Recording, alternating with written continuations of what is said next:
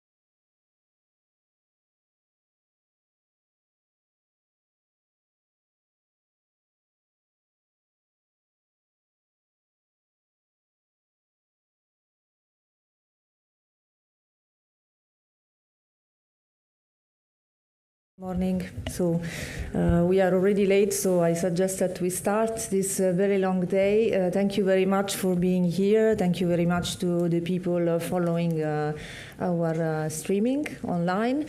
Welcome to the Info Days for Cluster 3 work program. This will be, we hope, a very informative day for you to help you submit successful proposals. So given that we have a long day ahead, I think it's better to start immediately and to give the floor to Nicolas Bessot, who will start welcoming you for this day. Thank you very much. Nicolas.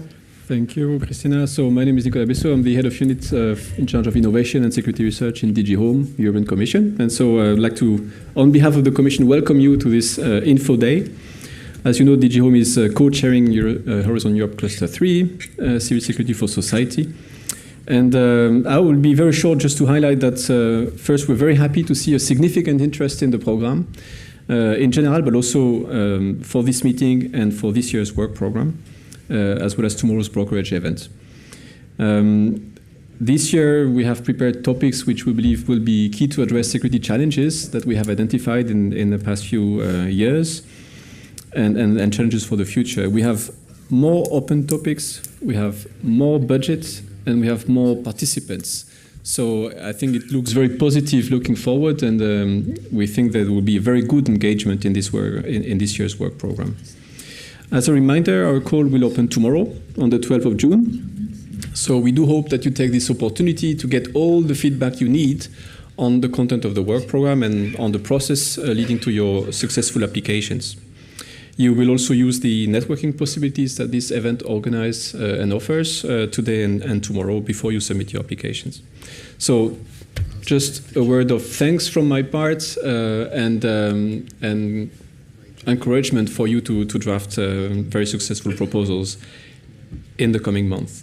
Now, I will turn over to Valeria from REA, the Research Executive Agency, for welcoming remarks, and with whom I would like to thank you for your good work together for this event. Valeria.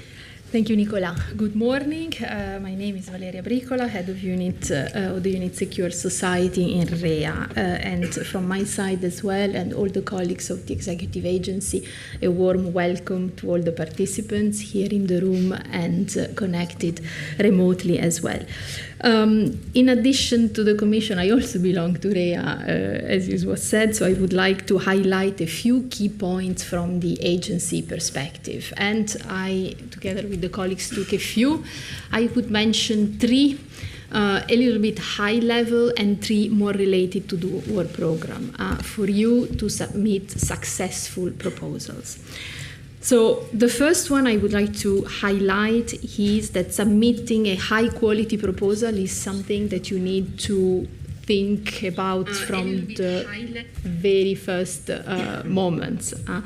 And how to reach this goal. Focus really on the structure of the topic in the work program. You need to address specific challenges, expected outcomes, and a meaningful impact. So if you go topic by topic in the work program, you see these three elements. Address them clearly. Explain in the proposals how you respond to those challenges, how you implement the expected outcomes, and what is the impact that you aim to have. So this is the recipe. It looks like magic. I know that it's easier for me to say this with words than for you to put it in practice, but address this point.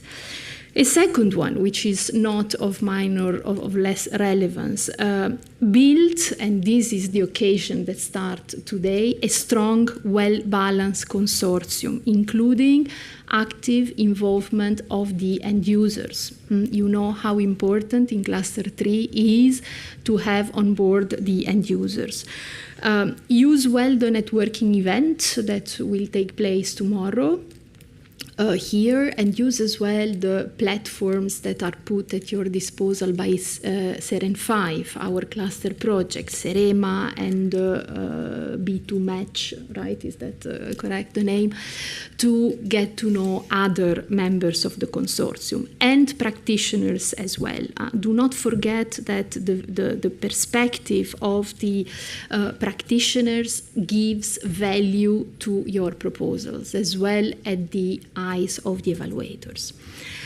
And then third point, which is important as well, we have observed, and with a bit of astonishment over the years, that there are still a significant proportion of proposals that are ineligible. They do not fulfill fully and clearly not only the usual eligibility criteria to submit to a Horizon project, but the particularity of our program that are the additional eligibility criteria. So explain clearly the role and the nature of the members of your consortium, especially those who you bring in the proposal to respond to those additional eligibility criteria.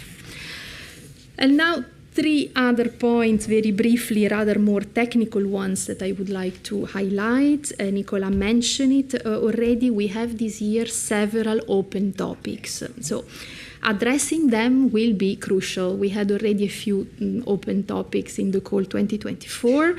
On one hand, this topic offer more flexibility, but on the other hand, they demand as well greater initiative and clarity from the applicant. So it is really your responsibility, because it will be addressed in a more generic way in the work program, to define the specific challenge you would like to address, that you aim to tackle, and as well to demonstrate their relevance.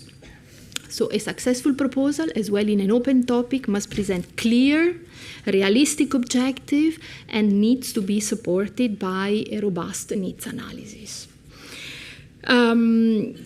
So to this end, and this is the second technical point I would say, and not to reinvent the wheel, because this is certainly not the reason we are here.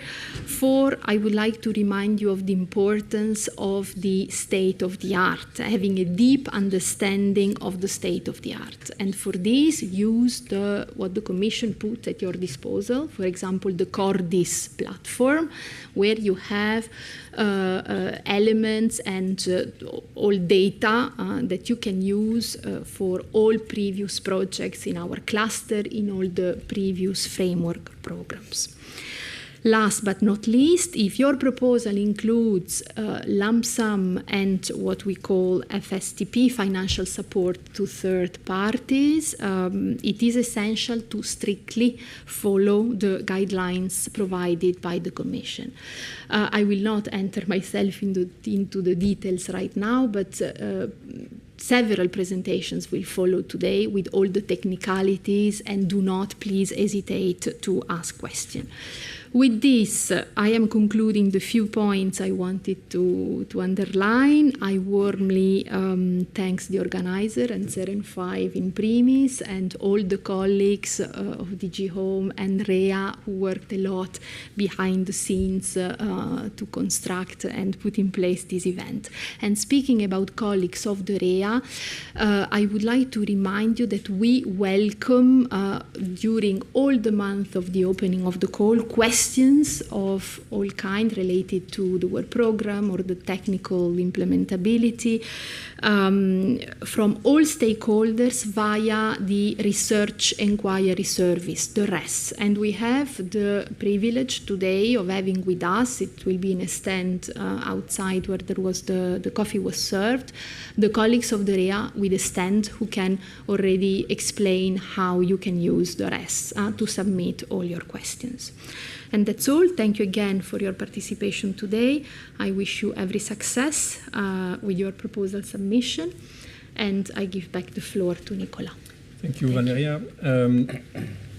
As I said, DG Home is one co-chair. We have two other co-chairs of Cluster 3. One is DG RTD, who cannot be here today. But we have online our colleagues from DG Connect. So I will try to give the floor to Ioannis Askoxilakis online. Ioannis? Good morning. I would also like to welcome everyone on behalf of DG Connect and our unit, Cybersecurity Technology and Capacity Building, and our head of unit, Svetlana, that she couldn't attend today. We are very happy to be here and present to you also the cybersecurity part of this cluster, which I will do myself in the afternoon in a particular session. I would also like to mention here that the important role that we have with the European Cybersecurity Competence Center, which is taking a significant role in this process. So this is also an important element, and of course to thank DG Home for the excellent organization as they do every year with these Info Days. So thank you. Thank you. Thank you, Ioannis. So with that, we're closing this general introduction, and we'll hand over to REA colleagues for the next session. Thank you very much. Thank you very much, Nicola. So as you can see on the slide, the main tool that we will be using today to receive questions, to answer your questions, is Slido. So I will give you a few seconds to scan the QR code or to copy the code. So please ask your questions via Slido. And at the end of each section, we will check the questions and then we'll give you the answers related to each presentation. Okay, we will show it again a bit later after the end of the first presentation. So I think we can start. So the first presentation that we will be giving today is about general information about Cluster 3, how to apply, what we expect from the applicants, and we will try to focus really on practical suggestions, information to help you submit successful proposals. So we hope to have very practical slides and very practical information for you. So do not hesitate to ask questions. If something is unclear, this is, let's say, the good moment to try to understand well what we expect from the applicants and how to be successful. I am Cristina Longo and I'm here with Davide Brizzolara, my colleague. We are the call coordinators of REA Unit C2, the unit of the Research Executive Agency in charge of implementing the work program Cluster 3. And so we start, first of all, by summarizing the calls that we are going to publish tomorrow. open because they are already published. We are going to open tomorrow. So, and as usual, the structure of our work program didn't change. We have 5 destinations or calls that are managed by the Research Executive Agency and, let's say, on behalf of DG Home, and then a 6th destination that is managed by DG Connect, which is increased cybersecurity. Our presentation today, the first one, will focus on the first 5 calls. So, as usual, we publish fighting crime and terrorism, and this year, with 5 topics. The budget, you can read it on the slide, allocated to the call. Then border management with 3 topics, resilient infrastructures with 2 topics, disaster resilient societies with 4 topics, and strengthening security research and innovation with 6 topics. The total budget for the 5 calls managed by REA is 156 million euros for a total of 19 topics. So let's see the main steps of the evaluation to show you how we organize our evaluation, because this is important for you to prepare good proposals, excellent proposals. So the work program was published on the 14th of May, last May. Then, as I said, the calls are already available on the portal, but they will be actually open tomorrow, 12th of June. And this year, the deadline for you to submit proposals is the 12th of November. When the calls are closed, so we start our evaluation, we will check the eligibility of the proposals, and the eligible proposals will be assessed in remote by experts, external experts, not by REA staff, not by the Commission staff, in different phases. First individually, then in a consensus mode, and then there will be final panel for the harmonization of the results that we will explain a little bit later in more details. Then when this phase is over, we have another important phase that will be explained today in one of the next presentations, which is the ethics review. So all the proposals that will be selected for funding and the ones placed in the reserve list will be screened by ethics experts over a period that goes from January to March. To assess if they cover ethics issues. And in parallel, we also organize a security scrutiny to assess if the proposal includes classified information. When these important phases are over, which will be by the end of March, more or less, we will inform the program committee and the applicants about the results altogether. So also the ineligible proposals will be informed in March, not before. March, April. And then we will launch what we call the grant agreement preparation, which is the preparation of the contract for the winning proposals that will last more or less until June 2026, with the aim to start the projects as of July, August 2026. So let's see in more details the different phases of the evaluation process. So as I said, the calls will be closed on the 12th of November, and as soon as the calls are closed, we will check all the proposals to see if they are eligible and admissible. This is done internally by you staff, so by REA, not by external experts. So let's see together which are the rules that you have to respect, take into account to make sure that your proposal is admissible and eligible. So first of all, you have to take into account the general admissibility conditions. These are explained very well in the general annexes to the work program. So this is not specific for our cluster 3, but this is a general rule for every proposal that is submitted submitted in every work program of Horizon Europe. So your proposal must be, of course, complete, must contain all the parts that are in the template. So you have an application form, so do not remove any section, do not change anything, because all the sections are mandatory.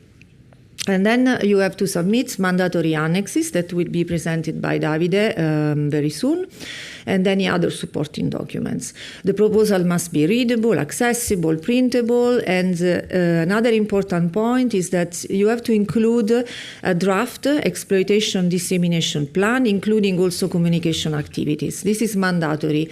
You don't need to use many pages and to be very precise, but you have to show that you have an idea on how you want to carry out these important activities. For each type of action, we have a page limit. This is also very important. You see here the page limit for the different type of actions. For research and innovation actions, you have the full application must be no longer than 45 pages, or 50 if the topic is lump sum. Coordination support action, you have 30 pages, and 33 if the topic is lump sum. And this year we have also PCP actions, and the limit is 45 pages, and there is no option for lump sum. Very, very important. All the information, all the content, the real content of the proposal must be included in the available pages. So all the sections that are integral part of the proposal should be within the page limit. The page limit is applied automatically, so the system will cut the proposal if there are extra pages. We will not see them, the experts will not see them. So it is completely useless to do this, because they will be immediately discarded by the system. And you will be warned by the system if you upload a longer proposal, longer than acceptable. You can still submit it. The system gives you the possibility to submit it, but this is to explain to you that it's completely useless, because they will be immediately removed.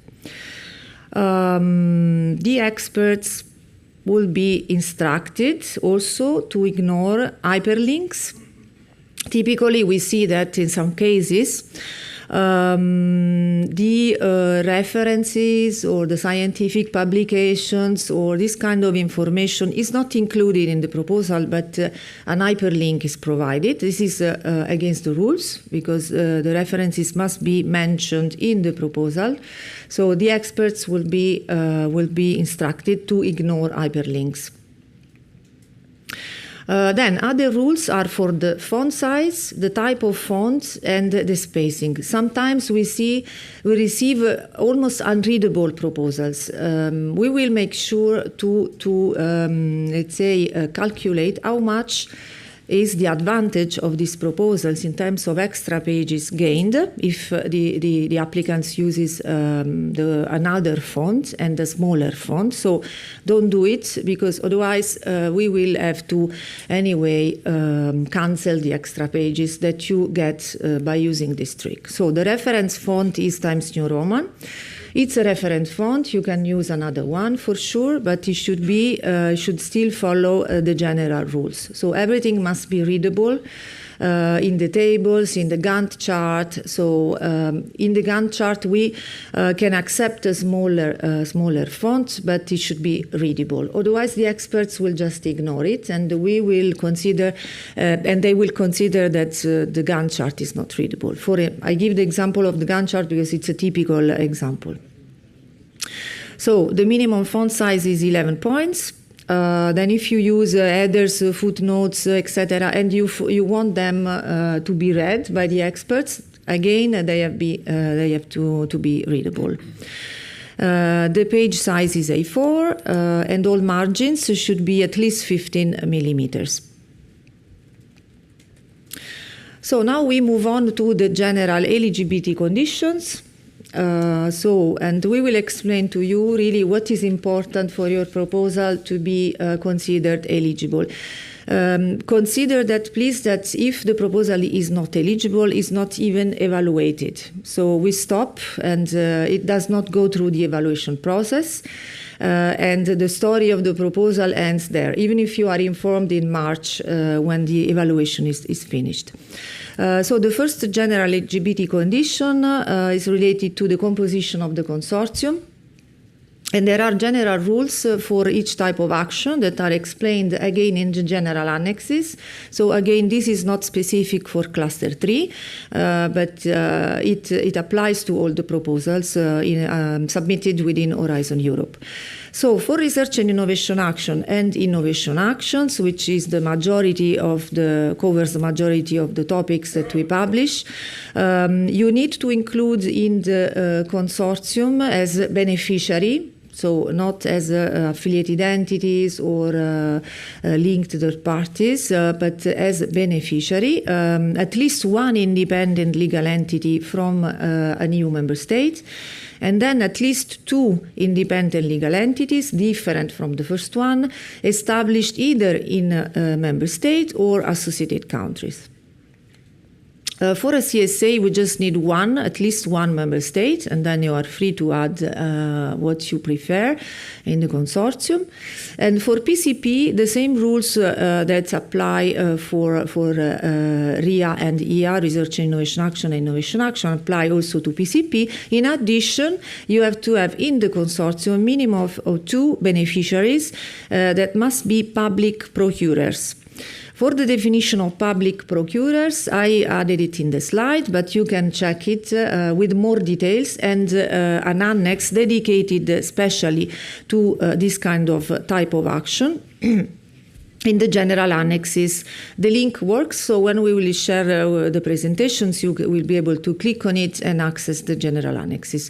We invite you really to read carefully the general annexes and our work program, because all the information you need is there. So to continue, still with the general eligibility conditions, you also, some entities that you see listed here, so public bodies, research organizations, higher education establishments from member states and associated countries, must have a gender equality plan. Okay, so at this stage, when you submit the proposal, we don't need we will not check if you really have a gender equality plan in place or not. You just need to declare if you have it or not. And then if the proposal is successful, during the grant agreement preparation, the colleagues from the validation office will check if you actually have the gender equality plan in place or not. And you will have to reconfirm it during that phase. So for the moment in the proposal, you need to tick the box and say if you have it or not.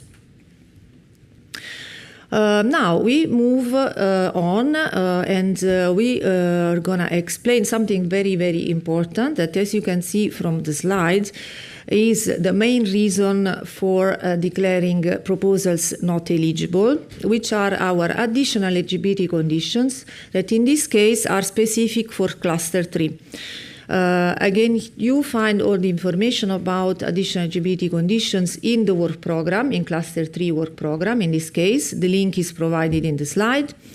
And these kind of eligibility conditions are due to the fact that in our projects, the participation of the practitioners, so really the end users, the people and the organizations that will use the tools, the technology, the equipment that you are going to develop in your research are very, very important. So they must be part of the proposal from the beginning to help you design the tool, to guide you and explain their needs, because we really want to see that tools are tailored to the needs of the end users. So they need to sit in the consortium. So it's not acceptable that they are just part of the advisory board or that they participate in any kind of other kind of form. So in each topic, you will have specific requests to include a specific type and number of practitioners. 15% of the applications fail because they do not fulfill this criterion. So it's very important to take it into account and to understand well how to fulfill it. So let's see. In this slide, from the screenshot, you see where you find the additional eligibility conditions. They are in the description of the topic, so they are different for each topic. Very similar in the same call, but specific for each topic. So in the description, you see you have general information about the budget, what we expect in terms of contribution, the type of action, and then the specific request. So how to fulfill it?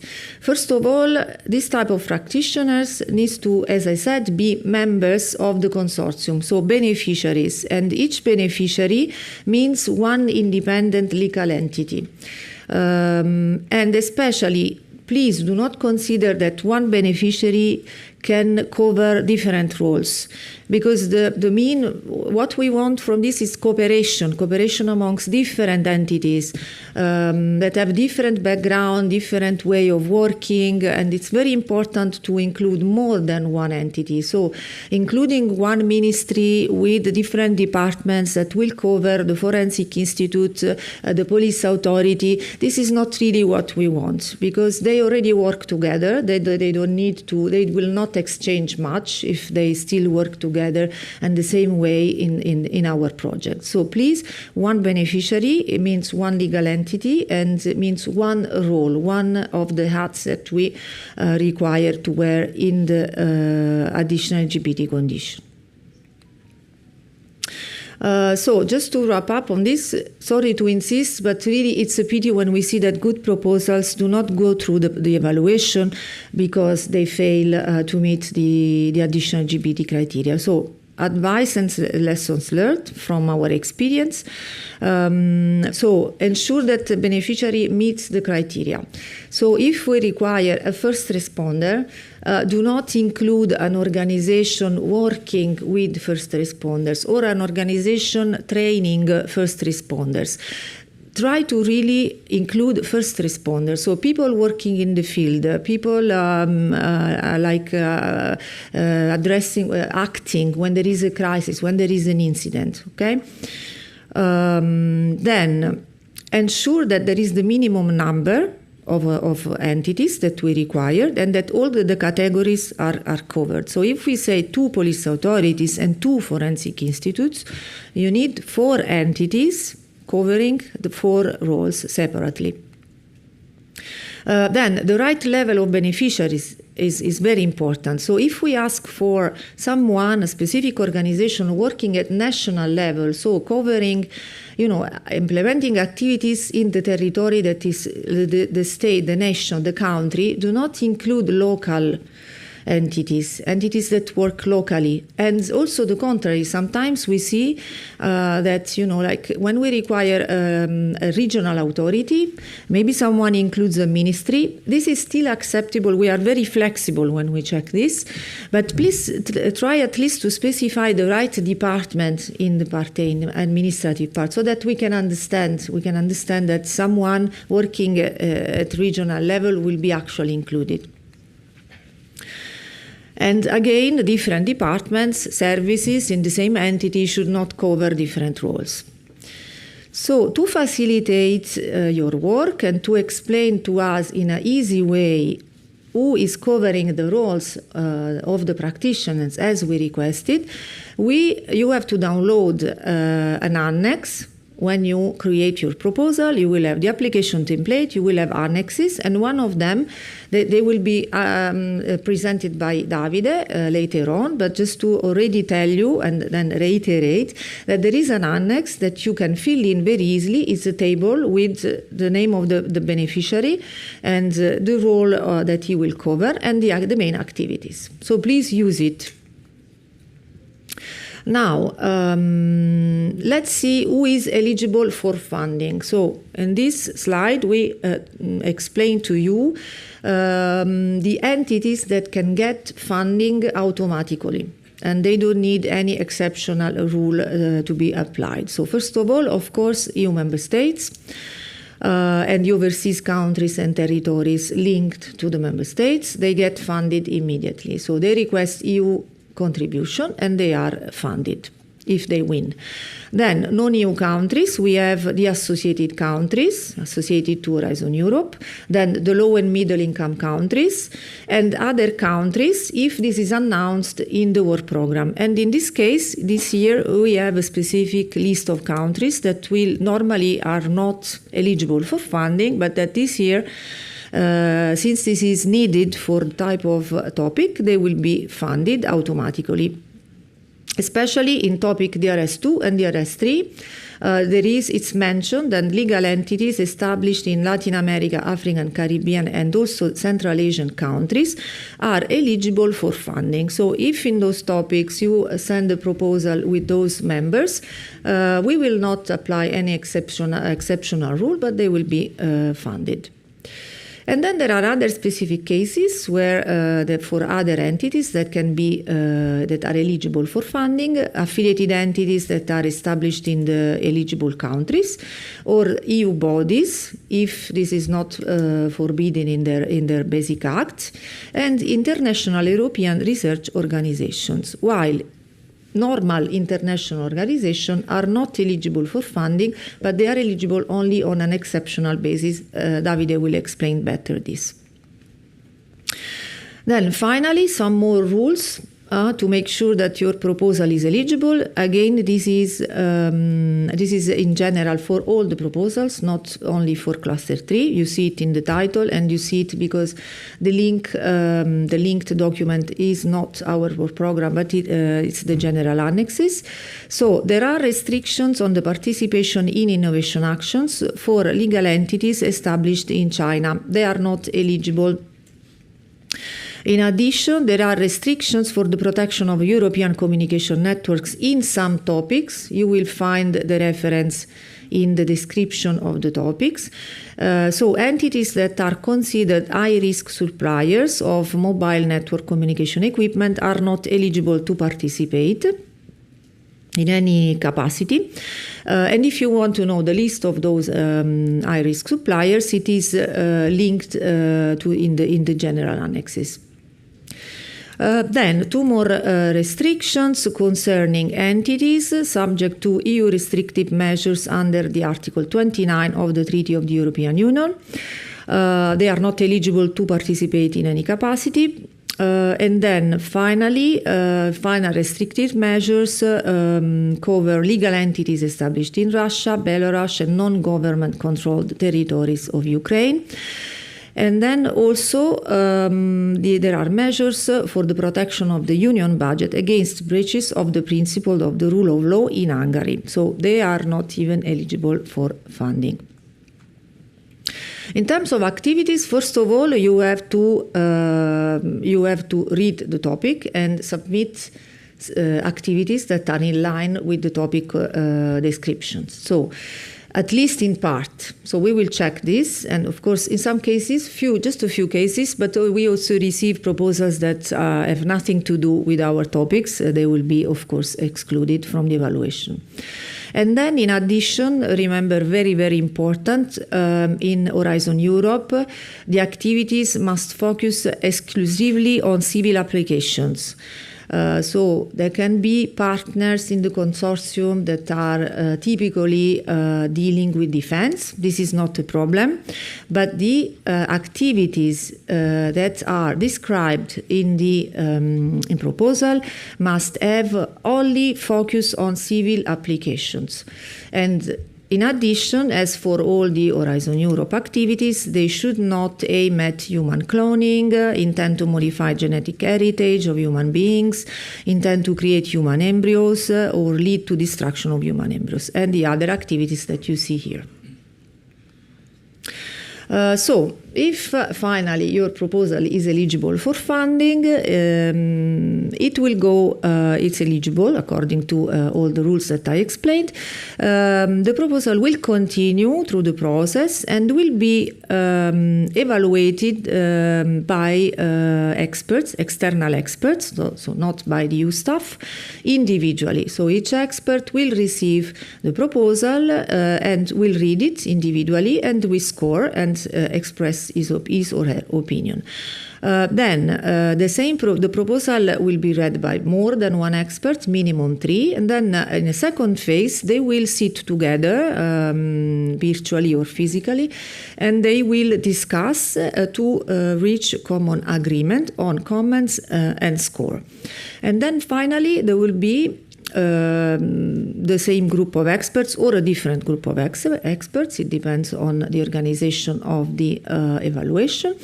There will be a panel to review all the reports and make sure that there is consistency across the evaluations and fairness of treatment for all the proposals. So how do they evaluate the proposals? So mainly they use 3 evaluation criteria: excellence, impact, and quality and efficiency of the implementation. So these are the main criteria used by the experts to evaluate your proposals, and they are reflected as well in the application form. So this is to facilitate your work and the work of the experts in understanding and in assessing your proposal. Davide will explain better in more details the application form and the evaluation form. But for the moment, I want to just highlight the fact that in each criterion there are sub-criteria that are very, very important that the experts will use to assess the proposal, and that reflect basically the subsections in the application form. So it's really a work, a back-to-back application form, evaluation form. So please take into account that really in some cases, some just details can make the difference. So try to follow well, to give the right importance to every sub-criterion in your application. These are the criteria for RIA and IA, so Research and Innovation Action and Innovation Action. Then we have slightly different set of criteria for coordination and support action. You see that the criteria the sub-criteria used for excellence are a little bit easier, let's say, because usually there is not so much research in those proposals. And then for PCP, the impact is slightly different, and also excellence.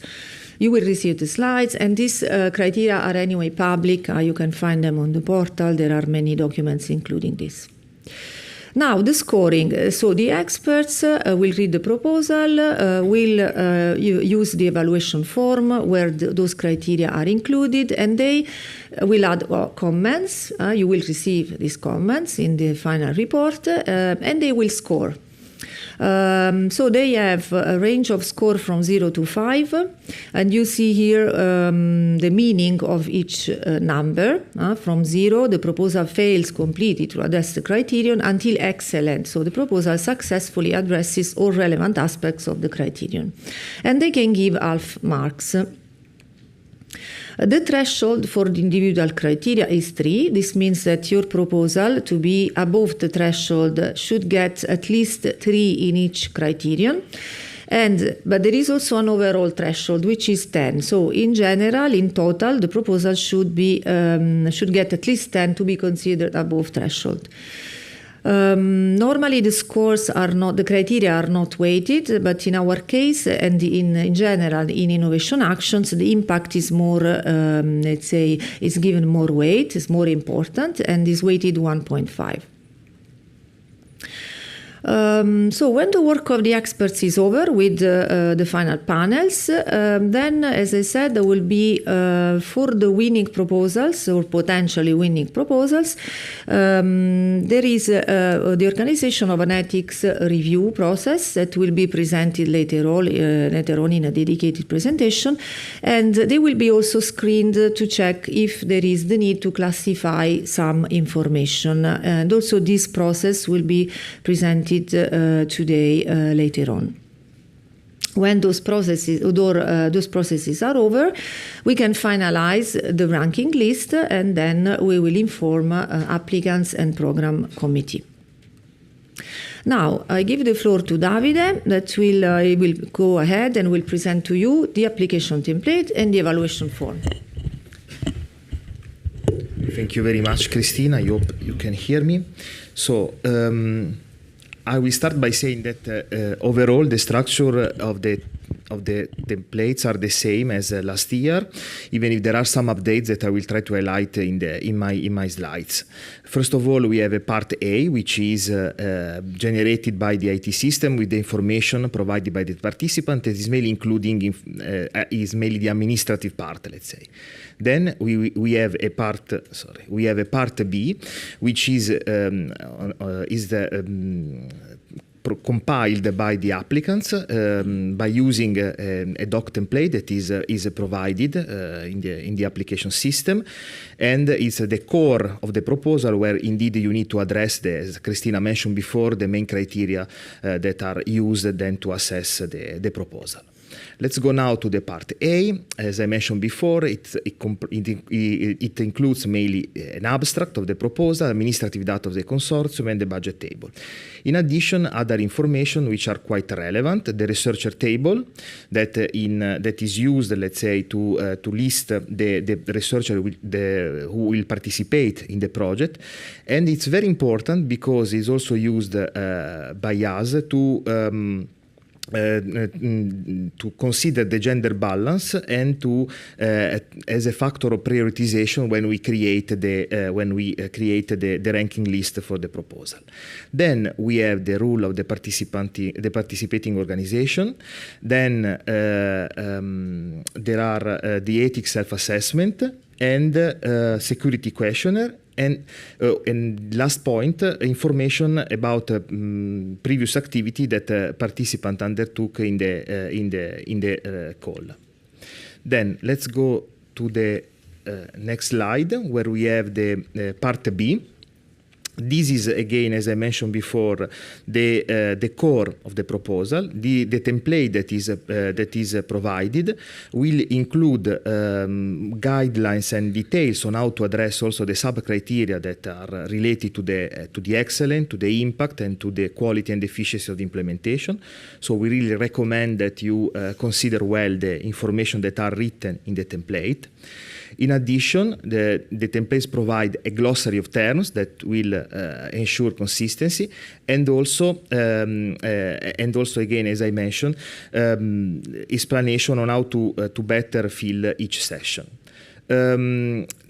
In addition to the part B, especially for our topics, you need to provide annexes that are additional information that are contained in several annexes. First of all, you have the information on security issue, the information on practitioner, then the lump sum table in case your topic is a lump sum topic, and then an annex on financial support to third parties. We will see them more in detail in the following slide.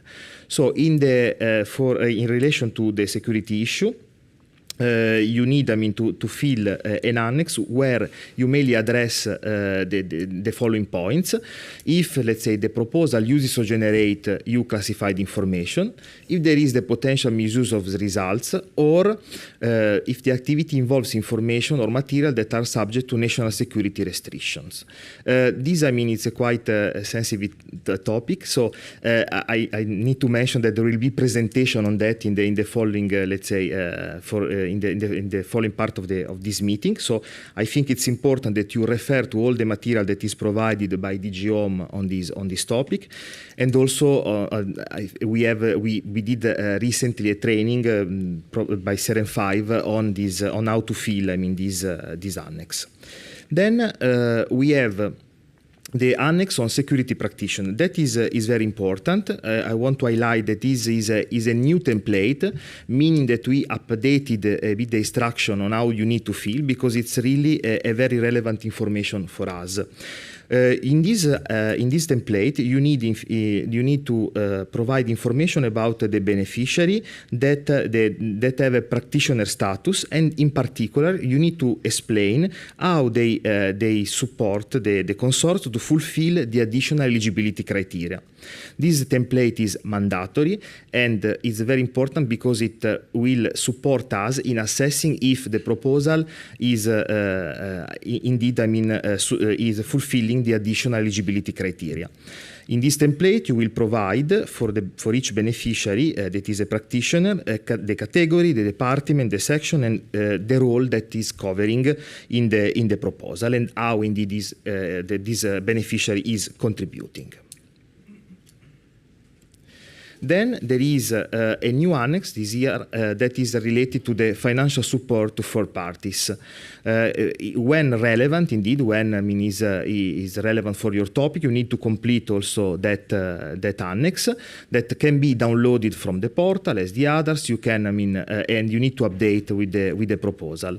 In this annex, you will provide, let's say, information about, in particular, the objectives and the results to be obtained with this financial support to third parties. And you will also need to provide additional specification, such as, for instance, the amount, the criteria to calculate the amount of the support, and also the type of activity. We want to highlight that, let's say, for the sake of our calls, it's just the first part of this template that is relevant. Of course, we publish, as a template everything, but please focus only on the first part, which is, now highlighted in red in my slide. Here I want to present you the evaluation form that actually the expert need, let's say, to complete to assess the proposal. In particular, as you can see, the proposal is assessed taking into account the three criteria: excellence, impact, and quality of implementation, which are let's say the basis for scoring the proposal. But there are also some additional questions that are taken into account, such as the scope of the application, the exceptional funding, the activity excluded from funding, and also the exclusive focus on civil application. Here I want to highlight that in 2025 we removed the reference to the do no significant harm principle, and also the artificial intelligence robustness will not assessed anymore. And that is also a point that is updated in the template of the Part B.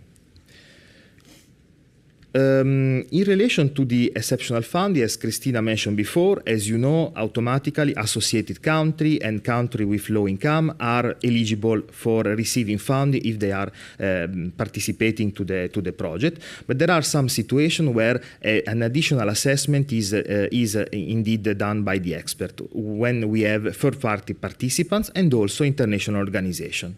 So in these cases, the expert need to provide their opinion if the exceptional funding, so if the funding is to be given or not to the participant, and they base themselves on some criteria, such as if the participant is bringing outstanding competencies or expertise, if they give to the consortium access to research infrastructure, to a particular geographical environment, or access to data.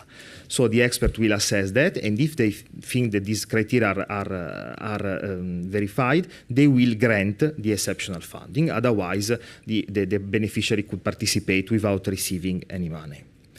Then another point about the exclusive focus civil application, I think that was already mentioned by Cristina, but that is assessed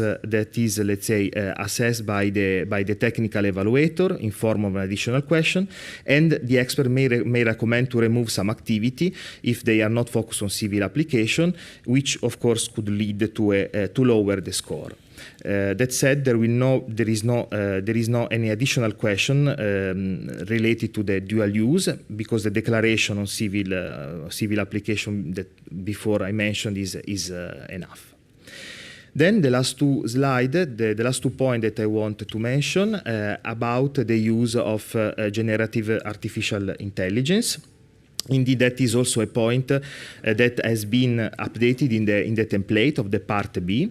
So indeed, applicant may use generative artificial intelligence to prepare the proposal, and that activity itself is not to be considered by the expert as a reason to penalize the proposal. Okay, I reported here some line from the disclaimer that is included in the Part B, where indeed we require the applicants to be very careful when they use the artificial intelligence tool to generate content for the proposal.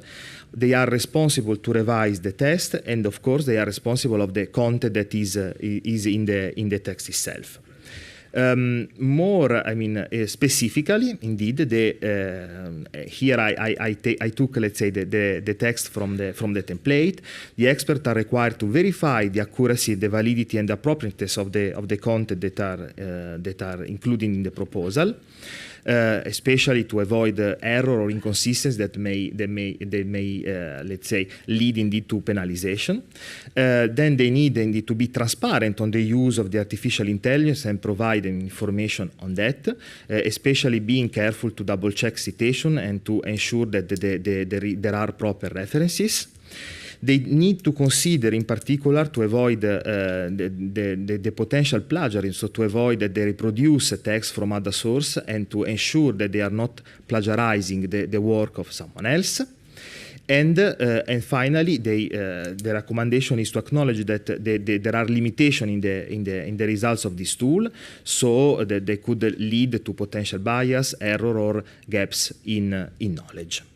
I think with that I completed my presentation, and I give back the floor to Cristina for the last part. Thank you, Davide. Okay, so now the final set of slides is about cross-cutting aspects that you have to take into account in your proposal. These aspects will be detailed in presentations that will be given later on, but we want to make the reference specifically to our work program and what we expect from you. So there are three main cross-cutting issues that you have to take into account in your proposals. First one is gender dimension in research and innovation content. Second one is social sciences and humanities, and then the third one is international cooperation. So what we mean with this, as I said, these are concepts and aspects that are relevant in most of the Horizon Europe work programs and will be explained by RTD later on today. But in few words, when you write your proposal and you focus mainly on technology, you should also take into account of addressing the gender dimension in research and innovation while defining your technology, the technology you want to develop. You should take into account also the social aspects and the social science and humanities disciplines that are related, also relevant for the technology and the science that you are developing, and also the potential participation of international partners that in some of our topics is very, very important. So for gender dimension, basically we have by default all the topics are relevant, so if not otherwise indicated. And I will tell you for which topic this kind of aspect is not strictly requested. But in general, by default, all the topics are relevant. So please be careful, because if the topic requires it and you do not take into account, you do not address this aspect in your proposal will receive a lower score. To identify the topics where the gender dimension discussion is not strictly requested, you have to find this sentence that you see in the slide. And so basically, these are the topics for which gender is not strictly requested. Okay, the discussion on gender dimension. All the others are flagged for this kind of aspect, and then you have to discuss it.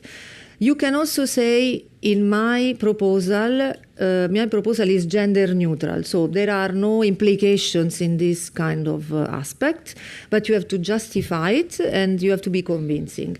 In this case, it's fine because it is your proposal and you know better if this is relevant or not. But in general, if it is flagged, you should discuss it at least. Then, in terms of social sciences and humanities, as I said, we want to see the integration of different disciplines. So not only technical, technology, and science, typical to develop that kind of technology, but also we like to see the integration of other disciplines related to social sciences and humanities. So also in this case, if the topic is flagged for this, it means that we expect from you a discussion and that you at least take this into account in your proposal. If you don't do it well, then the proposal will receive a lower score. This is the sentence that in this case you will find in the topic description when the aspect must be addressed. Okay, so you read the topic description. If you see this sentence means that you have to discuss the integration of social science and humanities in your proposal. And these are the topics for which this aspect is relevant. Finally, international cooperation. So this year, especially for Disaster Resilient Society call, and this is also highlighted in the introduction, we invite you to read also the introduction to each call, because there is very useful information also there, not only in the topic description. So in the introduction of the call, DRS, you see that the relevance of involving international partners is important. Okay, and especially in two topics, we also give funding automatically to the entities established in the countries that you see there. This is to highlight even more that this aspect is important and must be addressed. Okay, so we strongly encourage applicants who want to submit to these two topics, but in general to DRS, to consider this aspect and involve the right international partners. Lump sum topics. So there is a list of lump sum topics for which the applicants will download an extra table, an extra annex. That is the table where you will be describing how you want to use the resources. And the topics for lump sum are listed, are shown in this slide. This aspect will be presented very soon by our colleagues from the financial sector. But in general, the lump sum topics are more and more present in our work program because we really want to simplify your life and really give you the possibility to focus your energy and your effort on the content of the proposal and less on financial issues and administrative complications. Not all the entities, especially SMEs, have the capacity to do so. So this is done for you, for your benefit. But this will be presented by Tamas later on. Then final tips. Check carefully again to include, to respect admissibility eligibility conditions, otherwise your proposal will not go ahead in the evaluation. Your efforts will be wasted. Read carefully the topic description. So what you need to know is there in the scope, in the expected impact, and try to match the expectations. Then take into account the templates. The templates include instructions for every section. They are annotated. They explain everything and how we expect from you. Do not remove sections. Just follow the instructions and prepare your proposal according to them. Do not forget the annexes. They are integral part of the proposal. As we said, practitioners, security, budget table, and any other important annex that is there for the financial support to third parties, for instance. Everything is important. Everything will be evaluated. Then the main part, the selection criteria. They are the main criteria to assess your proposal. So please take into account the sub-criteria and try to explain well what you want to achieve. The experts have only the proposal to judge you. So try to be really concise but effective in the description of your research and what you want to do. Respect the page limits, otherwise your proposal will be cut and of course will receive a low score. This already said, try to be really clear on what you want to achieve. Do not rely on the fact that you are part of a well-known organization, you always work in this field, you implemented already successful proposals. The experts will not take it into account. They only take into account what you put in the proposal. Then choose your consortium based on the project needs. Do not just, include the other members because they are available, but really try to fit, to put together the consortium that will implement well the activities.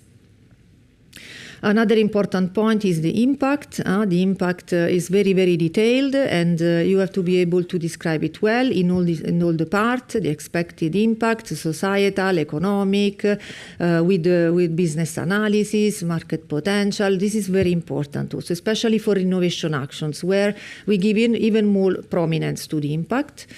Then do not wait the last moment to submit. So the final deadline is 12th of November at 5 in the afternoon.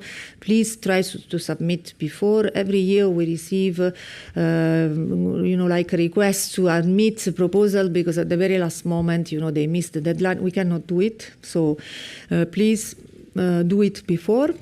And that's it. And especially very, very important for any questions you may have, please use the official channel, which is the Research Inquiry Service.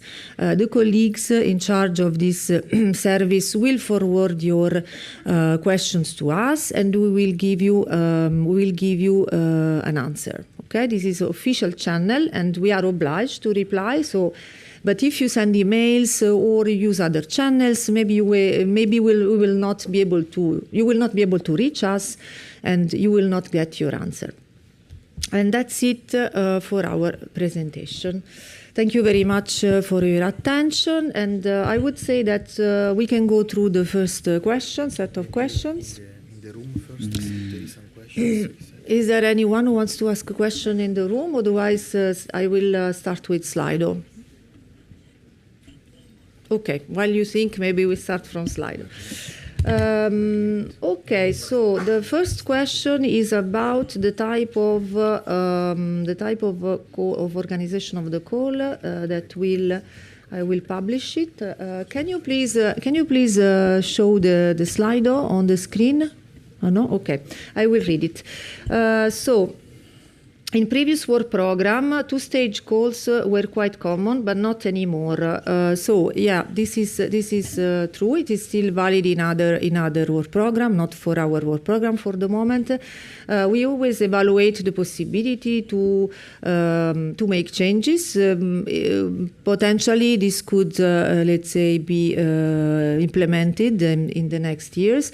We are revising our way of, let's say, organizing the call for proposals, but for the moment we use the single stage, let's say, one stage, and this is not foreseen for the moment, but it could be in the future. Then another question is about eligibility, and it says, is member state for eligibility an EU member state? Sorry, another question popped up. Okay. Is member states for eligibility a new member states or Horizon member states non in the EU? Okay, bit of confusion. So, in the general annexes, you have the complete list of eligible countries, and you can read it carefully to see who is eligible, who is not. However, in general, EU member states are eligible for funding. Then there is a long list of associated countries associated to Horizon Europe. They are eligible for funding. And then there are other countries that I'm not going to mention because it's a long list that are eligible. But in general, as a basis, EU member states and associated countries. Read carefully the general annexes. Then someone asks if we will share the presentations. Yes, we will make them public, so no problem.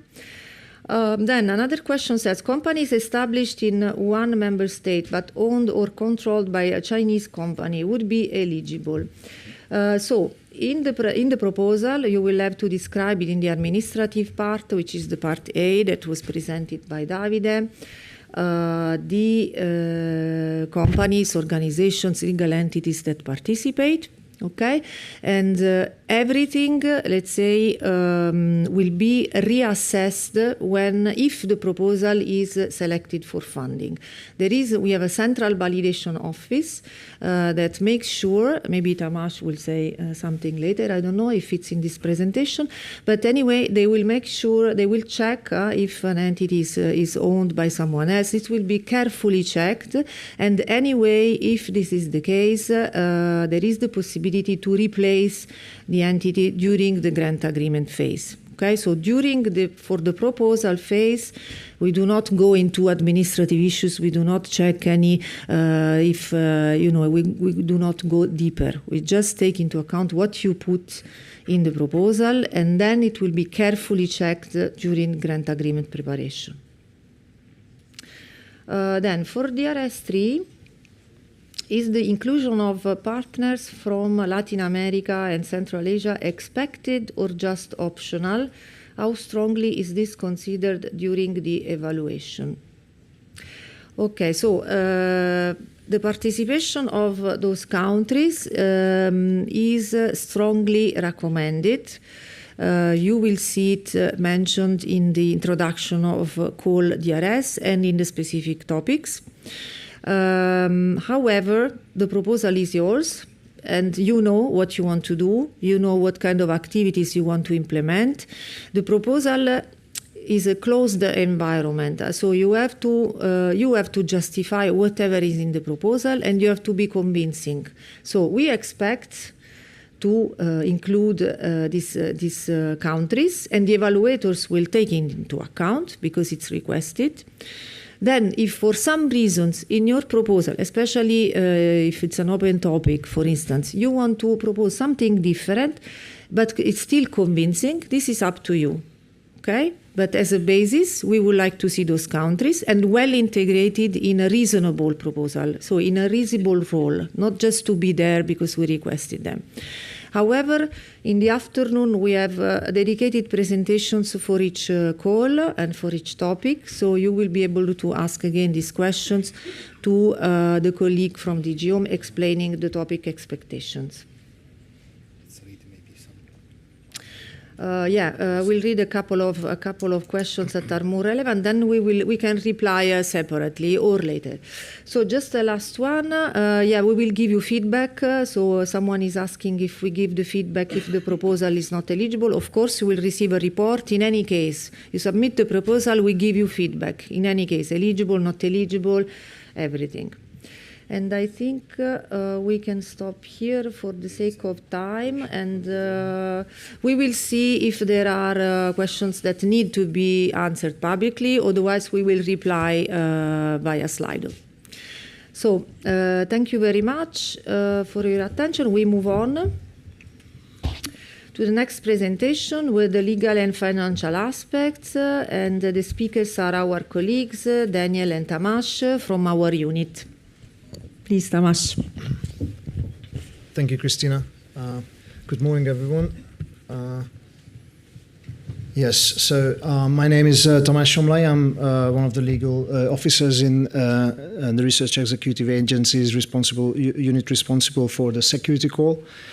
And I'll be giving the presentation here with my colleague Daniel, and I'll do the legal aspects, and he will do the financial part. And this will be So the apologies in advance. I mean, we are a bit pressed on time, and so we will have to be able to only give you a bird's eye view, and we'll probably have to speak a bit fast. But don't worry, because the presentation will be available, and there are links in the presentation and different other source of information that you can follow up later on. What I'll talk about now is a little bit of an overview of the registration and validation process, a snapshot of the evaluation and the gap process, the model grant agreement, and one aspect, maybe the most important legally, is maybe the participants. So as far as the registration validation is concerned, as it has been mentioned, so any organization that want to participate in the proposal needs to register itself on the funding and tenders portal and have a PIC during submission, and create an account there before the submission of the proposal, to have at least a provisional PIC, even if it's not validated yet. So all beneficiaries and all affiliated entities must have that. The other associated partners or third parties, they don't need this registration. Then after this is done and the submission has been made and the proposal reaches the grant agreement preparation phase, meaning it's been invited, then the validation process can take place. This is done by the Research Executive Agency's Central Validation Service upon the documents that is required. So this verification and validation of the legal documents should be done before the grant agreement is signed, together also with the legal entity appointed representative validation, which is mandatory in Horizon Europe. And then where needed, the financial capacity assessment needs to be done also by the validation service. So this is done by mainly on the rules which are available on the funding and tender portals under the supporting documents. Here there's a link about that, and specific presentations are available by the validation service, which is normally given during the Horizon Implementation Day. That's a much broader, much longer deep dive, so to speak, of this aspect. So I invite you to have a look at that. As far as the evaluation and gap overview is concerned, so you will hear this, and you already heard one of the most important cutting off date is the call deadline. We are strictly bound by deadlines imposed on us by the financial regulation and the Horizon Europe regulation. So we have once the call deadline is over, which I invite you to really pay attention, take your time, and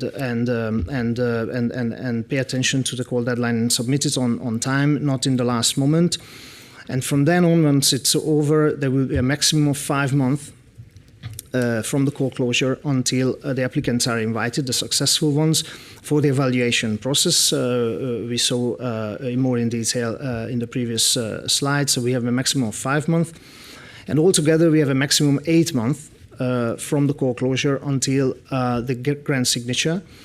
Therefore, it leaves us with a 3 months of the grant agreement preparation period. So everyone on both sides, both on the side of the authorizing officer and on the side of the proposers, this is very tight, and it has to be followed closely.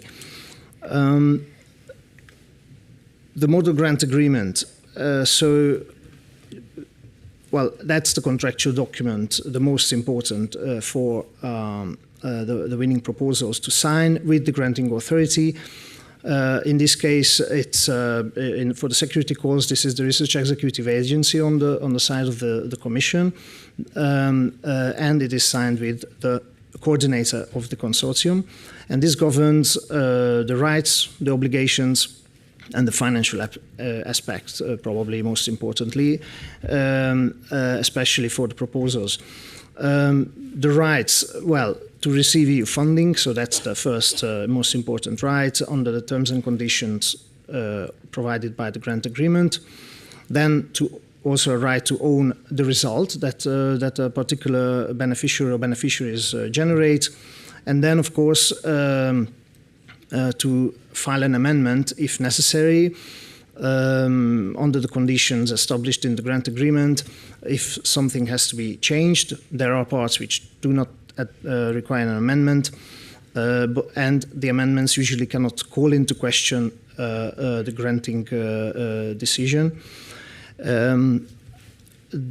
About the obligations, one of the most important ones is to implement the project properly in line with the description of action, which is the backbone of the proposal. Then to submit reports on time, all the deliverables and reporting to be in accordance with the timing of and the scheduling of the grant agreement. And of course, very important, among other obligations, to always display the EU emblem in all the documentation, information, and material used, that it is funded by this program. Of course, the granting authority's obligation is to pay the grant amount. It can never pay though more than the maximum grant amount, but unfortunately it can pay less if there are less costs claimed or the costs are not eligible, or in worst case scenario, if there are breaches of obligation, then of course the grant can even be reduced. As long as the structure is concerned, in Horizon Europe, as some of you may know, and the newcomers might not, this was the novelty, the data sheet. So there is the summary of the specific data of the grant agreement included in the data sheet. The other articles of the grant agreement are grouped in different chapters. Looks more or less like this. But as mentioned earlier, the most important document of the grant agreement is the description of action, as it's in an annex. The estimated budget, which is the Annex 2, that gives the forecast of the financial aspect. Then the accession forms, because it's the coordinator that signs the grant agreement, and all the other beneficiaries will sign the accession form after the signature. And the specific rules in Annex 5, which are specific to each program part, which includes the specific articles on security, ethics, intellectual property rights, and some on the communication and dissemination. And finally, just a quick snapshot of the participants, who can participate and how. So the most important participant is the beneficiary that carries out an action task. Its costs can be reimbursed, and it has to be identified in the grant agreement. Very important that the beneficiary must be eligible to participate and also for funding, and it must remain eligible in the entire life cycle of the project. The other participant can be probably categorized according to whether they do action task or they do not. So affiliated entities and associated partners, they are also the ones that can do action tasks. The difference between the two is that the affiliated entities, they are linked legally or financially to the beneficiary, and they can claim costs. Whereas the associated partners, they do not claim cost, and they can be, there are no specific requirements, but they can be associated to one beneficiary or the whole consortium.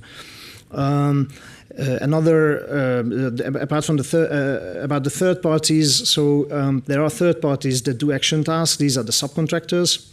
Important that they must respect the best value for money principle and the no conflict of interest. And the other third parties which can also contribute, they can charge costs. The costs are charged by the beneficiaries, but they don't carry out action tasks. I would like to highlight as a last comment the third parties, the financial support to third parties. This will be a new thing in this call. So I invite you to pay attention to that. It's complicated. We've heard about it from Davide, and we will hear about it tomorrow. There will be a dedicated session on that. The important thing is that that they do not carry out action tasks. They receive this amount. They don't have to be identified. But there are very specific things that needs to be already in the proposal, and this has to be, you have to really pay attention to that. So thank you very much, and then I hand this over to Daniel for the financial part. Thank you, Tamas. Thank you, Tamas. Good morning, ladies and gentlemen. My name is Daniel, and I'm a financial officer at REA, and in the next minutes, I will present you the financial aspects of this program. We will cover topics like types of action and funding rates, budget matters, and controls and audits. Please be aware that we will referring mainly to the actual costs grants rather than lump sums, which will be covered in the next presentation. The form of grant and reimbursement rates are 100% for research and innovation action and for coordination and support action, and 70% for up to 70% for innovation action, where I have to mention that non-profit legal entities will be 100% funded. The maximum EU funding is fixed in the grant agreement, and it is crucial to understand that this maximum grant amount will not be increased, even if the eligible costs turn out to be higher than planned. The final amount of EU funding might be lower due to various factors like revenues, ineligible costs, errors, and last but not least, breach of obligations and fraud. At the proposal stage, an estimated budget table, as you can see on the screen, is provided to be filled in by the consortium, and in the grant agreement, this is formalized in Annex 2 budget table. In Annex 2, we have General Horizon Europe Model Grant Agreement, cost categories, and it is worth mentioning the main ones, which are personnel costs, subcontracting costs, purchase costs, other cost categories, and indirect costs. Moving along, diving in the budget categories, I will start with personnel costs. This category is for employees with actual or unit costs and for SME owners with unit costs. The budget has flexibility allowing transfer of amounts without an amendment, and it is important to mention that for employees, actual and unit costs cannot be used in the same time. As of 1st of May, a new option to use personnel unit costs can be selected with a request introduced before submitting the proposal. As a note, I would like to point out that all financial information is detailed under Section 3 in Annex 1, Part B, as you can see here, and this section includes specific categories like subcontracting costs, purchase costs, and other costs. Moving on to the subcontracting, the data is presented per partner and reflects actual expenditure only. The key criteria is best value for money and also avoidance of conflicts of interest. proceeding to purchase cost items like travel and subsistence, equipment and other goods, works and services. These are reported as actual costs. Justifications are required for the costs exceeding 15% of the personnel costs, and the remaining amount should be indicated. Turning to other cost categories, such as internally invoiced goods and services, these are separate and from purchase costs and treated as unit costs and excluded from indirect cost calculations. Shifting the focus to in-kind contributions from third parties, these apply only if provided free of charge, as paid contributions are no longer eligible. No details are required if incurred on the beneficiary's premises. Moving to the section of payments, I will briefly recall its structure. We have the pre-financing of the project, which can be up to 80% of the maximum grant amount. For projects with 3 reporting periods, this value can be slightly lower. A 5% of the maximum grant amount is held in the mutual insurance mechanism and released at project end. The interim payment is based on periodic reports and limited to 90% of the maximum grant amount. And at the final payment of the balance, this is based on the financial statements and can be up to 100% of the maximum grant amount. Finally, controls and audits cover the certificate on financial statements and ex-post audits. Ex-post audits are typically conducted within 2 years after the final payment.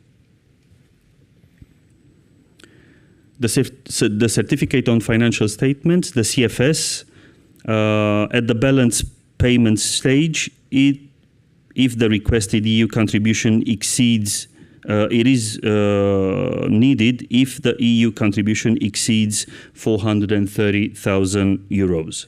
The calculation is now more straightforward, as it is based on the total eligible costs rather than only actual and unit costs, which was the case in H2020 program. The beneficiaries classified as low risk under systems and process audit benefit from a higher CFS threshold of up to 725,000 euros, resulting in a fewer CFS requirements for this group. We encourage you to explore these useful links presented here and in the next slide. These range from the participant register to all the way down to research inquiry service, including also, as you can see here, the annotated model grant agreement. In between, there are several other ones which will provide answers to your questions. Thank you. Thank you very much, Daniel. I think now I can give the floor to, this should be online, Elison Imrie from RTD. Yes, hello, good morning. I hope you can hear me. Yes. And I hope that someone in the room is going to be controlling the slides. I can, I think. Thank you very much. So I'm aware that we are pushed for time, but I would like to give you a little bit more information about lump sum funding and how it works. Next slide. You've already heard that there will be lump sums used in several cluster 3 topics this time. And we do this because we see a significant simplification potential. It allows projects to really focus on the research and innovation content and not on financial reporting, which at the same time reduces the financial error rate. And we think that this gives an easier access to the program to those who are new or who are unfamiliar with the way that the actual costs work. We have some experience now, and last year surveying participants show that there was a substantial support for lump sums because they reduce the administrative burden, particularly for small and medium-sized enterprises and newcomers. Next slide. So the basic principles are that we try to have lump sum grants following the same standard approach as far as possible, the same templates, evaluation, payment schemes, etc. The lump sum is divided up into one lump sum share per work package and beneficiary. There is barely any financial reporting. It's more or less automatic, and there are no financial audits. And the important principle to remember is that after the pre-financing, the lump sum shares are paid when the work packages are completed. So we look and assess, was the work done to complete the work packages, not whether the actual costs were invoked or not. Next slide, please. So what do you need to take into account when you're writing a lump sum proposal?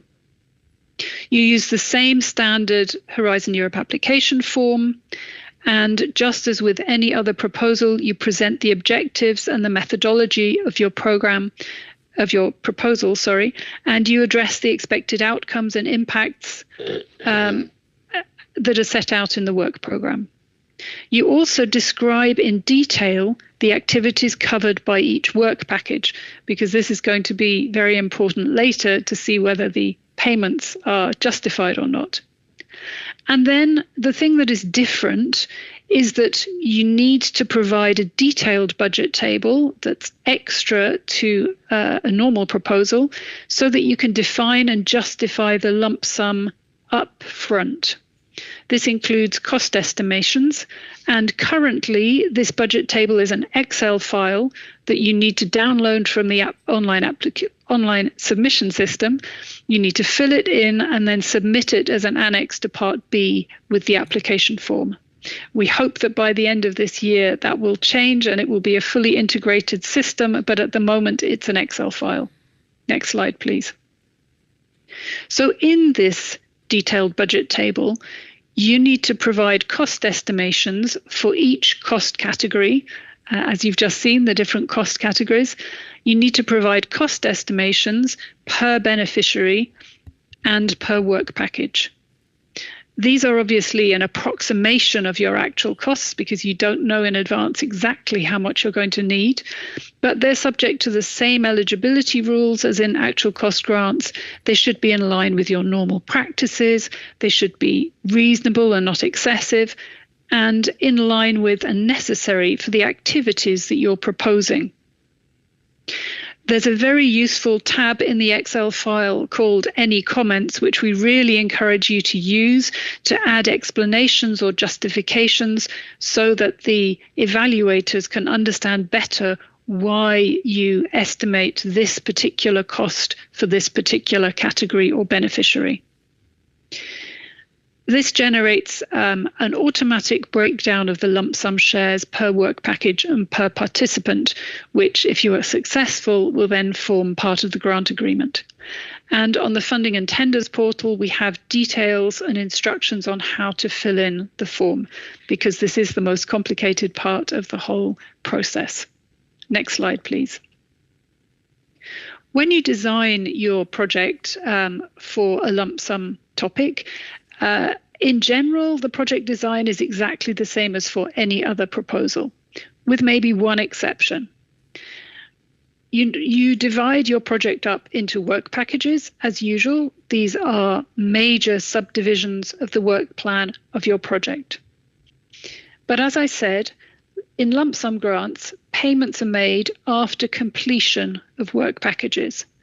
And so you may have work packages which would, which would have a very long duration, possibly the whole duration of the grant, for example, for management or dissemination and exploitation.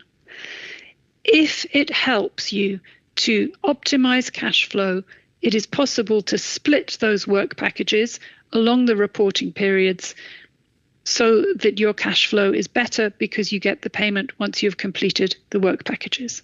This is not compulsory, but it's an option for you to optimize the cash flow of your project in your proposal. Next slide, please. Lump sum proposals are evaluated the same way as any other proposal, independent experts, standard evaluation criteria of excellence, impact, and implementation. The cost estimations set out in that detailed budget table are assessed against the implementation criteria, and the experts will ensure that those cost estimations are reasonable, that they're not excessive, that they're plausible for what you are proposing, and that they will allow the completion of the activities described in your proposal. We have what we call the Horizon dashboard for lump sum evaluations, and when you get the slides, there's a link there to help experts to orientate themselves and to ensure that the budgets for personnel costs are reasonable and non-excessive for the different member states, the different countries, and the different types of participants involved. So you may like to consult that yourselves to see how your entity matches those figures. And if you find that you are at the high or low end in that extra tab, justify why. If experts find that costs have been overestimated, they can make concrete recommendations in their evaluation summary report that will be reflected in a modified lump sum amount in the grant agreement. And only if they find that the cost estimations are clearly way overestimated or underestimated will that lead to a decreased score under the implementation criterion. Next slide, please. So I've been rushing through this. We haven't had much time, and I would just like to highlight this is where you can find all the information, not only detailed written guidance, but also videos of past events where we have given lengthy 2-hour-long webinars with questions and answers on how lump sums work. So this is the place to go to if you would like to find out more. And then finally, next slide, I would just like to highlight one other possible simplification for you to consider. It's nothing to do with lump sums. It's been very briefly mentioned so far. We have a new personnel unit cost option where a beneficiary can decide to use unit costs for all its future grants for personnel, setting a single daily rate for all staff of its entity. It's simpler, it's less error prone, it makes reporting much easier. So if that sounds good for you, then please click through later and find out how it works. Thank you very much for your attention. Thank you very much, Alison. Thank you very much, Alison. I just ask you if you can stay a few minutes in case there are questions on lump sum. And I would like, indeed, we are a bit late, but I would like to open the floor in the room if there are some questions. There is one question. You will have the microphone and you can ask it.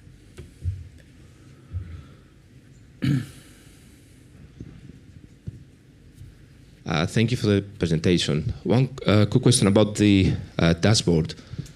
The numbers we get from the dashboard, are they comparable to the highest salaries we have in the Excel or the average? So, for example, a senior scientist with X must be within these boundaries of the dashboard, or the average of the whole organization tab in the Excel, basically. We got actually some comments. I don't think they reduced score last year, but they said, for UK, Belgium, whatever, you need to reduce the salary to X amount. So are we looking at the highest salary, basically, to be within these boundaries, or the average for the organization? Alison, can you reply? Thanks. Thank you. Yes, unfortunately, I don't have it to hand. I would like to be able to show it on the screen for you. But if you go on the dashboard, you can choose, for example, a university in Germany or a research organization in Romania. It adapts, and it shows you the curve of the actual personnel costs that we have paid in actual cost grants in the past few years. And we keep it to just the last few years, and we update it at regular intervals so that we are as up to date as possible. So it shows you the curve. And then the evaluators are asked to look at that curve.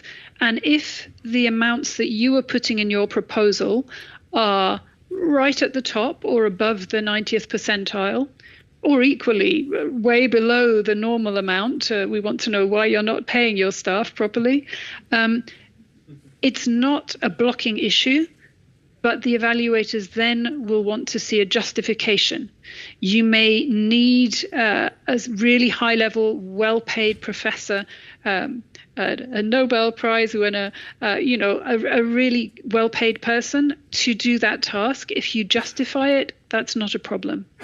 It's just a way of the experts being able to have a benchmark against what we normally pay for this specific organization, for this specific kind of organization in this specific country in actual costs. I hope that makes sense. Thank you very much, Alison. Thank you very much, Alison. I will now share a question from Slido to my colleague, I think for the financial colleague. What percentage of the budget can be used for subcontractor? Are there any limitations? Well, maybe Daniel can add something. Legally speaking, for subcontracting, there is no strict percentage.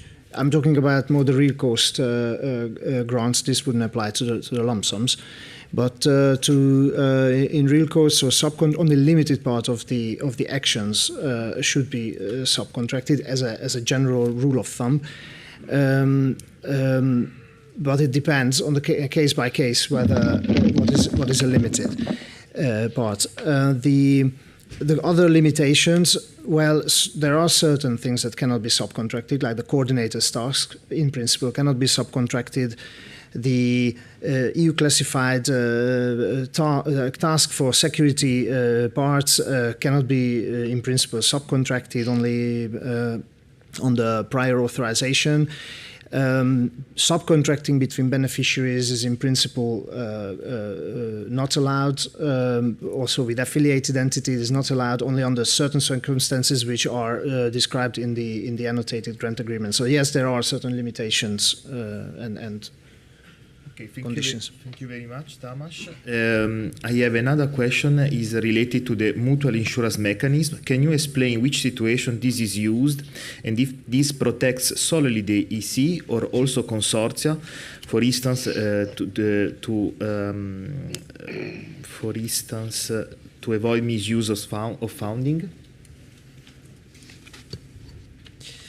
Yes, so as I mentioned before, this value is 5% of the maximum grant amount, and it is held until the project end in the mutual insurance mechanism, and basically it is to ensure that the project takes place in the desired way and as it was in the proposal, set in the proposal. Okay, thank you. I have one last question, I think, and then we will have a break. Is the choice between actual cost and unit cost for the staff to be chosen by each partner or is for the whole consortium? It is the case for it can be selected at a partner level.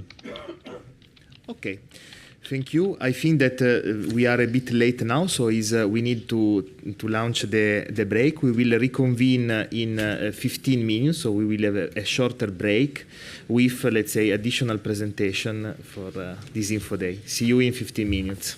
Thank you.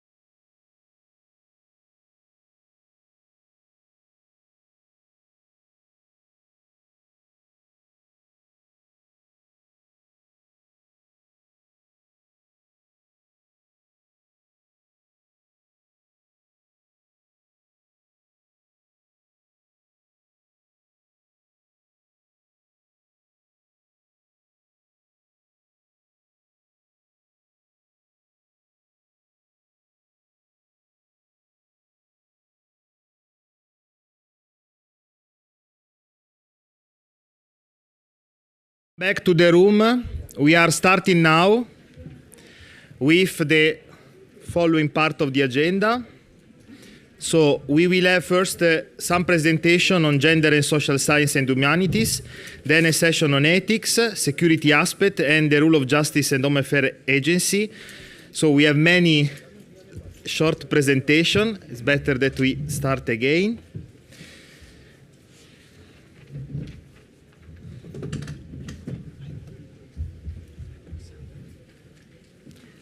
So I will give the floor now to Katerina Zvikova. I will invite really the speaker to be as fast as possible because we are really a bit late, but thank you very much. So the floor is yours. Here we have the...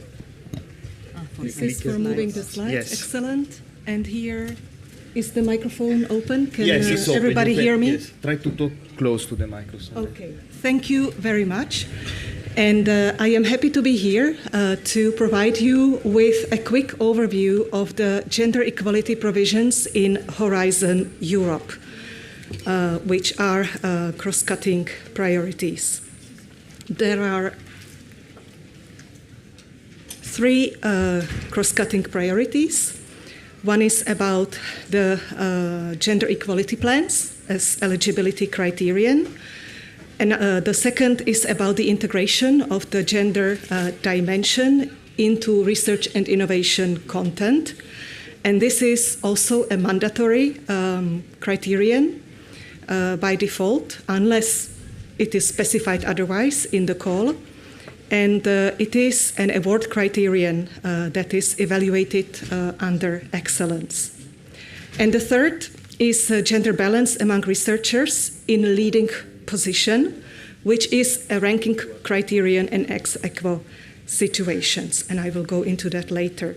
This third is the only one where there is a change in the work program 2025. Until now, it has been gender balance among researchers in general involved in the project. From this work program, it is changed into researchers in leading position. And again, I will show concretely later. Now, let me go one by one very quickly. So, just to pause a little bit by the eligibility criterion related to the gender equality plans. It is a formal requirement to make sure that only eligible beneficiaries and actions receive a grant.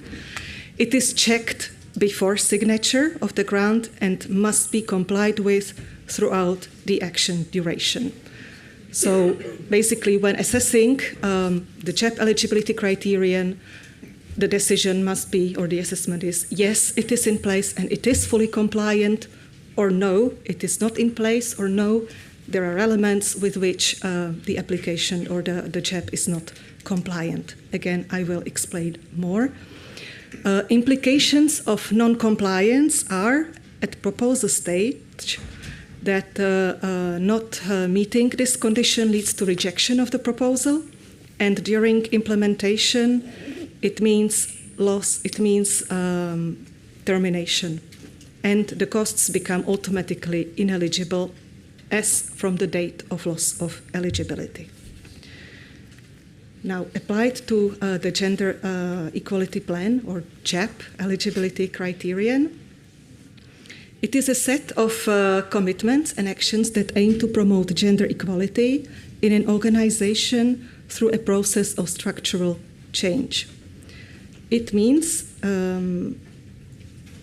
or it applies to all public bodies, private and public higher education institutions, and private and public research organizations from EU member states and associated countries wishing to participate in Horizon Europe as beneficiaries or affiliated entities. So it means other types of entities like small and medium-sized enterprises or civil society organizations do not need to have a JEP. This eligibility criterion does not apply to them. Now, At the proposal submission stage, an organization does not yet need to have a JEP in place, but it must be in place at the time of the grant agreement signature and then during the implementation of the project. How do you demonstrate fulfillment of this criterion?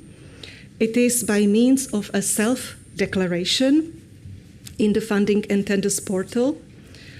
First, there is a tick box that you have a JEP, and then there are several additional tick boxes which you need to, where you are showing that you comply with the individual mandatory components of the JEP. And these mandatory requirements are all important, all part of the eligibility. So it needs to be a public document that is published on the institution's website and signed by top management. It has to have dedicated resources committed to its implementation, including expertise in gender equality. There has to be data collection and monitoring and annual reporting based on indicators. And finally, there needs to be training in place, included in the JEP, in the plan, on gender equality and unconscious gender biases for staff and for decision makers. There are then recommended content areas. So this is recommendation. There the eligibility is not judged on the basis of that. And you can see these areas in front of you. And why they are recommended, it's because they are essential factors for gender equality in R&I. Now, why have I paused or emphasized this eligibility criterion so much? It is because we did the first check of compliance on a sample of beneficiaries in 2023-2024. And I would like to share a little bit the outcomes and lessons we have learned from it. So this check that we did on a very small sample revealed that actually only 41% of the checked beneficiaries' gender equality plans were compliant, or there was enough evidence to clearly say whether there was not enough evidence to clearly say whether it was compliant. And 59% were clearly non-compliant, including 3 organizations which could not even present a gender equality plan during the check.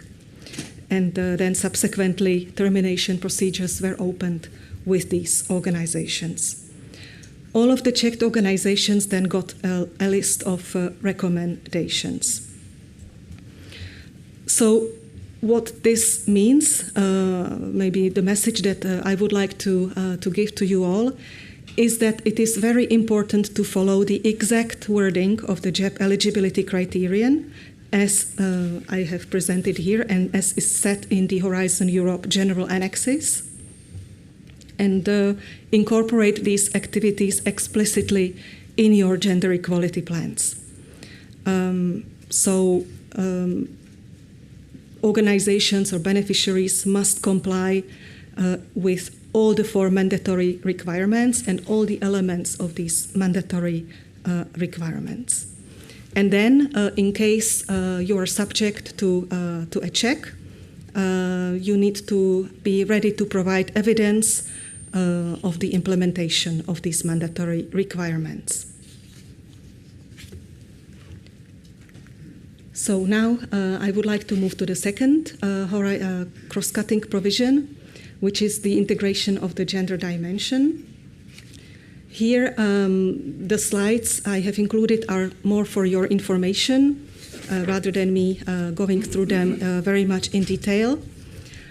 Just briefly, integration of the gender dimension in R&I content is an award criterion related to excellence. It applies to research and innovation actions, and co-funds. And What is it about?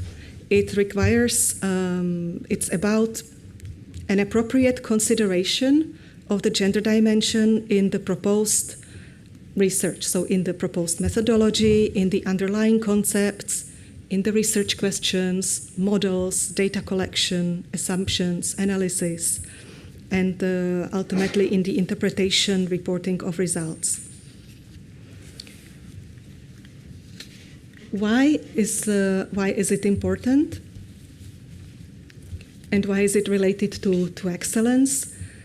Because by integrating the gender dimension, we really would like to encourage consideration of the whole population and the different needs that are there. A proper integration of the gender dimension enhances the relevance of outcomes of research and innovation. So here you have, again, more details for your reference about what we mean by sex, by gender. And finally, we have also included some tips for your reference, including further references. Now, briefly on the third cross-cutting provision, the gender balance among researchers in leading positions. This is one of the ranking criteria which is applied in situations when two or several proposals receive the same number of points for other criteria, in particular excellence and impact. And leading position means a position in the project, not in the organization.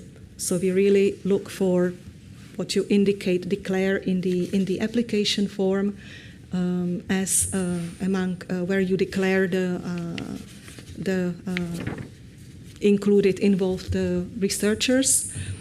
You can specify the role of the researcher in the project as leading, and there we calculate, if needed, the ratio, the gender balance. Just one more information. To declare gender, we have three categories: woman, man, and non-binary. So the presentation then also contains other further useful resources on the additional slides, with publications, resources about the JEPs, about the gender equality plans, their impact, resources about integrating the gender dimension, and then also videos.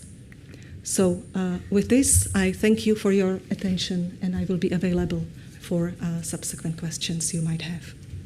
Thank you. Thank you very much, Caterina, for your presentation. I think we can move to the next one, and then we will take the question at the end of the session. So I now give the floor to Rosanna Damario. Good morning, thank you. I see the time running, it's very scary.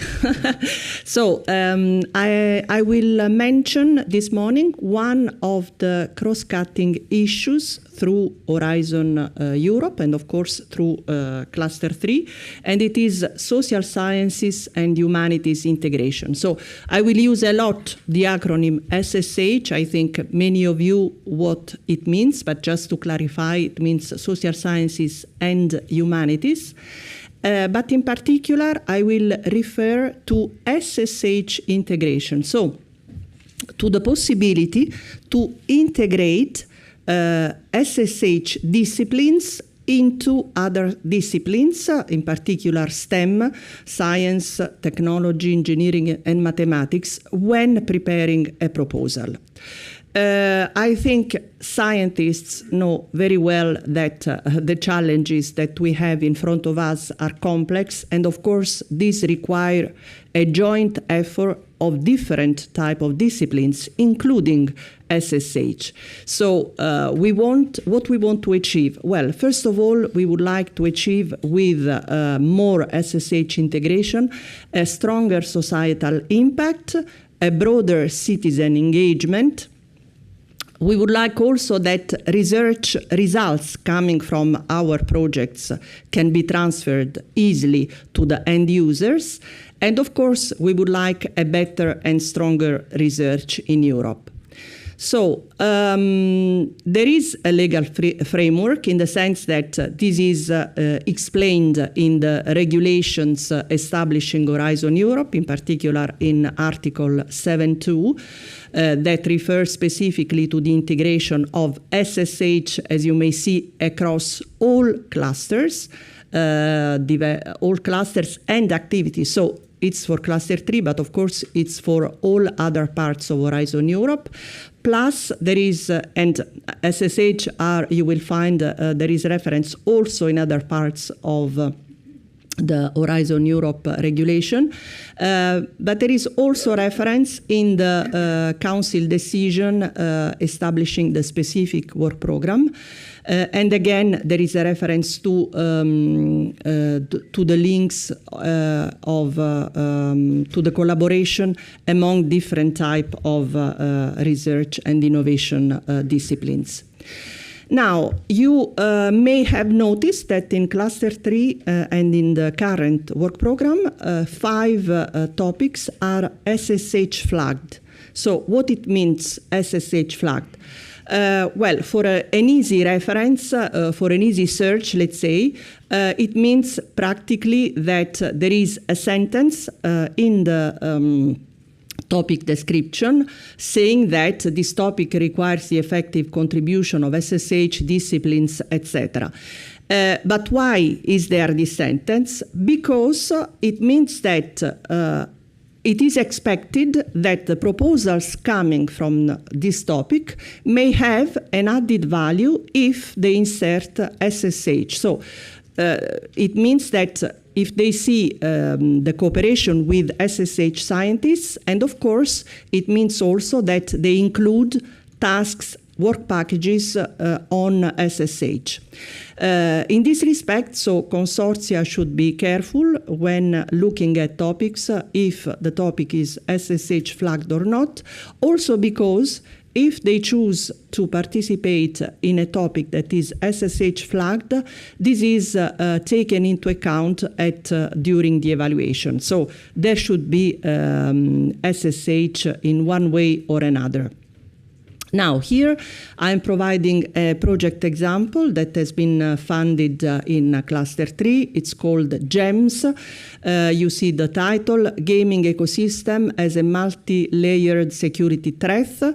It is a project that we have selected not because of its results, because it is ongoing, so we don't know which results it will provide, but we have chosen this project because of the, let's say, the methodology, because it's a project that has brought together sociologists and IT experts. So scientists working on completely different disciplines and trying to address the issue of the spread of extremism within the gaming community. And of course, we had a chat with the coordinator of the project, who explained us that the language used between the different disciplines is indeed a challenge, because we are perfectly aware that scientists, of course, have a different type of language. In conclusion, so SSH is important in SSH flag topics, but may be important through all the topics. It means that consortia participating in other topics may still find useful and appropriate to have SSH disciplines within the proposal. It is important that scientists coming from the SSA community are involved from the very beginning, so from the preparatory phase of the proposal. It may take some time to find a common language, as we have seen, because scientists publish, for instance, in different journals. And so this is, we know it's a burden, but still, let's say that the investment of working together pays off towards the implementation of the project. And it may happen also that SSH are part of a specific work package. We have seen this happens in many proposals. Of course, it's perfectly fine. The issue is that the work package should interact with all the others. It should not remain in isolation and work on its own. And what we think is very important is also to specify when a deliverable is an SSH type of deliverable. I say this because we are currently finalizing the monitoring report of SSH integration in the first 3 years of Horizon Europe, and we have noticed that sometimes the way the deliverables are described does not give the idea that they are SSH deliverables. So it would be nice if the deliverables, when they are of SSH type, they are clearly described as such. And just to conclude my presentation, some useful links. So we have a site on the Europa website where we explain what SSH integration means. But we would like also to underline the important role of Net for Society, which is the Cluster 2 national contact point. And they provide many examples of SSH integration. They provide a lot of support. So I invite you, for whatever support you may have, to look at their website. And finally, for the definition of SSH integration, also, you may find it in the Horizon Europe program guide. And here you have the link. And with this, I end up my presentation. Thank you. Thank you very much, Rosanna. I would like really to thank you also to have kept a good timing, because now we have the space for some questions. I will ask first of all the people from the room if they have questions. There is one lady over there. Just wait for the microphone so we can hear you better. Thank you. Yes, I have a question about the first presentation. I am in a company that has a US branch.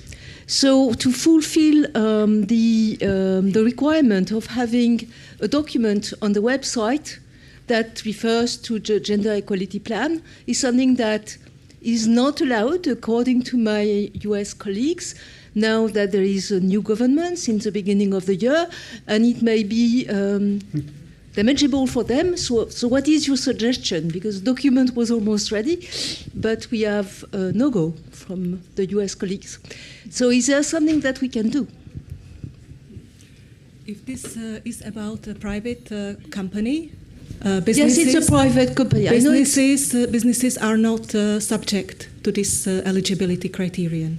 It's not so you mandatory, don't, business does not have to have a JEP to participate in as a beneficiary. It doesn't help, because we were planning to have one. Thinking it's helpful even for private companies. Yes, so we encourage, of course, private companies to have a JEP as well, but it is not mandatory for them to have it. Okay, so in this case, you will be fine. Nothing can help. No. Thank you. Any other question from the room? No. Otherwise, I will read one question that we have from Slido. So the calculated gender balance of the project, mainly led by female researcher, will be bad. Excuse me, could you repeat? So the question is, the calculated gender balance of a project led by female researcher will be bad? Will be bad? In the sense that if there are only female researchers, more female researchers, the gender balance will be considered negative? Yes, it can indeed. It can strike both ways. So what is calculated is indeed the ratio of women and men in the lead positions, like for example work package leaders and so on in the project. And then these ratios will be compared with the other proposals. So if you are, for example, in a branch where you have, you will be basically judged against the others, how they are. So we prefer indeed balance for the moment. Okay. There is a question from the room. Wait 1 second for the microphone.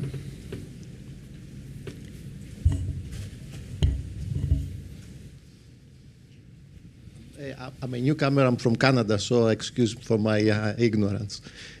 I mean, in engineering departments, we have probably participation of less than 20% of females.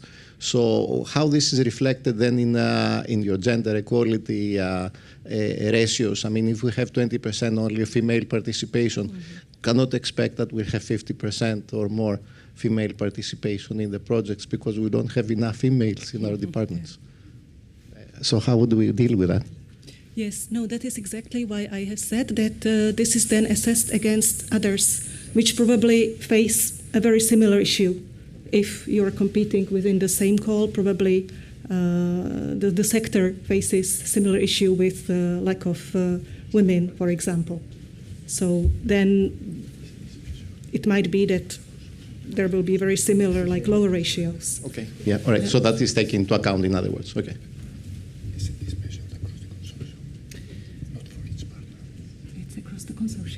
And it is across the consortium as well. Yeah. Yes, I think it's a good point to remind that is then when we use also that to I remind that in my presentation to prioritize maybe some proposal if they have a better gender for the researcher. That is the point. We consider that at the consortium level and not at partner level. So. Is there any other question from the room? Otherwise, I will move to the next presentation on ethics. And I will then ask my colleague Antonio to run. I just ask also to display the presentation of Antonio because there is, I think, another one that is, okay, now it's correct. Antonio, the floor is yours. Thank you. Thank you very much. My name is Antonio Fernando Rañada. I'm the ethics correspondent. Now it works. And we are in charge of organizing the ethics appraisal of the new proposals during the evaluation.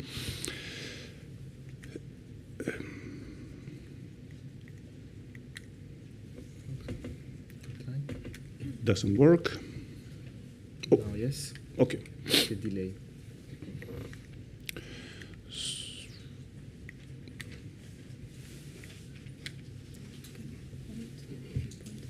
Where? Okay. All right. So this is the life of a proposal/project, as you can see on the screen, and there are different steps when it comes to ethics on this life of the project. First, there is self-assessment. All proposals have to complete a self-assessment. This, during evaluation, is followed by a screening and maybe an assessment on the proposals that have been that are on the main list, plus some proposals on the reserve list. Then during the gap, some of the results of this screening or assessment might be implemented. And during the life of the project, there will be ethics checks, ethics reviews, ethics advisors or advisory boards to be put in place, and a follow-up from our side on the ethical aspects. So these are for those who are new to our proposals, these are the issues that we looked into in our proposals. We just don't look at ethics just like that, but specifically to those 10 issues you see. But most often than not, those are reduced to those 4 issues that we see: the participation of humans in the proposals, the use of personal data, the participation of non-EU countries in the consortium or activities that might be carried out in non-EU countries, the use of artificial intelligence, and the possibility of misuse of the results, of project results. Now, when it comes to misuse, we have two different types of misuse. When it comes to the misuse that affects the security, then that is those aspects are looked into during the security screening. I believe we'll have a presentation after about this. But then when it comes to the misuse of, not related to the security dimension, but related to the ethics aspects, then those will also be considered in the appraisal, and we may look at in case there is a potential of misuse of personal data or the misuse of the artificial intelligence that you might be using or proposing in your proposal. Now, how should you prepare the ethics section of the proposal? Now, this is a very old issue, so it's very, very well prepared, and at the moment it's quite straightforward. So, and I'd like to encourage everybody to complete this section because, and this is an important concept, not because you have ethics issue, it means that your proposal or the project is going to be unethical. It just means that there are some issues that need to be handled in a specific way, that's all. So, first of all, you have the ethics issues table at the proposal stage when you're completing the proposal, which is in section 4, ethics and security. So you have a table, and you have to complete the table. It's very simple. There's a series of closed questions, yes or no, yes or no. You just go and click on them. If it's yes, you put the page number. And for every question that you say yes, you need to go to the ethics self-assessment and complete it. And this is according to the regulation Horizon Europe Article 19. So you have to complete this. And very easy, you have to explain how that particular issue is going to be addressed. And for this, we have this document, which is the how to complete your ethics self-assessment. And here, for every issue that I click yes, you have a clear instructions of what you are expected to do. All the proposals that are submitted are expected to be ethics ready. And it's in your interest to make them ethics ready. So the experts that will analyze your proposal will not have to imagine what are you going to do or what you're planning to do. Because if you let them imagine, they are absolutely risk averse and they're going to load you with additional requirements that you would not get otherwise if you were clear in your proposal stating what you're going to do. So here you see how clear it is using the how to complete your ethics self-assessment, follow the instructions, click on the boxes, and make sure that those documents which you mentioned there are going to be included as deliverables in the project. It's that simple. So once we receive the proposals, all the proposals that, as I said, that are going to be funded, plus some on the reserve list that could be funded, will go through a process which is the ethics screening. And the ethics screening basically is a filter that separates the proposals between proposals who are not complex from an ethics point of view and proposals who present serious or complex ethics issues. The second group will go to an ethics assessment, which is a process where they will be looked more into depth and all the different aspects of the project are going to be analyzed by a panel of 4 experts, and they will be in charge of issuing whatever ethics requirement they consider to ensure that the project is going to be ethics ready and all the ethics issues are going to be properly dealt with. We have several outcomes of this process. Most often than not is conditional ethics clearance, which means that the proposal is cleared as long as certain requirements are fulfilled. And these requirements are most of the times deliverables that have to be submitted on certain dates, on certain moments of the project. We can also conclude that the proposal was fine and it didn't need any requirements, but it can also go for a further second ethics assessment, and eventually just be aware that we have the possibility of terminating a proposal because of ethics issues. It doesn't happen very often, and we don't like it to happen, but we always have this possibility.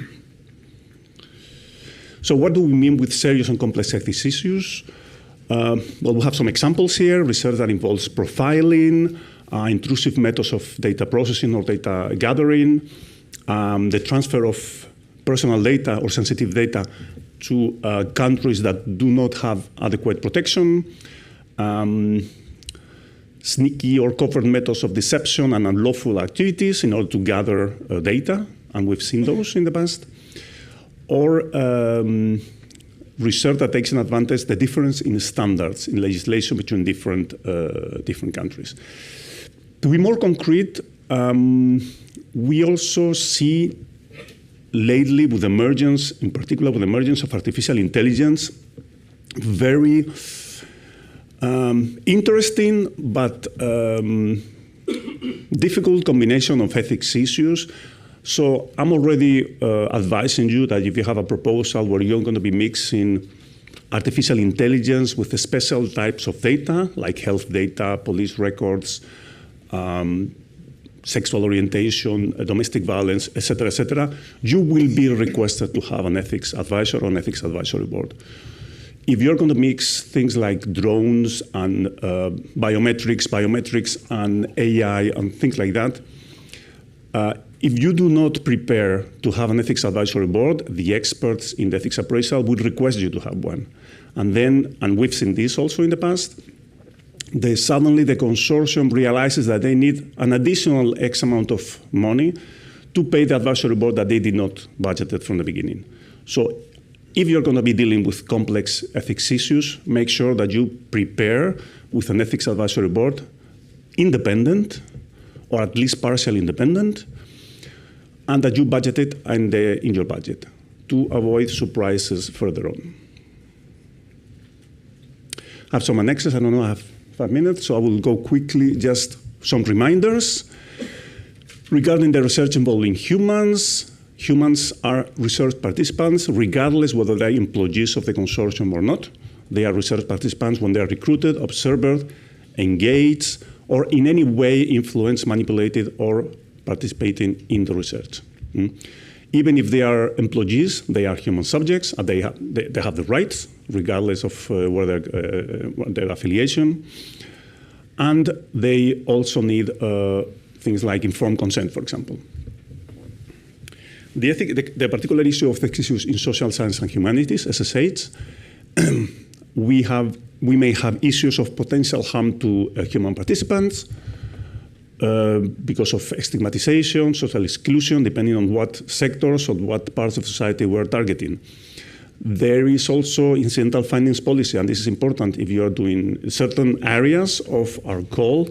An incidental findings policy is recommended, and we see the experts again and again requesting it for the projects that did not include it in the planning.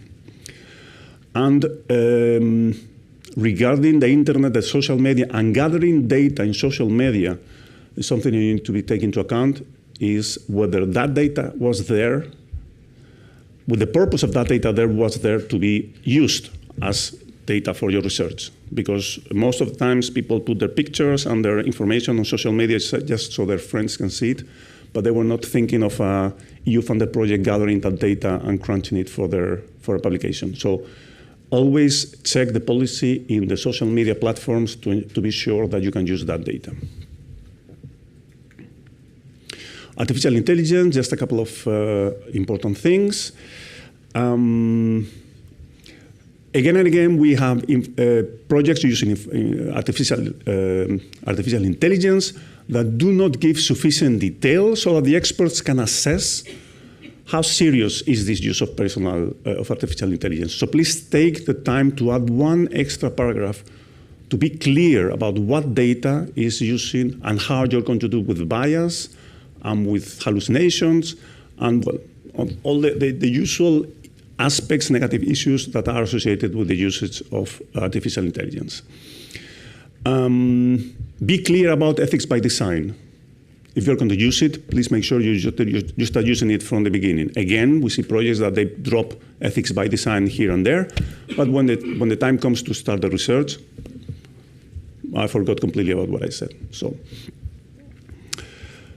also, we have some running projects that when the Artificial Intelligence Act arrived, suddenly they were completely off guard and they had to stop operations, had to reshuffle everything so they could adapt and be aligned with the Artificial Intelligence Act. So just be reminded that in August this year and next year, the last bits of Artificial Intelligence Act will come into force, and you will have to align your project to this part of the new EU regulation.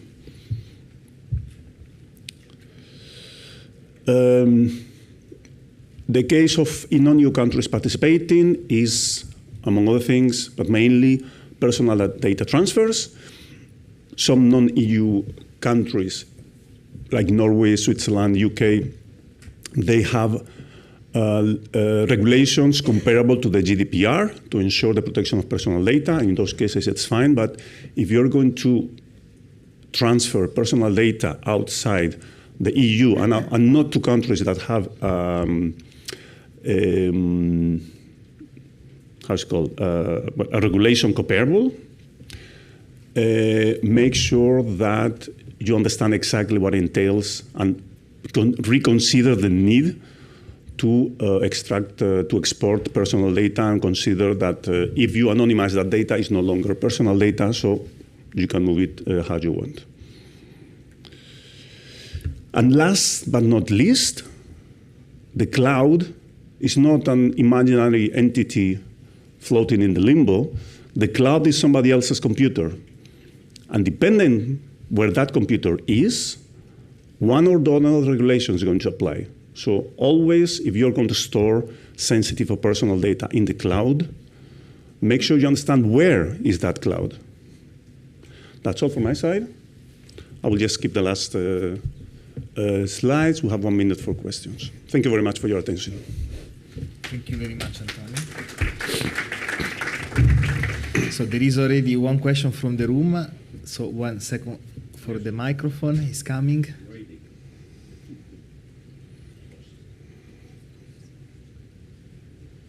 Where's the question? Here. Okay, thank you.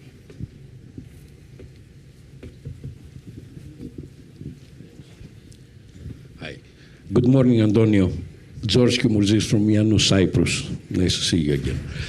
One question about the analysis of social networks in 2 specific areas. I will start with the FCT topics. This is used by police in many countries, and this is a very good tool, the OSINT tools and any OSINT tools in combination with AI new technologies to dismantle criminal networks in an area of crimes, from human trafficking to domestic violence and to many other areas. So are we allowed to work on social network analysis in our proposals or not? How can we address the ethical issues raised by the analysis? This is the first area. The second one, DRS topics. We're talking about disaster. I'm in the command and control room, and I want to check the social networks and the information coming from outside. Someone managed, because the network was still there, to take a photograph and to say, save me, I'm in a trouble. Can I use the analysis of social networks to save lives or not? How can I address all the ethics and ethical issues raised by this analysis? Many thanks. Thank you very much. That's two very interesting questions. The issue of social media and how we can benefit from it in this particular area. It's very relevant, and it's a moving target. More so now with the emergence of artificial intelligence that can facilitate this task very much. Yes, you can use social media on your projects. I'm not saying you cannot use it. I'm just saying that make sure you understand the legal implications of using that personal data. And I would like to remind you, personal data is data where we can identify someone. But very often, you can simply anonymize that data. It's equally useful for the research, and it stops being personal data. Therefore, the GDPR stops applying to that data. So aggregating, anonymizing, pseudo-anonymizing, all that techniques can be used so that you can work with that data without having to worry about applying the GDPR or exporting the data outside the European Union, etc., etc. So that's one question. Another one, of course, you can use social media to save lives. And if somebody posts a picture, yes, please save me. Of course, you can do it. There have been several projects in the past that were actually looking at that and what are the legal implications of using AI and how the end users can use social media, or can we have systems that are scanning social media and launching alerts in case we have there's something. So yes, you may use social media to save lives, but again, make sure that it's clear in the policy, also in the policy of the platform, because they have more and more, they have more clear policies on this particular respect. Thank you very much, Antonio. I will just take one last question then. Very brief, I really ask you. Thanks. Matthew thank you for your presentation. It was really useful. We intend to submit a proposal in the digital forensic space, and after listening to your presentation, I'm really certain that we'll have to build in ethics by design, as you said. Regarding the Ethics Advisory Board, is there any group of professional ethics advisors that you can recommend where we can start looking to potentially recruit people to join such an advisory board? Any kind of particular qualifications we should be looking at, membership of any organizations or anything like that? Thank you. So the way we see two approaches to this. Often consortia are including a member in the consortium whose expertise is precisely that, is to deal with, and there are several entities here and there who offer those services to consortia, so that's one possibility. When you have this partner in your consortium, you're less likely to be asked to have an external advisory board by the experts, because they will see the proposal, they will think, okay, this person, this entity is in charge of taking care of the ethics issues. They have a good record. They know what they're doing. Fine, we're good. Another thing you can do is say, well, on this month, we will hire an external ethics advisory board or ethics advisor. We'll have this, and this expertise. What expertise do they need to have? That really, I have to leave it up to you, because I don't know the specifics of that proposal. But just look at the ethics issues, which are the points that we look at, and make sure that those, if any of those aspects is particularly relevant to the technology they are developing, make sure that there is someone with that particular expertise either in the partner that you will include in the consortium, or in the external board that you will hire. Okay, thank you very much. I think now it's really time to go to the next presentation. So I invite Blasey Misiak from DG Home, to talk about security aspects. So the presentation is already there, and you can advance. Thank you. Good afternoon, everyone. So I'm here today on behalf of Security Appraisal Team from DG Home, European Commission. And I will take you through the security aspects of your proposal. We'll talk about the legal basis, which is the Article 20 of Horizon Europe regulation. And I will show you very quickly how different steps of this appraisal goes, depending also from which topic you will apply. So I will not read the whole passages here. You have to know that it's Article 20, that it's our mandate, and we have legal obligation to make sure that your proposals comply with security rules. The overview of the process has 3 steps. The first one, it's your self-assessment. So you will see later, it's the very last part of Part A, where you have a security issues table to fill. So that's your part. The second part of the process is the so-called pre-screening, and this is done by our colleagues in the agencies, for example, research executive agencies or others. that are managing your projects. And also the third part is the security scrutiny, where DG Home, the Commission, is involved with national security experts that are designated by the member states.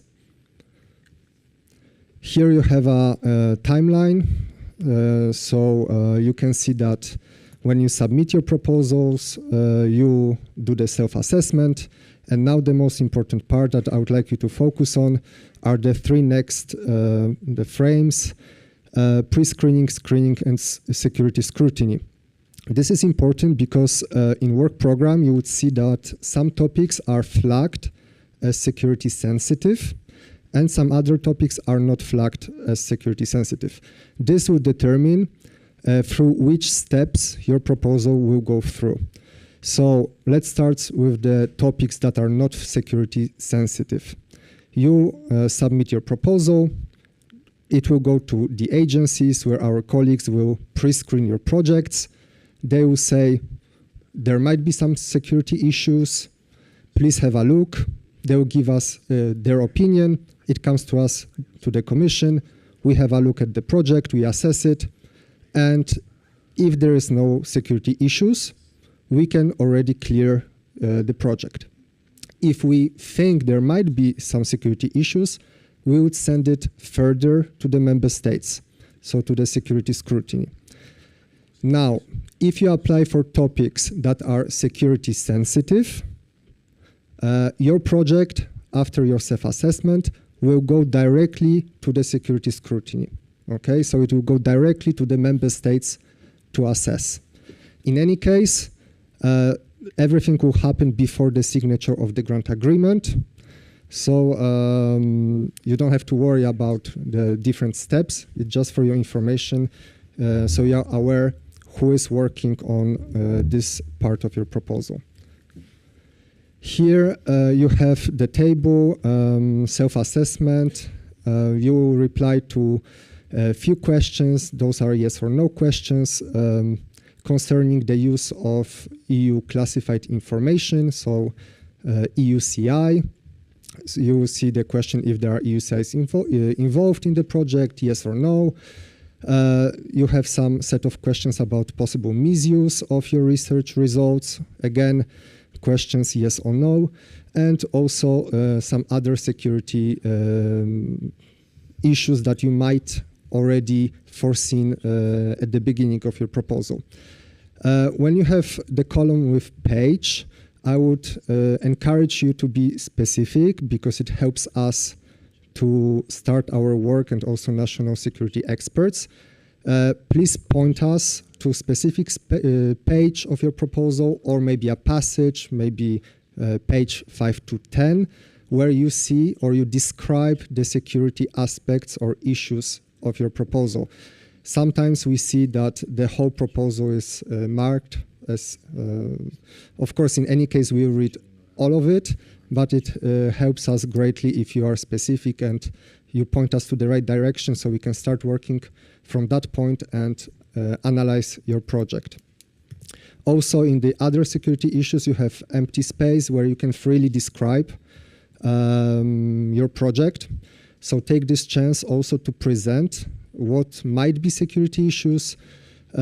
So we can also, it's your chance to have a dialogue with us, and you can also present some mitigation measures maybe that you foresee already.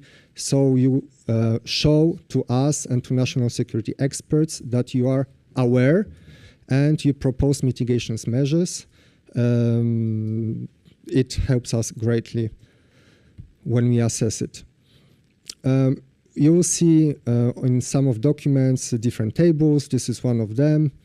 In self-assessment, you will be asked to provide names of deliverables that might be sensitive, what kind of dissemination level you foresee for it. Some deliverables might be public, others can be marked as SEN.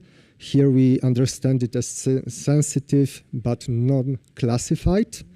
And since we are talking about security, I would also encourage you to have in mind only the security aspect of the deliverable. very often we see that deliverables might be sensitive for commercial reasons, for GDPR reasons, for IPR reasons, and you put it as sensitive, which we agree it might be sensitive, but for us, please focus on security reasons only. And also, maybe you already foresee that some deliverables might be classified, then you would have to also indicate the level of classification. When we talk about EUCI, so EU classified information, we have 4 different levels. The lower one is EU restricted. We have confidential, EU secret, and EU top secret. And you see on the presentation a small remark that those projects that could be judged as top secret are not going to be funded because they are too sensitive. For those projects, so that's also important to pay attention in that part, if you apply for the topics that are security sensitive in the work program, you would be asked additionally to fill in additional tables, okay? Here you have some examples. They are called security aspects letter, where you have security of information agreement with non-EU countries, maybe some information relevant to facility scrutiny, facility security clearance, personal security clearances, and also others tables if you use deliverables or information that is already classified, so EU background classified information, or if you're going to generate some classified information, also you have to name the deliverable, you have to indicate the level of classification, entities that have access to it, and so forth. I'll point you to documents that describe all of it in a very nice way. You have how to handle security sensitive projects. You have another document, the third one on the presentation, classification of information in Horizon Europe. Also, if you consult our website, the Commission website or YouTube, you would find some videos about it. So please, also when you prepare your projects, take some time to read those, because it will help you in your assessment. Also, it's not in my presentation, but I see here that we have SEREN 5. If you look on YouTube, SEREN 5 Security Appraisal, they've done a very nice training. It's more than 1 hour training on security aspects. So I also recommend you to check this. It might be very helpful for you. Here we talked about those different steps, so pre-screening, screening, and security scrutiny. We have mentioned this already. We have here this we talked as well, that some of you will be redirected directly to scrutiny for those topics that are security flagged. For those topics that are not, you'll go through different steps. It might be security cleared before, depends on our assessment. Of course, the objective of all this procedure is to identify security concerns, to make sure that you provide some mitigation measures, that we protect some information that might be sensitive and could potentially harm the interests of the Union or the member states. You can easily imagine that some of your projects might reveal some data that could be misused by some criminal organizations. So we have to make sure that we put some security requirements in place.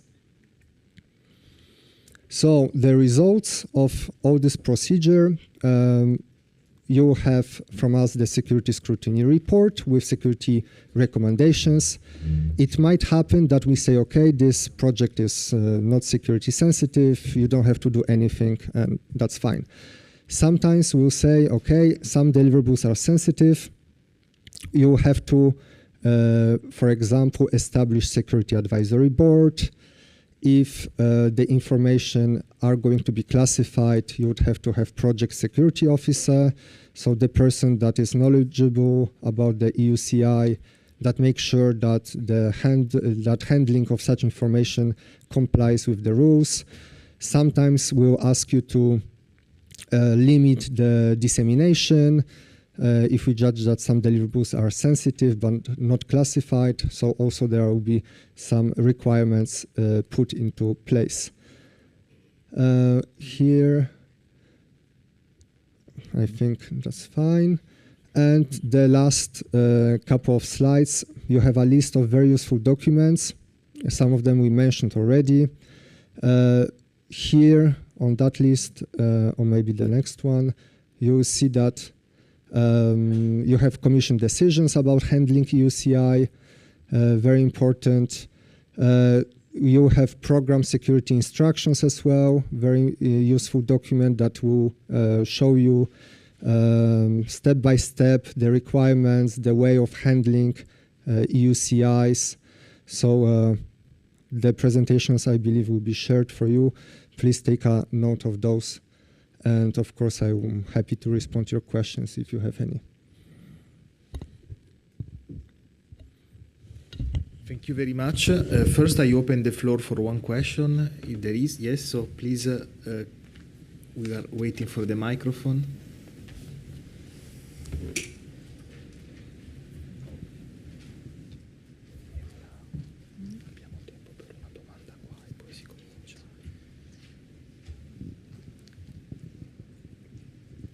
Thank you for the very interesting presentation. I'd like to ask you, what would be the stance for the involvement of graduate students who may be from countries that are flagged as a concern? Do we have to report it in advance in the proposal state, or is it something that we have to be aware during conducting the project? Well, I don't know which country of concern you would refer to. Could be China, could be Iran. Yeah, so of course, well, our stance on that is that we do not target individuals, because we have had in the past researchers coming from Russia working in Italian university, and we consider that since this person is legally in the European Union, is established here, maybe lives in the European Union for many decades and works here legally, we do not target individuals per se, all right? Just because they are of certain nationality. And they represent European or associated countries' entities. However, as you can imagine, we are aware of some sensitivity. We can talk here about, I don't know, espionage, for example.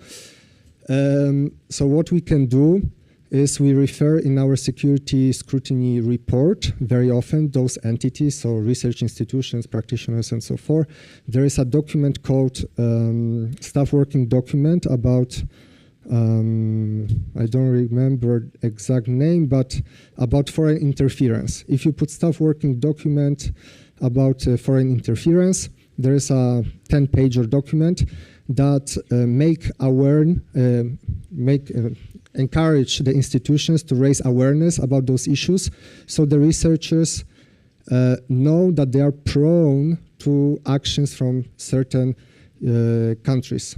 Okay, and then of course the universities, for example, they make some steps to limit maybe the access of certain people to certain deliverables. You know, maybe you can replace in that part of your project so the person doesn't necessarily have access to everything.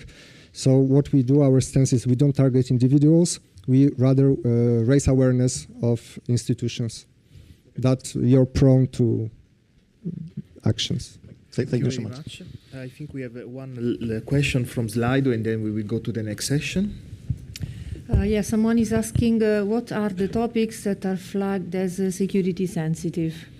So the topics that are flagged as security sensitive, you will find in the work program. They should be I believe, explicit reference that the topic might be security sensitive and might include classified information. I believe for sure it's border management related, FCT, so fighting crime and terrorism. You might imagine this is by default security sensitive. In this year, I believe DRS, so disaster resilience.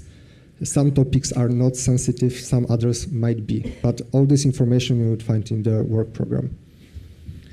Thank you very much. So I go now to the next session. We will have now some colleagues from the EU agency. So I will invite, I presume that they are connected online, so I will invite okay. So the first one will be Denis Destrebek from Frontex. Denis, can you hear us? Yes, I can hear you. Can you hear me? Yes, and I think we need to advance your presentation as it was before. So I'm looking for the clicker.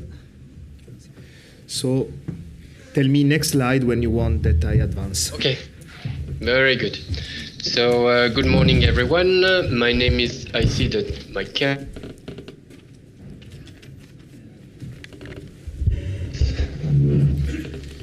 Seems that we have an issue with, okay, now you can, Denis, can you hear us? Can you hear me now? Yes, now we can hear you, yes. Okay, just the camera is lost. You don't lose much. So I'm going to tell you a few words about Frontex and Frontex role in Horizon Europe. So Frontex is the European Border and Coast Guard agencies. It supports member states and Schengen associated country in the management of the external borders of the EU. We are quite a large agency, and you can go now to the next slide. We're quite a large agency with several missions. We are based in Warsaw, in Poland. We are about 2,500 staff, and the objective is to be 7,000 by 2027, and perhaps even more in the future. And you see here the presentations of the different tasks. Management of the external borders starts with the risk analysis and the quality and the vulnerability assessments. We do operations, that is the core of our missions, doing operations at the external border with the member states, so either at the land, maritime or air borders of the member states. But we do also operations after that are not directly at the borders, but that implies returns of illegal migrants. We do a few other things. I will not list them now, but just to highlight that we do also research and innovations. And we can go to the next slide. So the mandates of the research innovation in Frontex are highlighted here. We identify key research themes for ourselves, and there is a special point saying that we will play a role in the Horizon program. And this is what we can see today with the next slides. To perform this role, we have entered into an agreement with the DG Home, and we do these four things. We identify and elaborate the research priorities and the teams. This has been done. We will very soon support the evaluation of project proposal. And during the implementations of projects, we will monitor some of them, not all of them. Monitoring meaning taking part in some demonstrations or show or final presentation of the results of the project. And we will contribute also, this is the final point, to the disseminations of the results of this project. And when we can, we will try to exploit them. Exactly. Next slide. Perfect. This is just to show you that we have a dedicated page on our website with the previous project where we took part and that we monitored, and that you can see that we can contribute to the disseminations of the project output. And final slide from my side. The next one. Yes, some indications about some repetitions of what you have already heard about the importance of the consortiums. And we would like to highlight here that the national border control authorities can be part of the consortiums. We will pay attention to projects that can show practical demonstrations and testing activities, as we do ourselves some pilot activities. Of course, keep all attentions to EU policies and regulations. If you would like to have some information about Frontex, everything is on our websites with special attention to sub-pages that are not immediately visible or that we may find some time to find, but I wanted to draw your attention to the Frontex public registers of documents. This is all the legal documentation that we have. The different management board decisions, with one in particular, the capability roadmap of Frontex. And this is an interesting piece of documents because it results from a comparisons of the capability at national level and at European level for border management, highlighting the gaps and the priority for works. And soon, under this, we will issue our research agenda, pointing to the priority for our research here at Frontex. We have also dedicated page for our research and innovations. We worked, for example, in the past with a high-altitude pseudo-satellite. At the moment, we are very much involved into drone and detections also, and drone neutralizations. And we are starting to work on the artificial intelligence. We will have a dedicated artificial intelligence desk.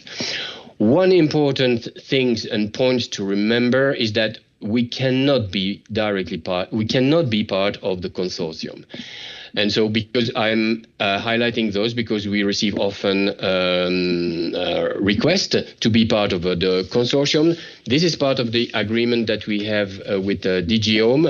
We contribute to the Horizon Europe, but we cannot be part of the consortium. So I think these are the main message from my point, from Frontex point of view. And now I leave the floor to my colleagues from, I think, EU LISA.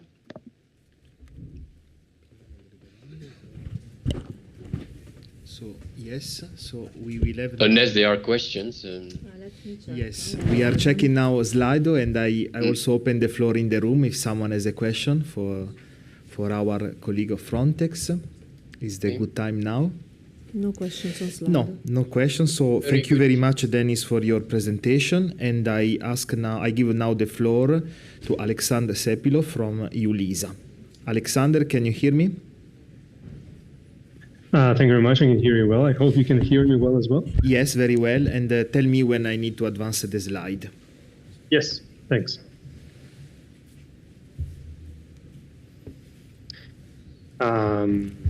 Thank you very much to colleagues from DG Home and the Research Executive Agency for inviting also EU LISA to this information session. My name is Alexander Spilos. I'm Research Officer at EU LISA. Could you please move to the next slide?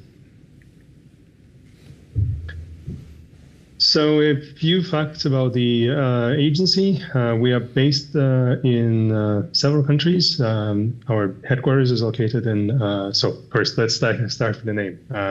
EU LISA is the European Union Agency for the Operational Management of Large-Scale IT Systems in the area of freedom, security, and justice.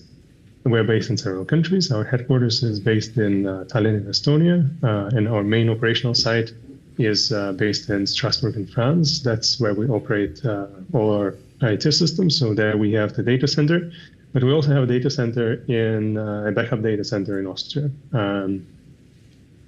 Our total staff number is about 400 people. We were established in 2012, so we are just over 10 years old. And our operational budget, as you can see, last year was around 265 million euros. Next slide, please. So if you look at the chart, our mandate has a few areas, but our primary mandate is, of course, operational management of large-scale IT systems and development of large-scale IT systems. In addition to that, we provide trainings for member states and EU agencies on the use of IT systems that we operate. We also provide some IT services for member states, European Commission, and some EU agencies, for example, data center services for certain applications, and so on.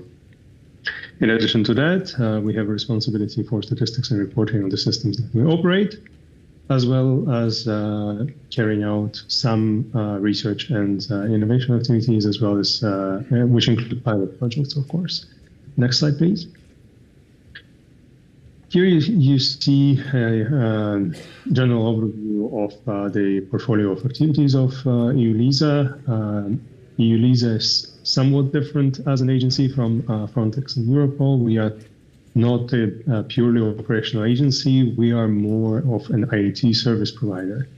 So at the moment, we operate the Schengen Information System and the Visa Information System, as well as Eurodac in the area of internal security and migration, as well as a Codex data exchange platform for judicial authorities. Those are the systems that are currently in operation. And in addition to that, we are responsible for the development of a number of IT systems that will relatively soon enter into operation, starting with the entry-exit system, the aim of which is to replace passport stamping and ensure control over border crossing and travelers crossing Schengen borders and their duration of stay, but also to facilitate travel. So one aspect is security, but another important aspect is, of course, facilitation of travel to ensure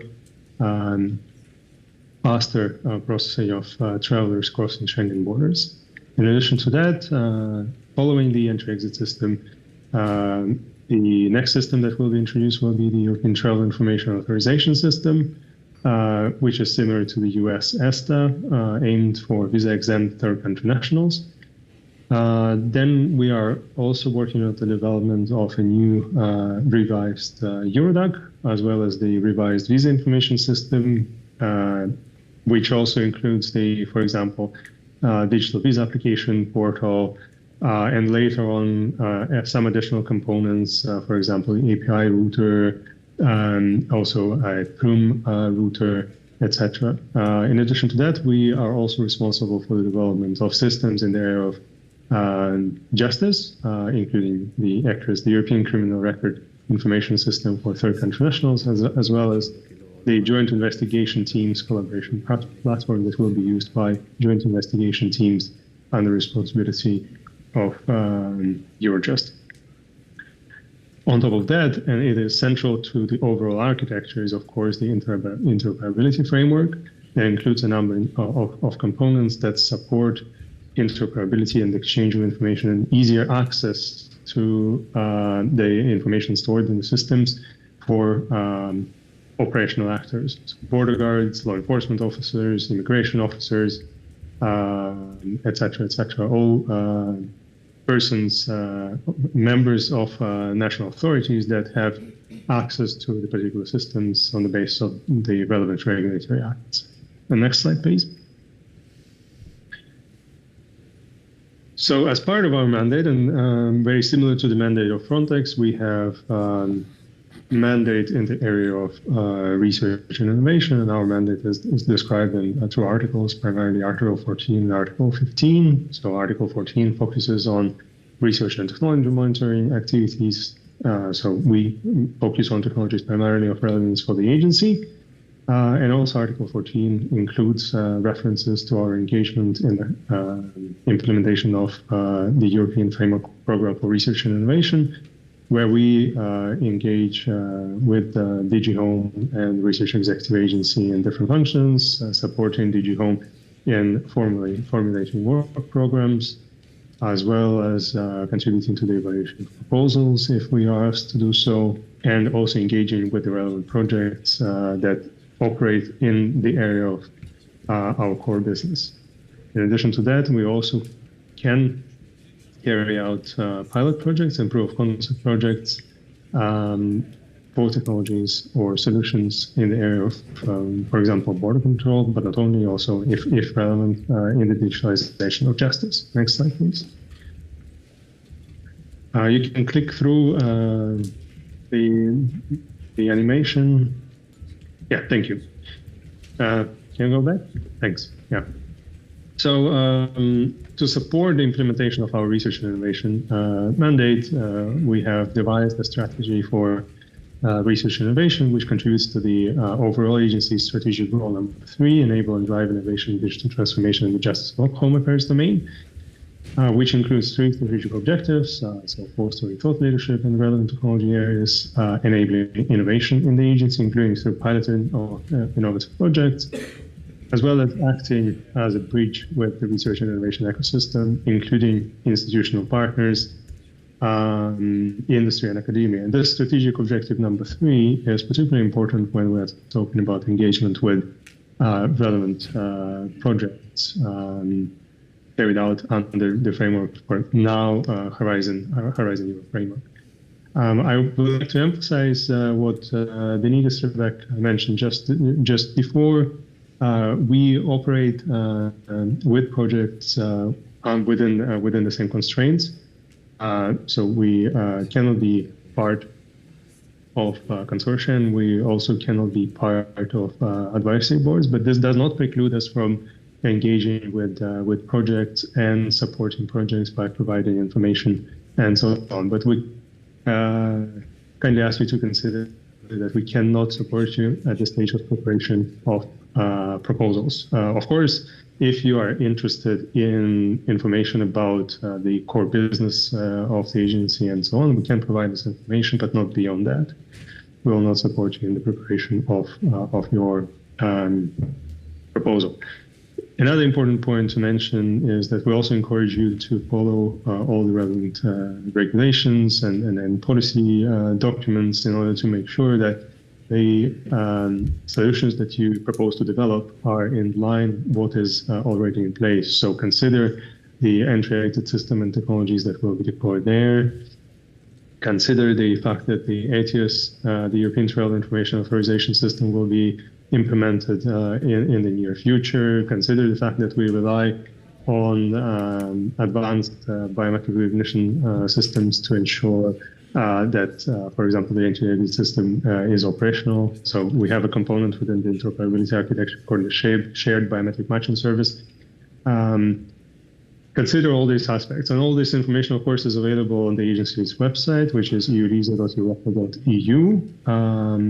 Also, some information about our involvement in research activities is also available there. Next slide, please. Thank you. So this is the very last slide that I have in the presentation, just to show you how we are slightly different. We are interested in, we operate in the field of justice and home affairs, but we are, as an IT service provider, as I already mentioned, we are interested in technologies mostly focusing on IT. So, for example, we are interested in computing infrastructure, we're interested in cloud technologies, we're interested in high-performance computing, quantum computing, and so on. We are interested in different aspects related to software engineering, so software quality aspects, evaluating software quality, also implementing different methodologies, how to facilitate faster software delivery, security and software development processes, and so on.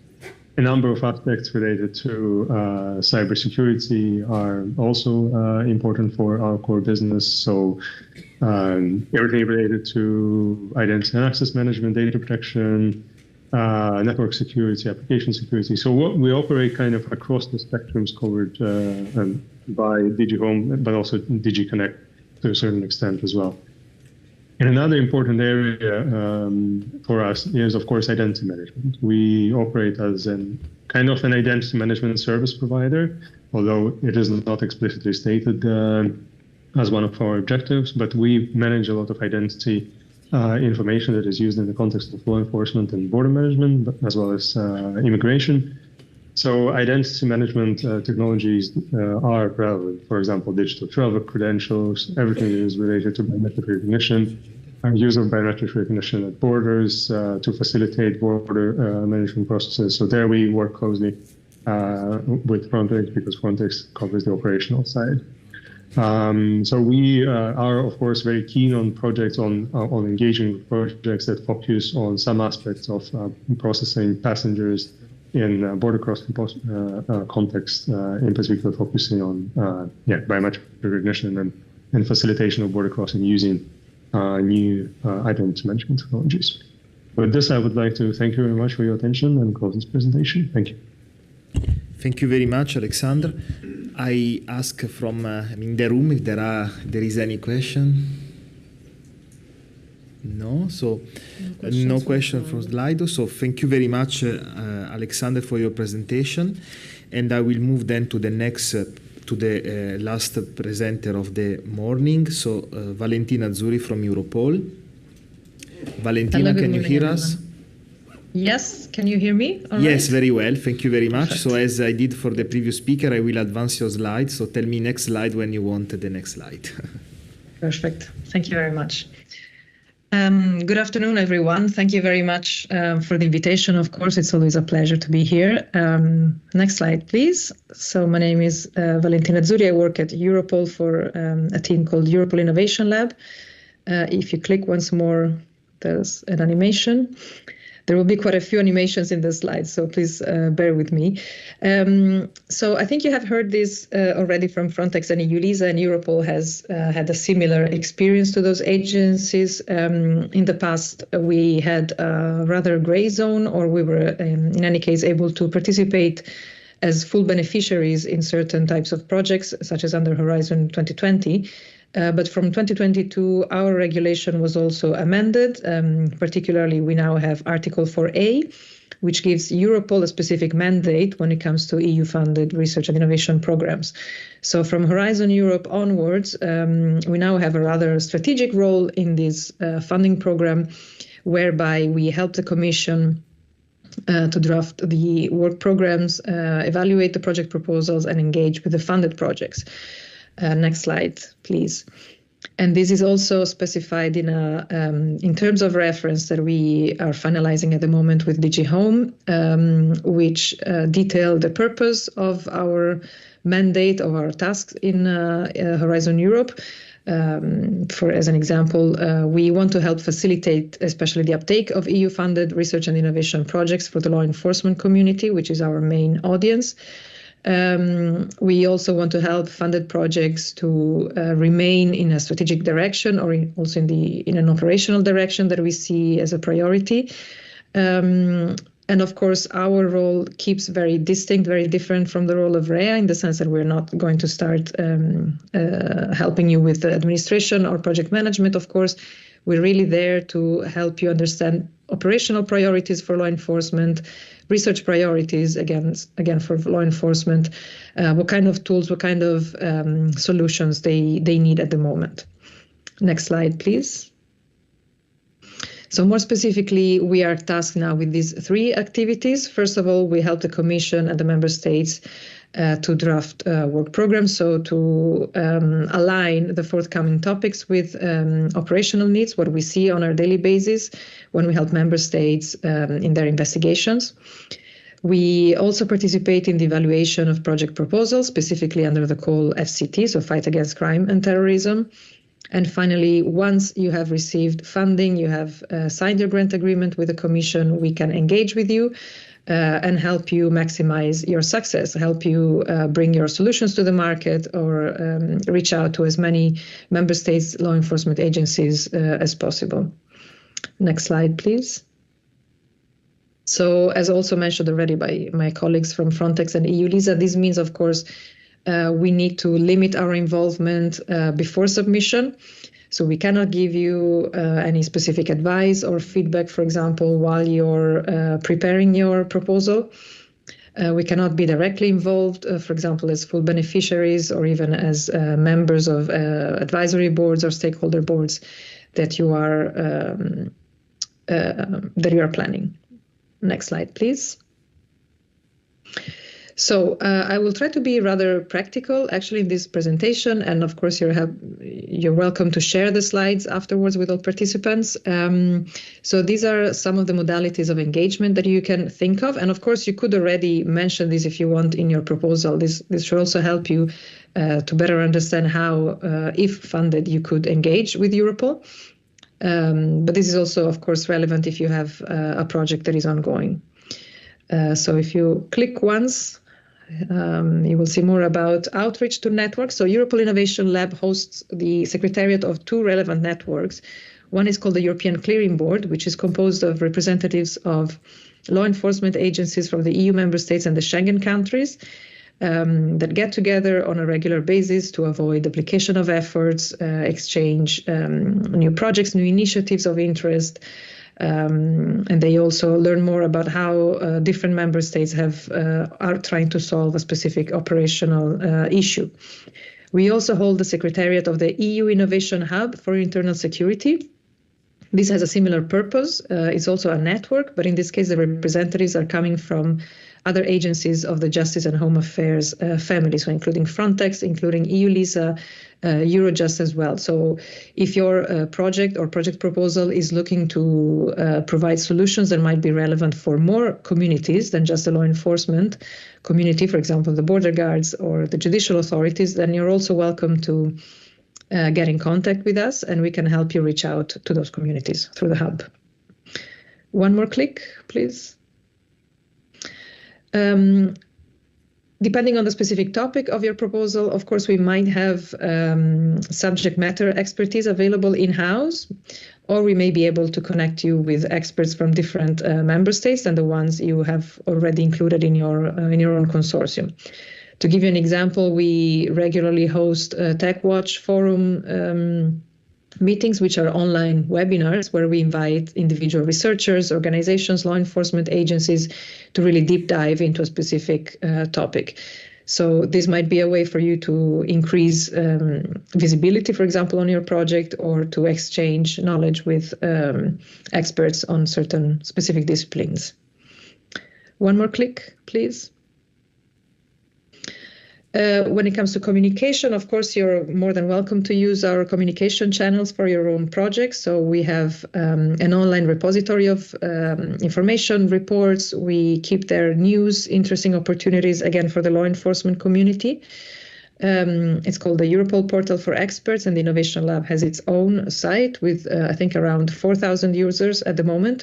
So if you're planning to publish a report, a deliverable, you would like to invite law enforcement officers to a specific event or workshop, this is how we can help you reach out to more users. We also have a quarterly newsletter, also reaching several thousands of users at the moment, where we share the latest news to our community. And finally, every year, we also organize the Europol Excellence Awards in Innovation, which try to celebrate innovative solutions, innovative projects, but also innovative operations that are mostly coordinated by law enforcement agencies, but they might also be implemented by a public-private partnership, for example. Next, click. Now, of course, the first thing I mentioned was we're really interested in helping you achieve uptake of your project results, whether these are technical tools, solutions, or knowledge, of course. We also recognize that you might go for a commercial exploitation avenue, let's say, especially if you have private industry companies involved in the consortium. So when it comes to commercial exploitation, we, of course, as you can imagine, are quite regulated as an agency, but we did create these two products or services that hopefully will help you also in those terms. So first of all, we organize on a yearly basis the Europol Industry and Research Days, which is an event taking place at Europol's headquarters in The Hague in the Netherlands that gathers law enforcement agencies, tech providers or research organizations, private companies, as well as Europol staff, where specifically tech providers can demo one specific product, and the law enforcement community can participate in the demos, ask more specific questions, and hopefully new public procurement can stem from this event. Also, the Europol Tool Wiki is an online platform restricted to law enforcement agencies from the EU member states and the Schengen countries, which gathers information about any kind of tools that might be of interest to the law enforcement community. So we're talking about commercial tools as well as open source tools, or even tools developed in-house by member states or by Europol. So law enforcement officers here might learn more about your technical solutions, for example, the specific functionalities, features, or kind of data is needed as an input. And then we would include there a contact point person or a website where they could potentially acquire the solution directly from you. One more click. In case you're looking for a non-commercial exploitation, so you're really looking to donate, for example, technical solutions to the law enforcement community for their use at operational level, then we have also devised the Europol Tool Repository, which is also an online platform that we host at Europol. It's also restricted to law enforcement agencies from EU member states and the Schengen countries.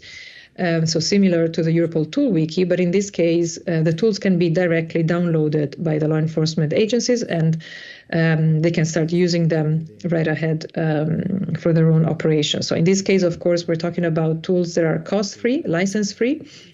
We have a specific process in place, also a license template, and we're very happy to let you know more if you're interested in this avenue.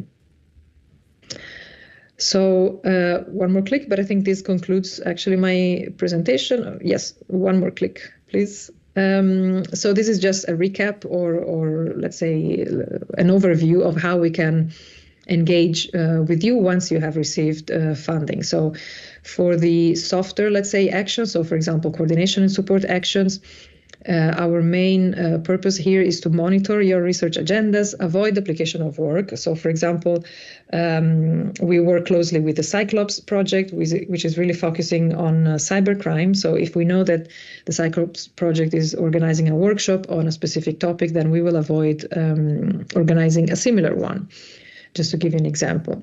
For the research and innovation actions, which are more focused on developing new knowledge, new insights.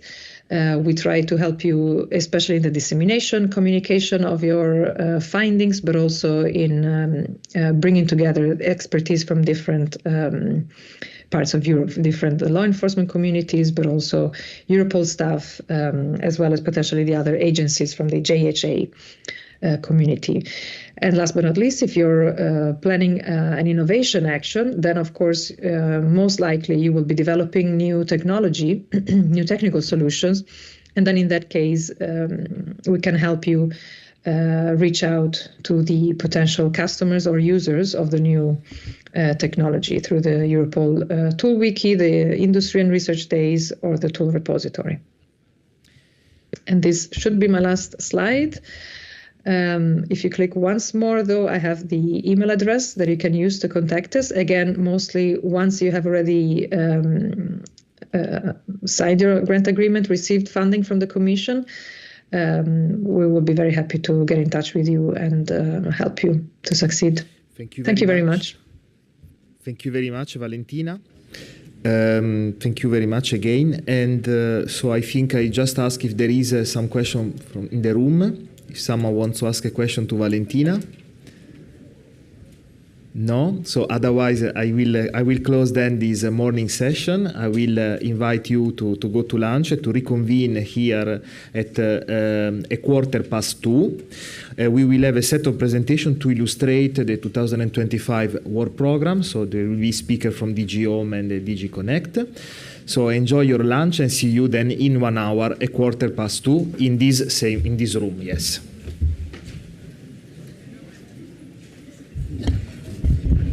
Where lunch is? Yes. Yes, the lunch. Sorry, just practical information. The lunch is downstairs, so you need to.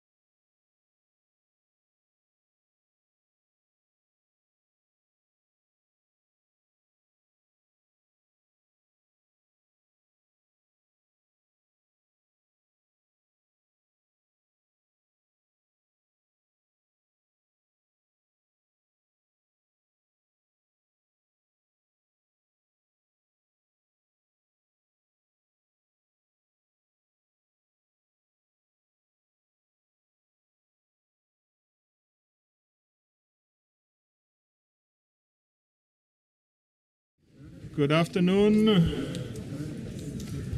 Welcome back. I hope you had a very interactive lunch break. My name is Martin Übelhör. I'm the deputy head of the team here in DG Home that manages the Cluster 3 with the help of Rhea and DG Connect. We will have now this afternoon session where we look into the content of the topics of our work program 25. Let me already now thank you for being here. Thank you very much for your interest. I wish you all, success.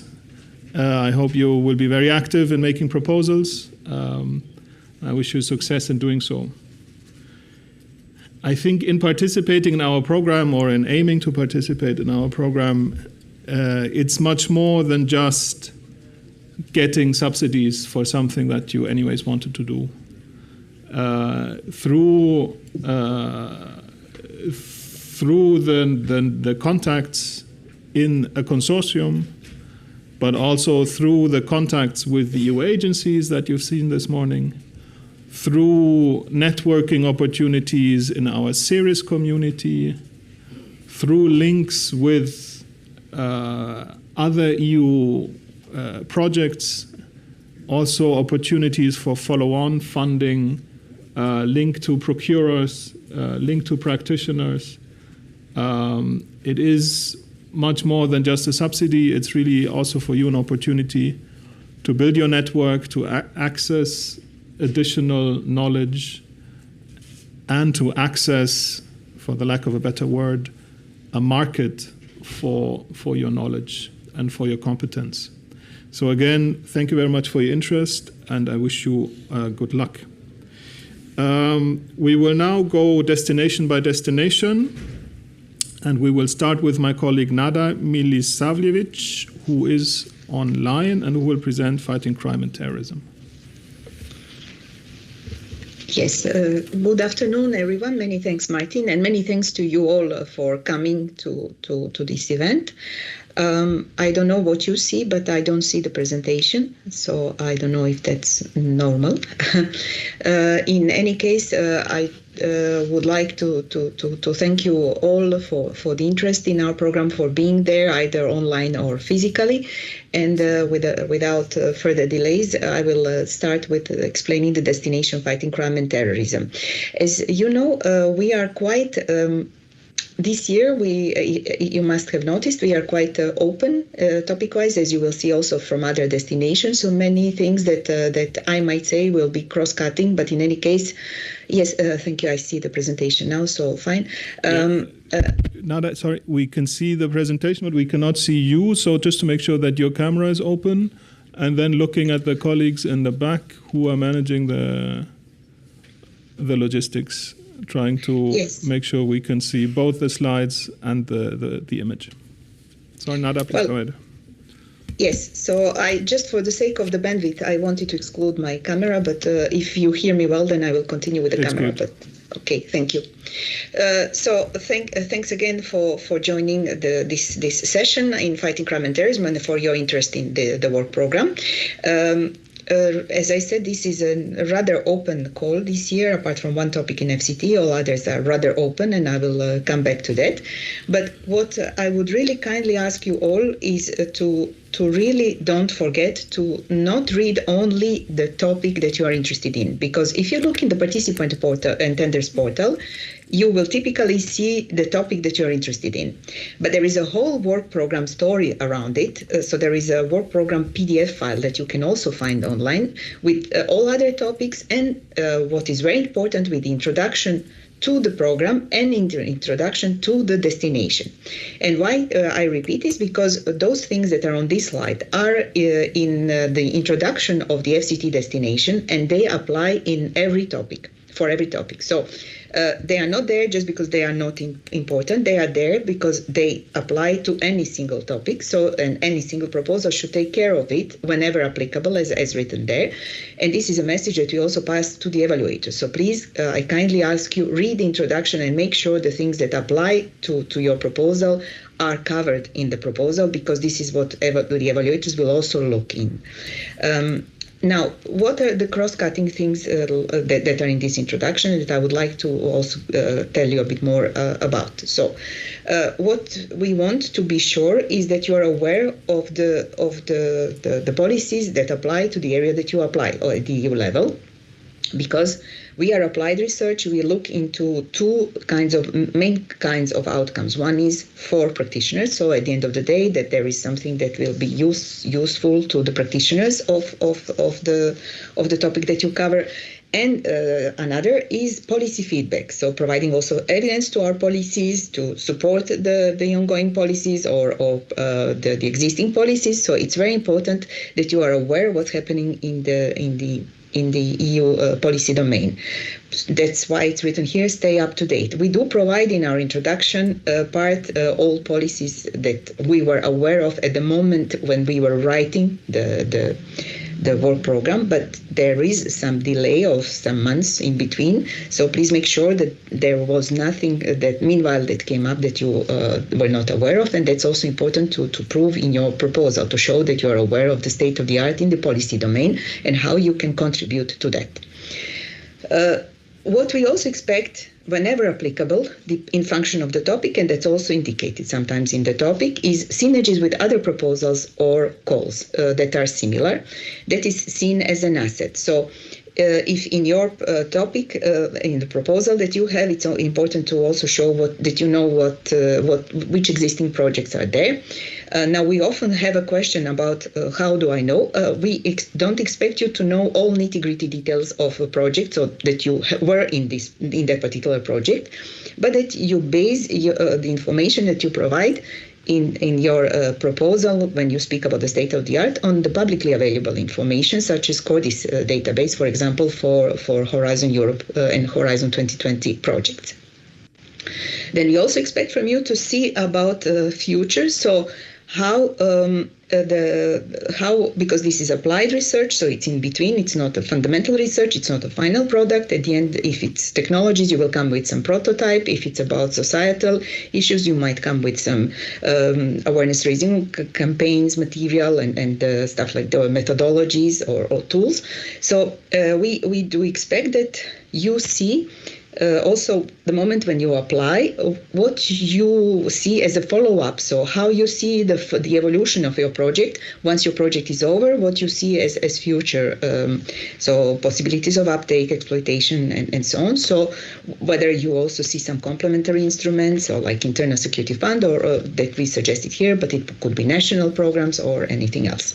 Now, as this part is very important, as I said, this is also something that we pass to the evaluators, that the destination will promote, whenever appropriate and applicable, the proposals with the following. The involvement of the police authorities, because in FCT, in fighting crime and terrorism, it's mainly police authorities that are the key practitioners. Sometimes in some topics like demining, where we will come back, there are other practitioners, but whichever the practitioners, we expect that they are in the core of the proposal. So they are there for eligibility, but we really insist that they are not there just to tick the box, so that you say we have police authorities or we have the practitioners. We really want to see that they are fully integrated and that their needs and gaps are taken into account, and that, as said, they are in the core of the proposal whenever applicable. So that we see that you don't work on assumed expectations, on assumed needs, but that they come from them, and that they are involved in parts like validation, testing of tools, and so on, or methodologies, depending on the project. A clear strategy how you will adapt to the fast evolving environment. So we know we live in a very fast evolving environment, be it from the point of view of technologies or society. There are things that really evolve very fast nowadays. So as your project will run for 3-4 years, it's also important that you have in your proposal a sort of planning of what if something comes that you didn't predict when it comes to technologies or when it comes to societal challenges, how you will adapt to this. So this is also very important whenever applicable. We also, when it comes to technologies, are really asking you not to work on or to invest a lot of time and energy and planned money on building a platform. We are interested into tools that are modular and can be plugged from one platform to another. Just to give an example, police authorities, for example, tell us that they cannot work on 10 platforms. So they would really like, if it comes from several projects, that the tools that they would get would be plugged in the same platform. So this is also why we don't want to have 10 platforms from 10 projects, but rather tools. So please focus on tools and not on platforms. If you need a minimum platform to put all these tools together, fine. But you shouldn't be focused on developing a platform. Well, whenever applicable. Then, as said at the beginning, we want tools that are developed and validated against practitioners' needs and requirements. So we really want the practitioners in the core. This brings us back to that. How you will build on existing predecessor projects. As said, we expect that you are aware of them and that you know the publicly available information about them, just to make sure that that you do not propose something that would reinvent the wheel, that we already have funded. We want also, whenever applicable, active involvement of citizens, voluntary organizations, and communities, depending on the type of the topic. Almost every topic, if not all, asks for education and training aspects, especially for police authorities and other relevant practitioners, and also information sharing and awareness raising of the citizens whenever applicable. So here for training and education, at least for the tools or methodologies that you develop, if it's not the core of your proposal itself, the education and training. A clear strategy on the uptake of the outcomes. As said, we really defined in consultation with involved stakeholders, we really expect from you to see what you will do next, because this is applied research. So you are not testing something that at the level of fundamental research. You already start with something, and then your intention is to bring it to a higher level of technology or societal readiness. And therefore, there should be some also vision from your side, explained in proposal, what you plan then to do afterwards. We also expect from you to have a well-developed plan, and this is also very important, on research data for training and testing. We never say enough. We are aware that this is a sensitive area, that it is not evident to get the data, but if you intend to do research, and you as researchers or belonging to these communities of security research from another angle, you certainly know that there's no research and innovation without equivalent data. So you should have, at the moment you are making your proposal, have also a plan how you will have this data.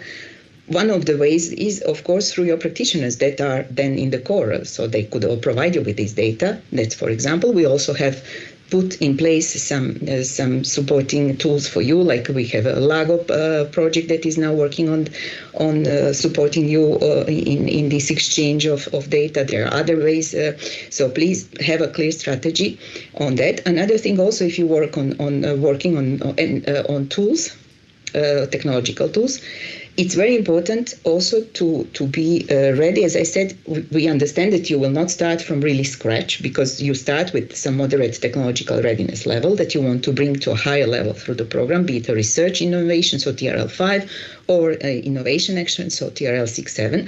But in any case, what we would really need from you is to see the evolution, to have a proof of evolution. So that's why it's important that at the beginning of the proposal, you say which technology readiness level are the tools that you are using as input to the project, and how you will measure the improvement, so that at the end of the project you don't come into a problem that you have no way to prove to the evaluators, to the experts, and to the project officer that there was an improvement during the lifetime of the project. And this is very important to take into account. Next slide, please. So this is just to, again, brings us back to the policy background. So please make sure that there are these different background policy documents that we need to be sure that you are aware of which policies exist and how you will contribute to them. So it's please pay attention to this strategic plan text that is written in the introduction, as I said. So this brings us again to please read the introduction and please see how you will contribute to what's written there. Next slide, please. Now, these main impacts are quite generic, and they actually correspond to 6 areas that we have in FCT. So that main impacts that we have are depending on the type of the proposal. So, of course, you will not tick all the boxes. Modern information analysis for police authorities, improved forensics and lawful evidence collection, enhanced prevention, deterrence, and detection of societal issues related to various forms of crime and terrorism, increased security of citizens against terrorism, including in public spaces, then organized crime, improved intelligence picture, and enhanced prevention, detection, and deterrence of its various forms, and more secure cyberspace, or countering cybercrime. Next slide, please.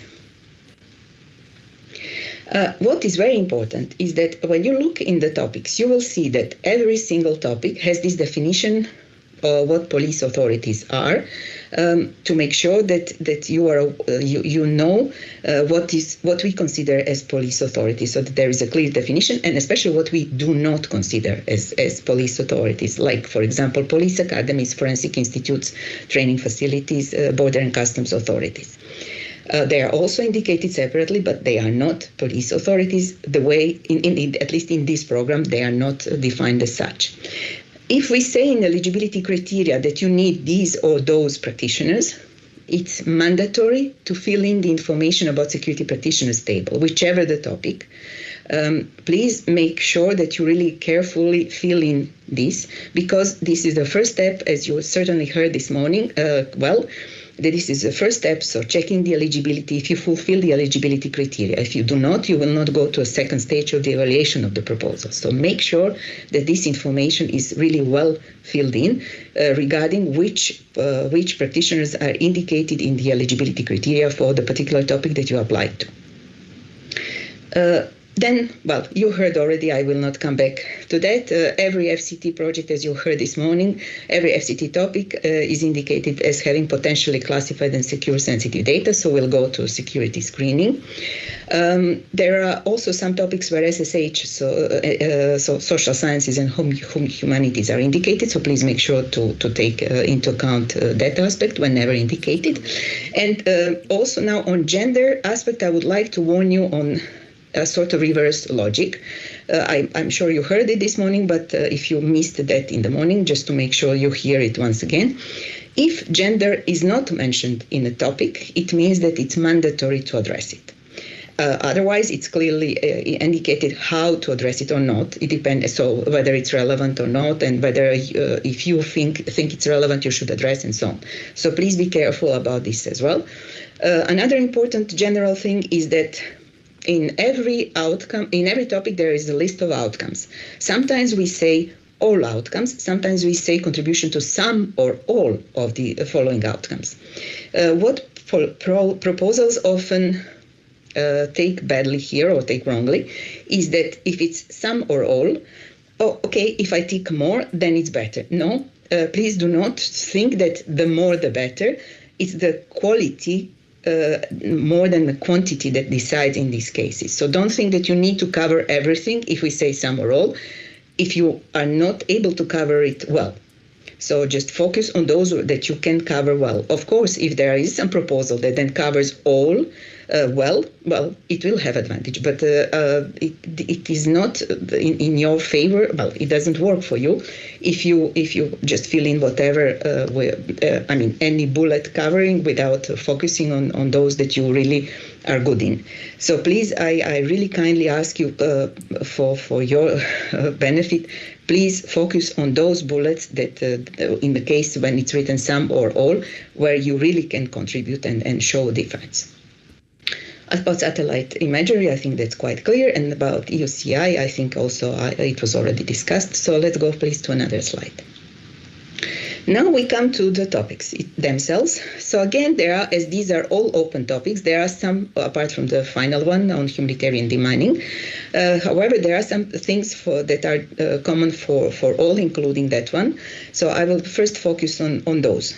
And then I will speak about every single topic itself. So what I said until now is introduction. It's general, it applies to all, but still, if you look in every single topic, you will still see some similar things just because they are open.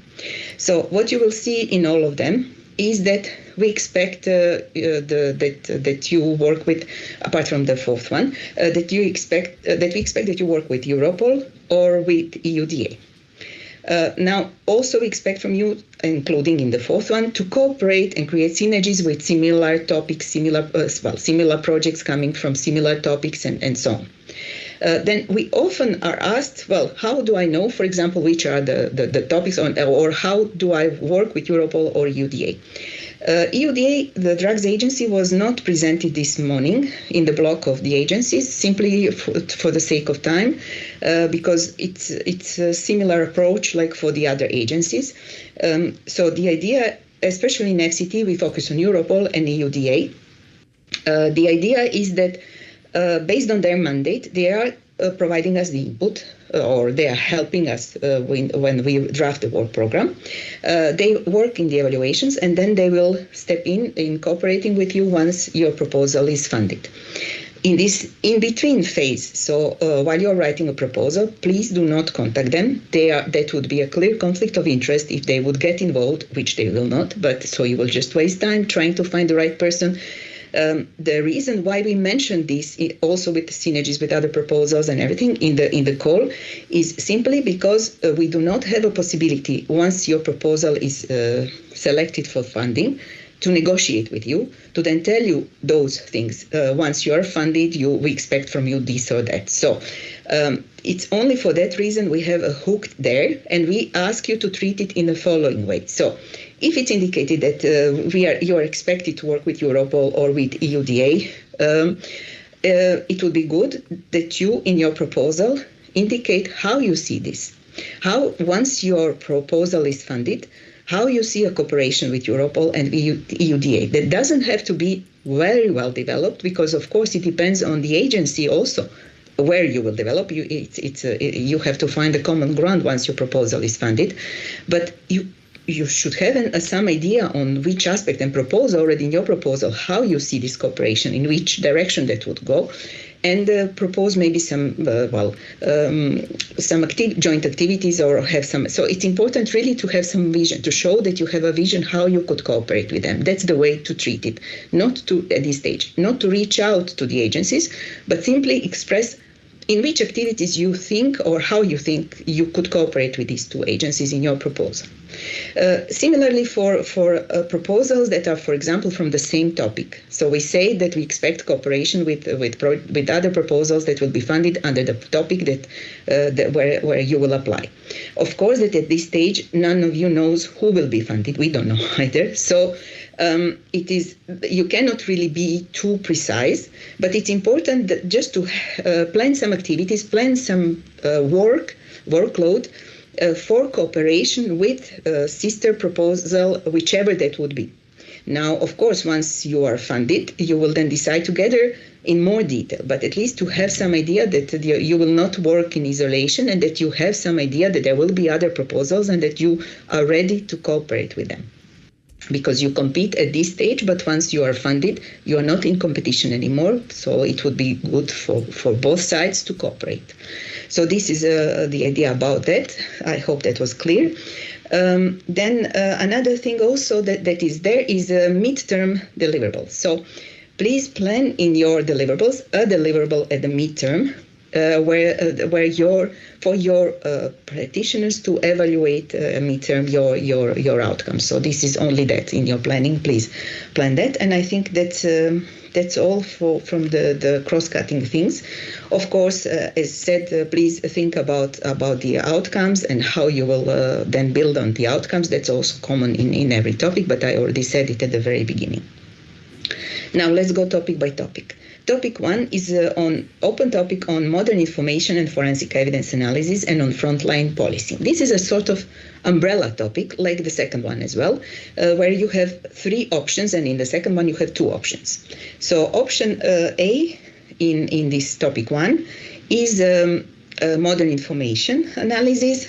Option B is no, that's option B. Option A is tackling advanced technology challenges. Option C is modernization of frontline policy. So in your application, you should say whether you apply under A, B, or C.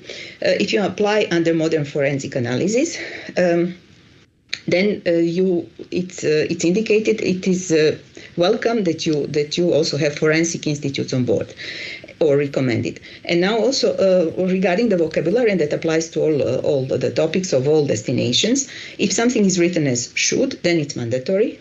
And if it's written as welcome, recommended, and similar, then it will be a bonus. It's an added value to your proposal.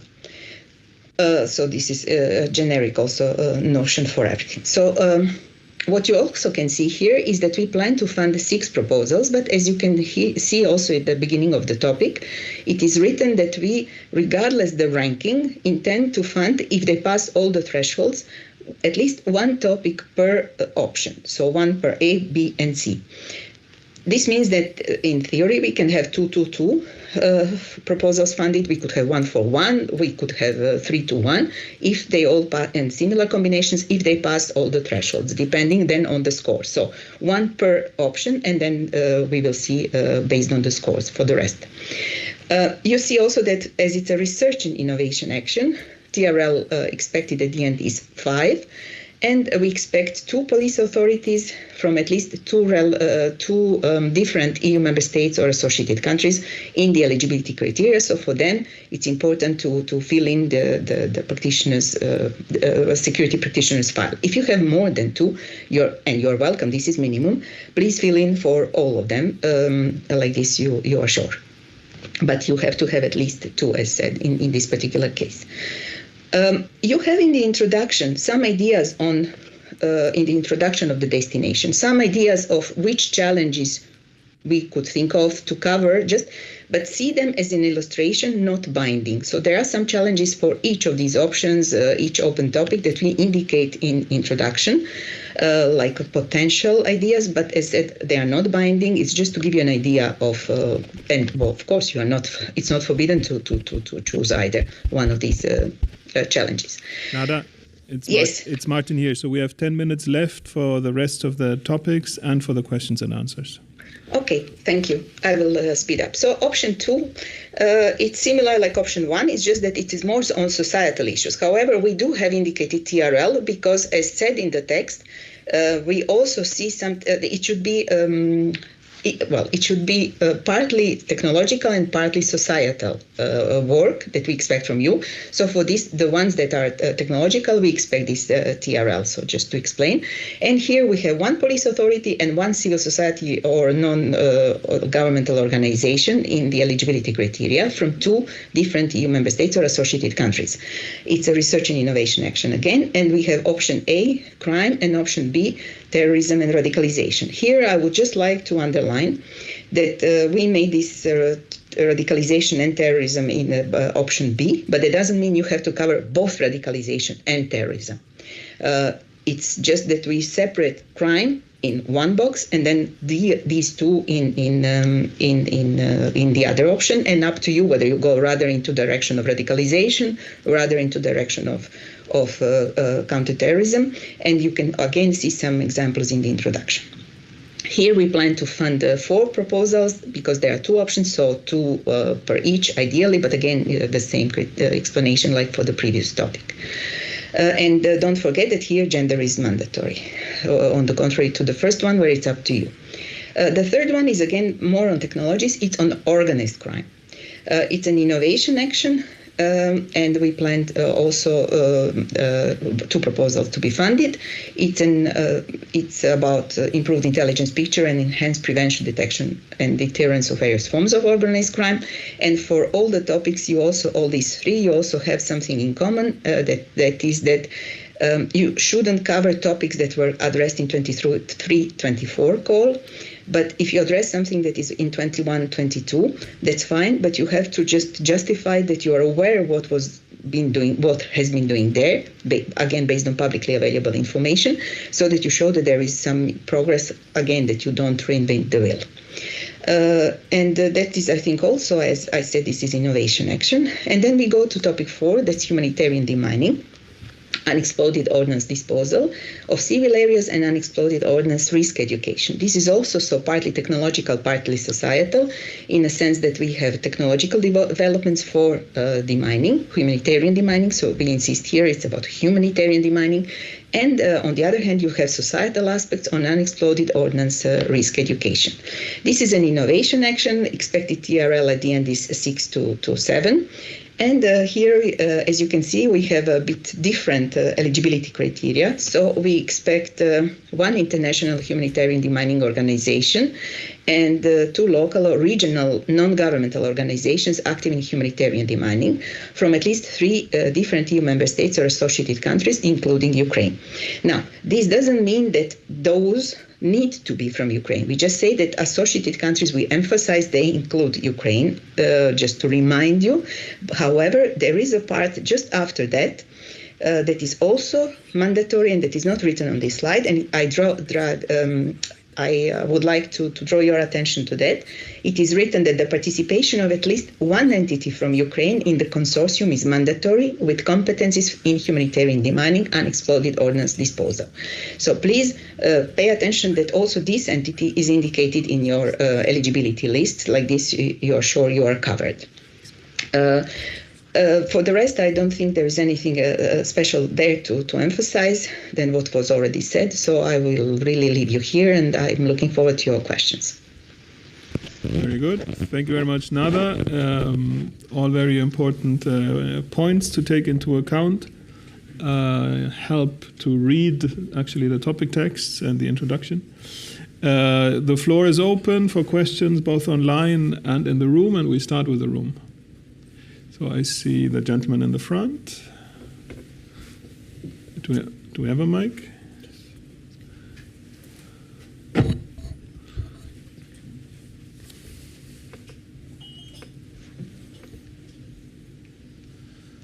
Pedro Basto from the Geneva International Center for Humanitarian Demining. Thanks very much for the brief. I have one question on the eligibility criteria. The International Humanitarian Demining Organization spelled out. Does it refer specifically, or does it mean specifically international humanitarian organizations conducting operations in the field of humanitarian demining, or could it include as well advocacy and other organizations that work, international organizations that work in the field of humanitarian demining but don't necessarily conduct field operations? Thanks a lot. We collect questions. So floor is still open. There were hands earlier. No. So Nada, if you could respond to the one question, and then we look online. Yes, thank you very much for your question. So it is indeed clearly written that it's International Humanitarian Demining Organization. It doesn't specify which type of the organization, so we do not make any distinction there, whether it's operational or not. I hope that's clear. Yeah. Okay, thank you. I'm still looking around the room.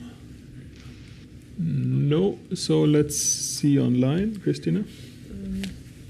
There was a very similar question that I think Nada already answered about asking about more information about the humanitarian demining organization. So I think that's fine. And then another question. Someone asks if it is needed to involve both, it's mandatory to involve both organizations from Ukraine and Syria, or if it's sufficient to focus on only one. Nada? Yes, but in the text of the call, it is not specified. Syria is not even mentioned explicitly. So Ukraine is mentioned explicitly, while there are examples of other operations, other mine-affected countries like Croatia, Cyprus, Bosnia and Herzegovina, Armenia. So please read the text. So when it comes to mandatory eligibility condition, eligibility requirements, we speak only about Ukraine there.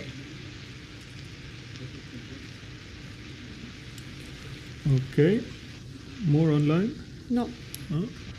Okay. Last opportunity? No, good. So thank you very much, Nada. So we close the round on FCT and we go. Well, thank you all, and I wish you all good luck and all the best for your applications. Okay, and next up is Sebastian Serbiak on resilient infrastructures. Very good afternoon. Sebastian Serbiak, yes, Unit F2, Security Research and Innovation. I'm coordinating the infrastructure part there.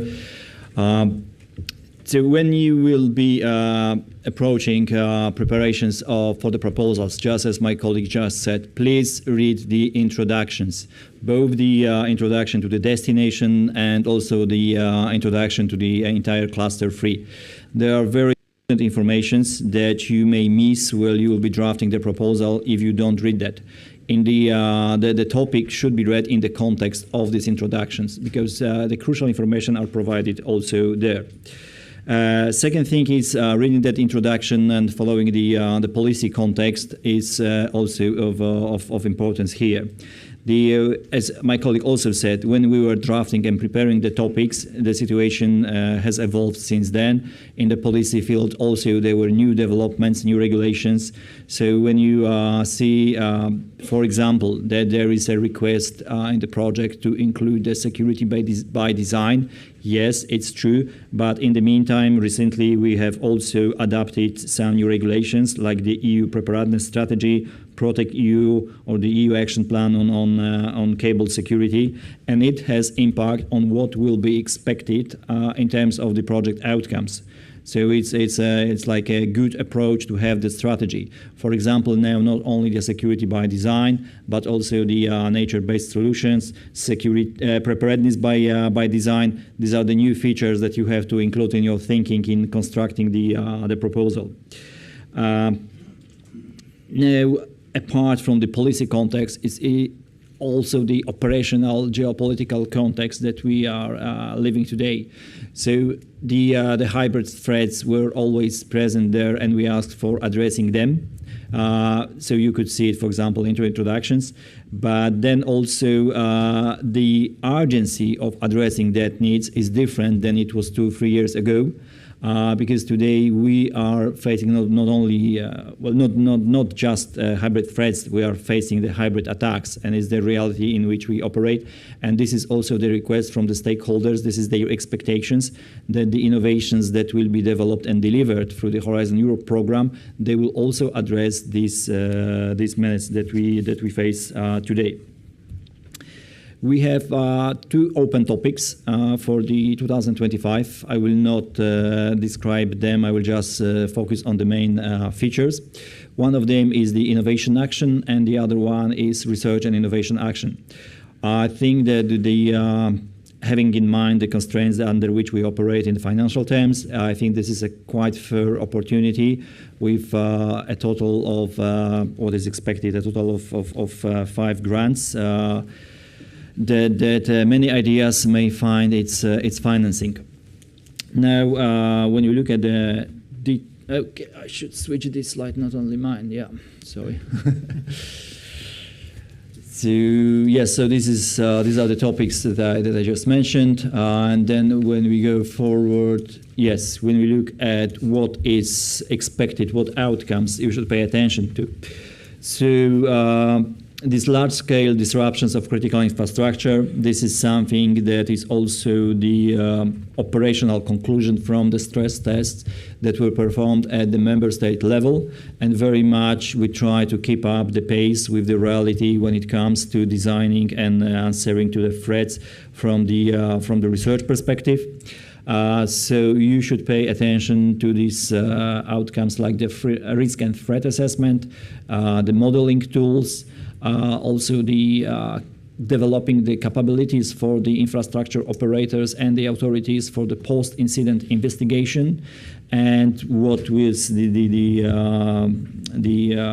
ultimate outcome. These are the new tools that can be used for either virtual or the physical stress tests. So that's something that is now in high demand on the operator's side. Going further, the second topic, that one has a different focus, so it's more on the human perspective. So what we want to do is to prevent and recover, if it happens, from any incidents that involve intentional or accidental harmful human actions. We also want to build the understanding of the human factor, so all the risks, so the entire threat assessment, the different scenarios that are applicable for that kind of challenge.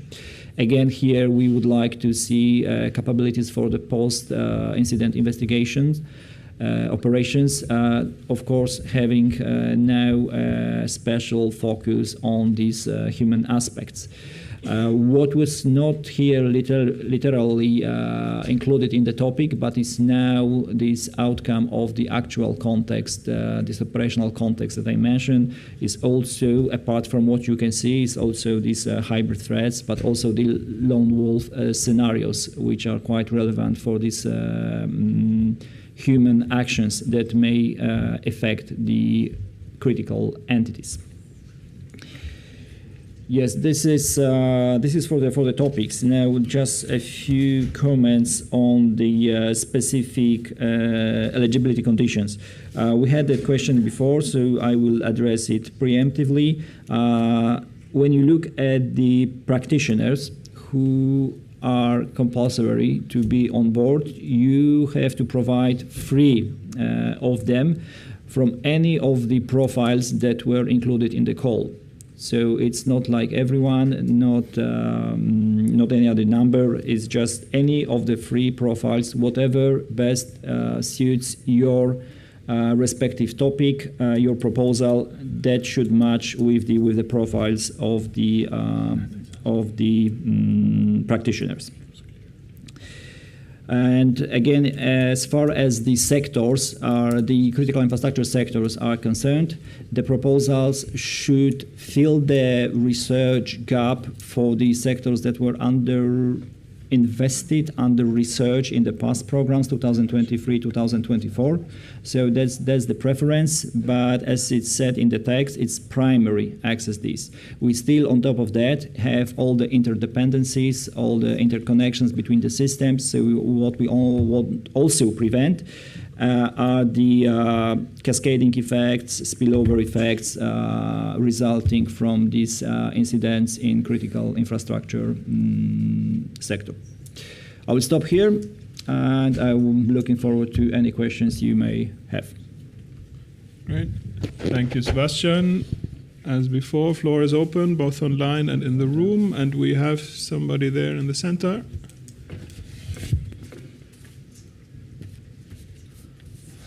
Hi there. Just one question about the underinvested sectors. So apart from going to Cordis, trying to find out, obviously, manually, what these sectors are, do you have any kind of cheat where people can go and, find out what this is? Obviously, this can have certain consequences after, but any public advice, that would be great. Thank you.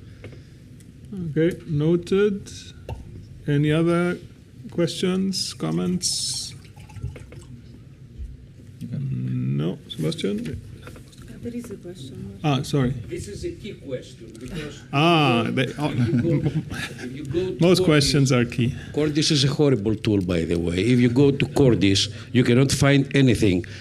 I'm typing some very key words, and then I can see research on cancer, I don't know, of bio thing and stuff like that.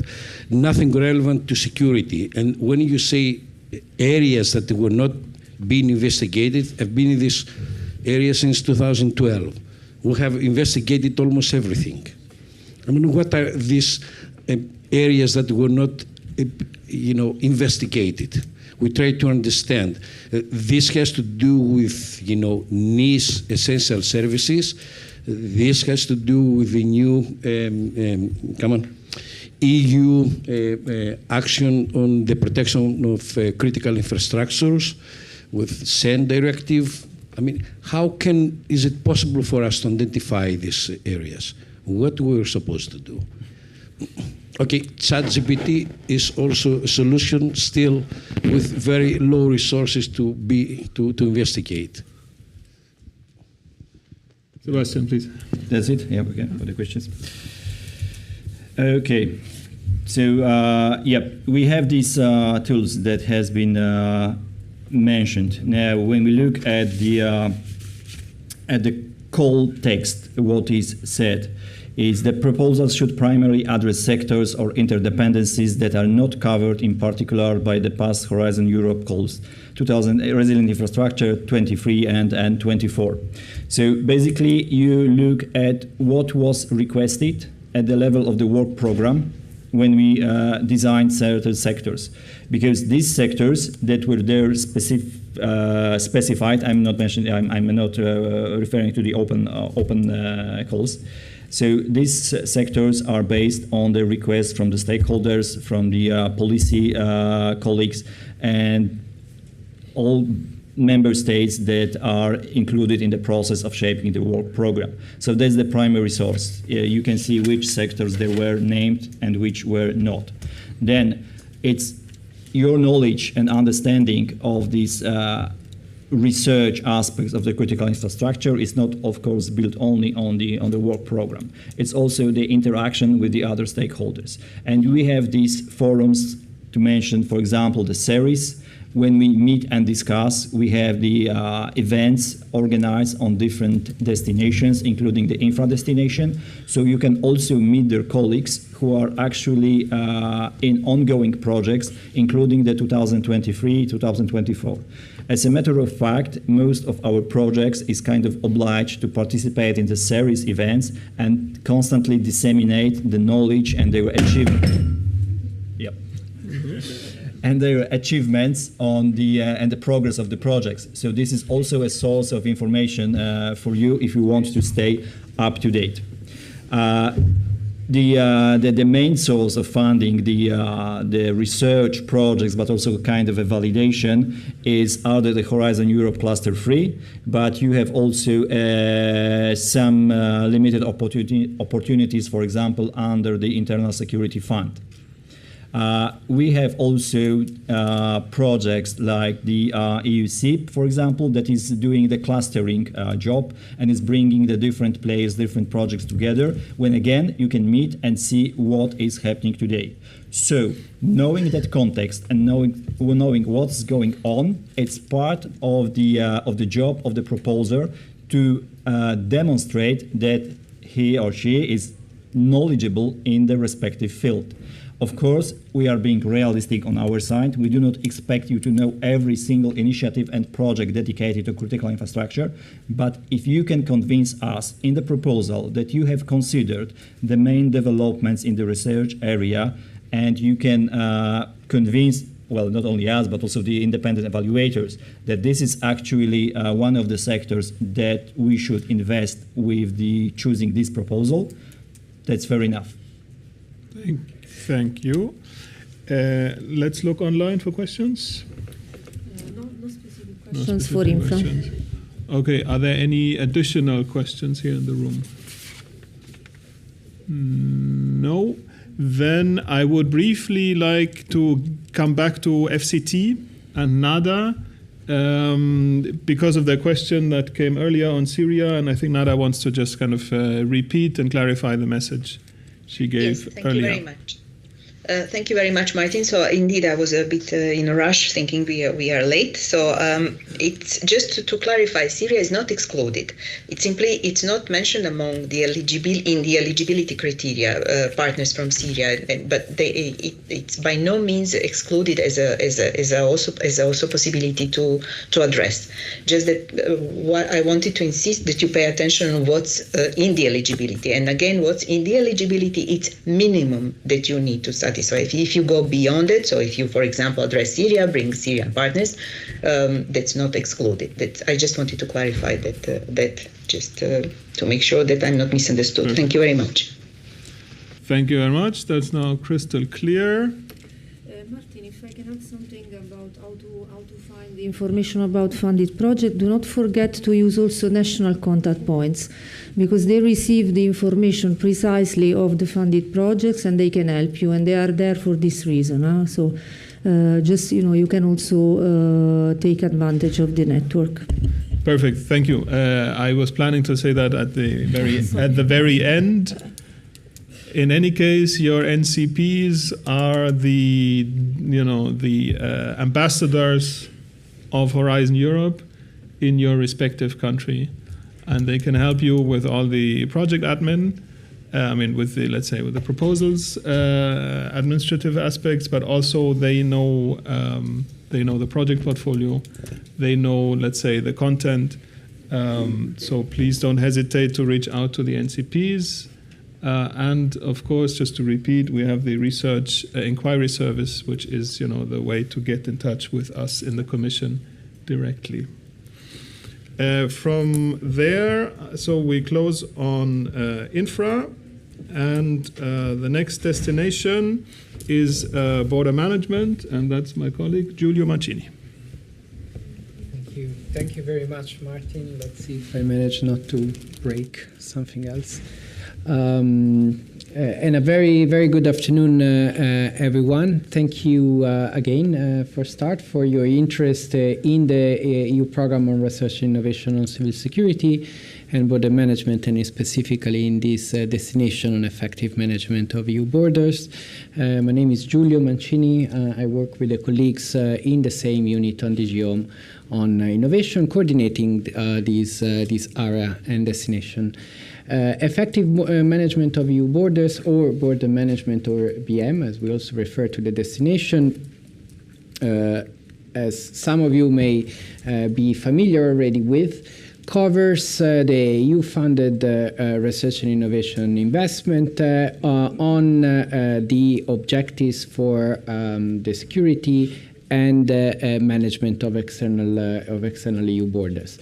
The general expected impact on which our work in this destination continues is still within the impact in the relevant strategic plan, which you see on the screen, and the destination is still organized into three areas within the same destination that largely correspond to the three specific impacts that you also see on this slide.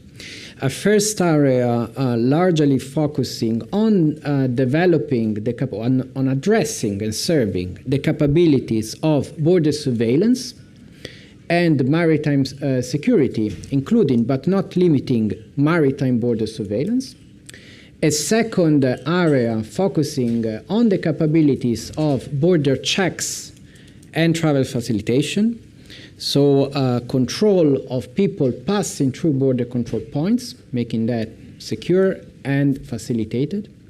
And a third area focusing on the capabilities on the security of the flow of goods and the supply chain, so mainly the capability of customs authorities on making sure that the goods that go through the external borders are secure, and that dangerous, illicit, and illegal goods are intercepted or prevented. So this destination includes the research and innovation that very much you implement, serving the capabilities and the needs, the future capability and needs, mainly of border authorities, coast guards, and customs authorities.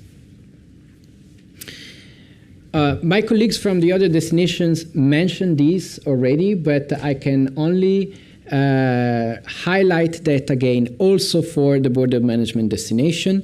It's very important that you have a look and read through also the introduction of the destination.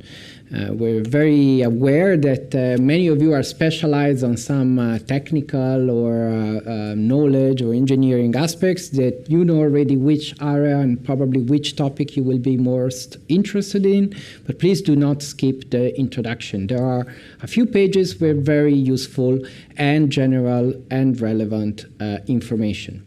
Firstly, because the introduction gives an update on the policy context. Our program, Cluster 3, is a very much applied research and innovation program, applied in an area that is very much linked with the policy and the political priorities of the EU and European countries, because it's security, because it's border management. In the introduction, you find an updated context description. Examples are some that are mentioned in the slide, like the EU port strategy and stronger common borders, but others include the political priorities of this European Commission. This is the first work program that we wrote with the new European Commission, where stronger common border is one of the main priorities, but also, for example, the new Europe Pact on Migration and Asylum, the new legislative context that is an overhaul of the European migration management legislation that includes some aspects of border management, and other aspects like the new legislative proposal on digital travel credentials of the future, which were presented last October, and other aspects also related to the security of the flow of goods, the supply chain, the customs. So please read that and also use it to keep updated while you're preparing the proposal and also while you would implement your project in the future. Keep updated and try to keep your scientific and technological work relevant with the policy context. Some capability areas are listed here as examples that are addressed by this destination. This is a non-exhaustive list, but examples include situational awareness, monitoring, preparedness, and reaction in border management tasks, including managing or reacting to illicit or illegal activities involving people or goods across the external borders, safeguarding but also promoting fundamental rights in border management practices, studying and developing border management solutions that do not only respect and safeguard fundamental rights, but can also promote and improve the management of rights of people involved in these tasks, be it EU citizens or third country nationals. The safety, user experience, and performance of the staff, of the people, the practitioners, the border guard staff, the coast guard staff, the customs authority staff that work, facilitating the travel of bona fide passengers that cross borders, so making that as easy and quick as possible, while at the same time maintaining the security for people who may not have the rights or may be threats to cross borders.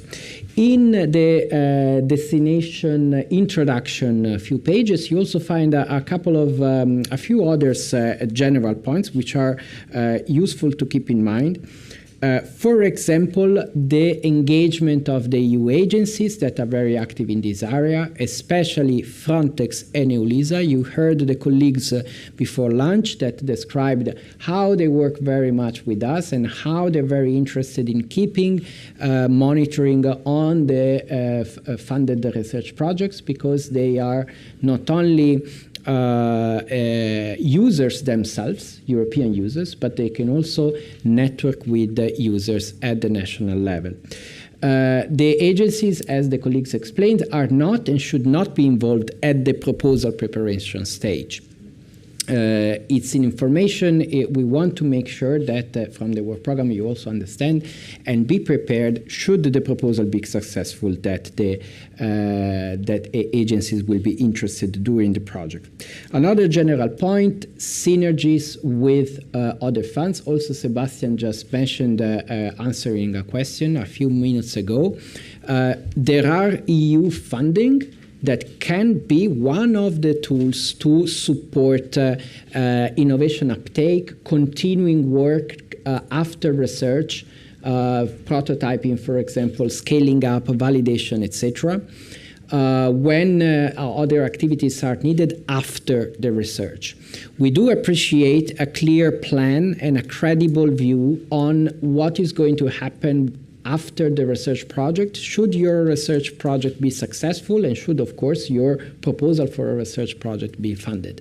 Because sometimes in these processes, you need to plan way ahead, several years ahead, and sometimes it's good to make sure that you have a credible plan for the long-term development of a solution. If you're proposing to get funding to bring something to a medium to high TRL, do you have a plan for what could come next, including synergies with EU funding like the Internal Security Fund or the Integrated Border Management Fund.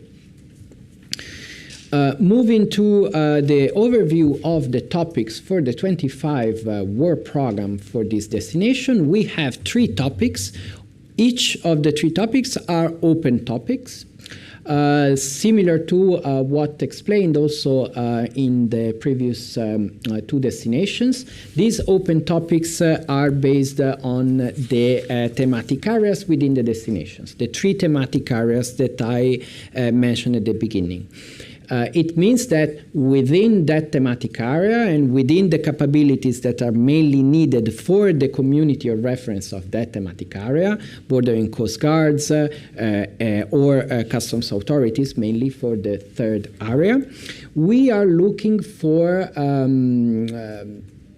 proposals that address new, unforeseen, upcoming challenges in the tasks of those users in the future, and or propose to address challenges in a creative or disruptive ways in terms of solution, be it technical, scientific, or knowledge-based solution. So in that sense, they are open topic, welcoming, addressing wider or new or unforeseen challenges, and or with solutions that are creative or disruptive compared to others, but still within the areas of border surveillance and maritime security, travel facilitation and border checks, and security of the flow of goods for customs and supply chain security. The first open topic, as I said, corresponds to the area on border surveillance and maritime security. It is an innovation action, so aiming to a relatively high technology readiness level as a goal, 6 to 7 TRL as an objective. Addressing the capabilities, needs, the future capabilities needs of border surveillance and maritime security. Again, the maritime this topic proposals under this topic can address surveillance of green borders, or of blue borders, or of both. And can address use cases and capability needs across a variety of use cases and context that may be needed for the practitioners in this area, be it border guards or coast guards. The challenges and the threats and the challenges can also include aspects like hybrid threats at the external borders of the EU, including but not limiting to the instrumentalization of migration, like we have seen in the last few years in the eastern border, in the northern border, as well as various aspects of illegal trafficking or of migrant smuggling. This is and something that is relevant for both this topic and the next topic. This is the first work program that we wrote with after the capability roadmap of the European Border and Coast Guard had been published. It is mentioned and referred in the work program. You can also find a direct link to the capability roadmap. The capability roadmap is a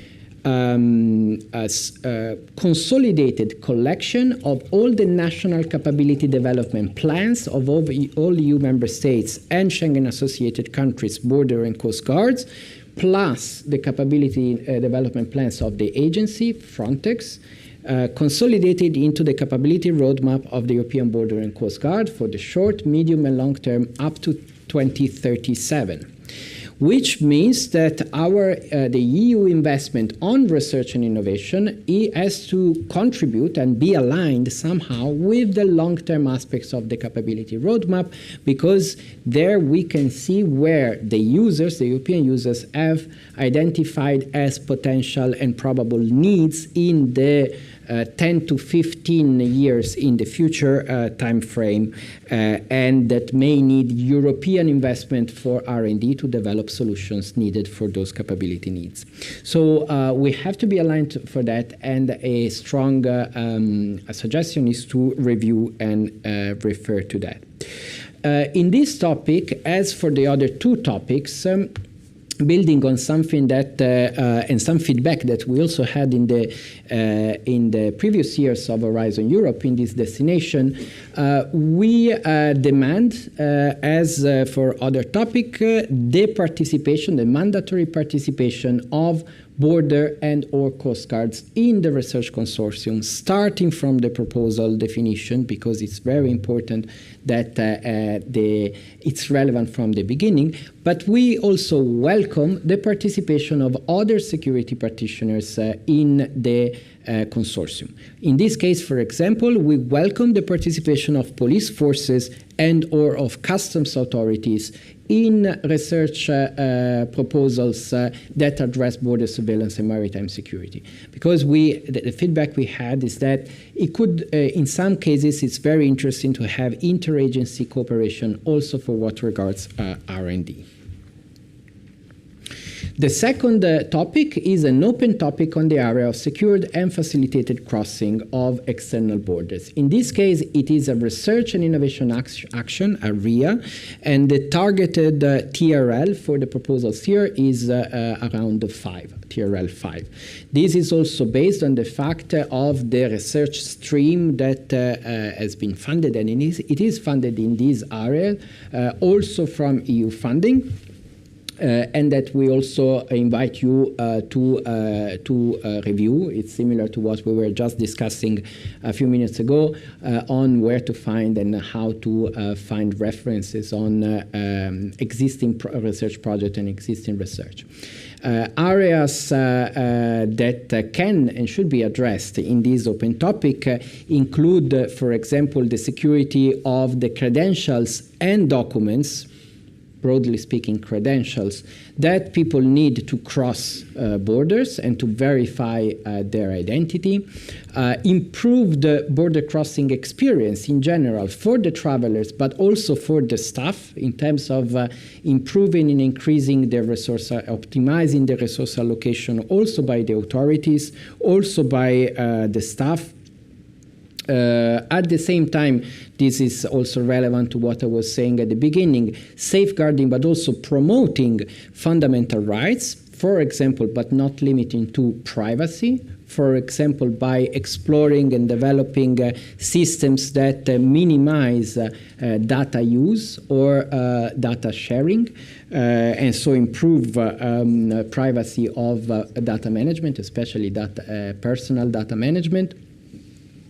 And that at the same time address objectives like more secure border crossing, but at the same time facilitated border crossing for those who can and should be facilitated, at the same time securing external borders and indirectly improving the security of the Schengen area, which remains the largest area of the world of free movement. Also in this case, it's not mandatory, but we welcome the participation in the consortium of police authorities and/or of customs authorities. The mandatory participation is for border guards responsible for the border checks at BCPs, the border control points, but we welcome the participation of other agencies, again addressing the potential that I mentioned earlier. And last but not least, we have an open topic on the third area on better customs and supply chain security. In this case, it is an innovation action aiming at ending TRL about 6 or 7.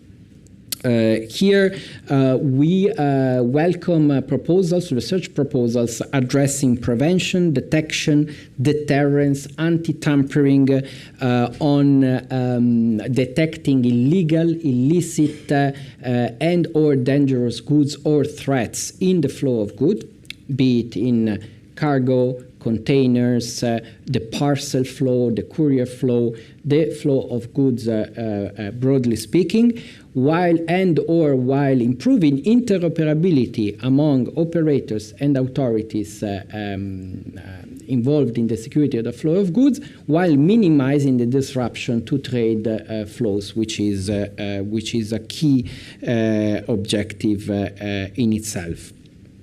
When I say illicit, dangerous, or illegal goods, it means that the proposal can address one or more of possible targets. There are some examples in the text, but they're not exhaustive examples, and they are drugs, narcotics, illegal drugs and or their precursors, dangerous items or threats like chemical, biological, radiological, nuclear material and or explosives, but also contraband, or even natural or flora and fauna or protected items that may be trafficked, and so on and so forth.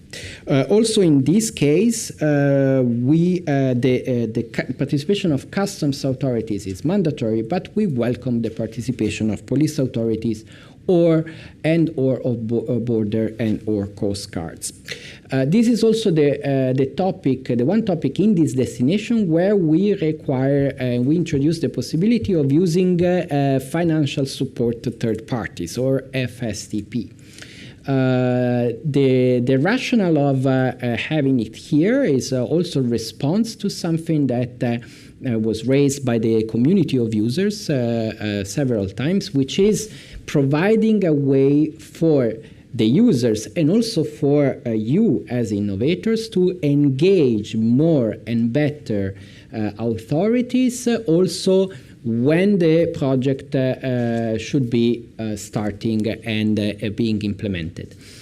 So the principle is that in this case, customs authorities, some customs authority have to be in the consortium from the beginning, actually from the definition and the design of the proposal, because that's very important. But later, should the proposal be successful and during the implementation of the project, additional customs authority, like in this case, can be engaged in a possibly easier way through financial support to third parties, so let's say sub-granting, for example, to allow additional piloting and validation activities or additional review activities and more input from customs authorities. It's particularly relevant for this topic because there is only one customs authority per country. So it's quite differently than, for example, in some cases, police forces or civil protection forces or even border or coast guard authorities. It's relatively more difficult to engage customs authorities. And that's all from me, and I'm happy to take any question if we have a few minutes. Thank you, Thank you, Giulio. Floor is open. Please. I guess I have if you wait for the mic.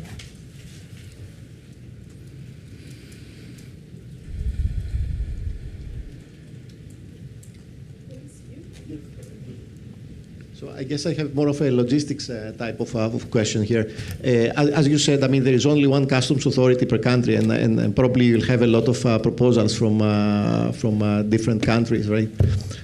So then it's viable that the customs authority in one country, say France or Belgium, would be involved in 5 or 6 projects or more if there are submissions from this country, right? Okay, we see we collect further questions. No. Giulio, would you like to answer this one? The short answer is yes. Usually, I mean, from what we can see from our side, which is not necessarily valid for the other side and all practitioners and all applicants and all authorities, but usually we may feel the opposite problem, that maybe an authority may not have enough resources to manage to be in many different proposals because it takes a little bit, it takes a little bit of bureaucratic work, etc. And the use of FSTP may help engaging authorities which are interested in the topic, even if they're not partner in the winning in the best, what will be evaluated as the best technical proposal. Thank you, Giulio. Last opportunity to ask questions. No. Okay, then we can all use a coffee. So coffee break until 4 o'clock. 4 o'clock sharp, please.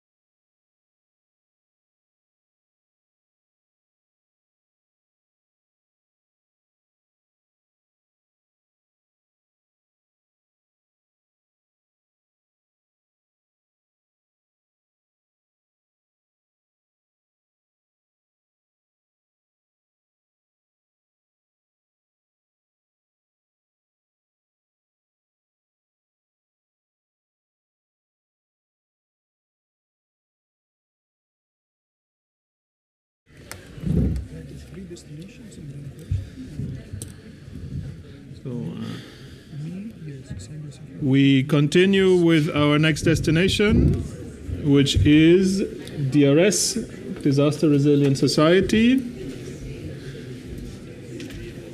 I wait for only just a few seconds. You ready? Yep. Okay.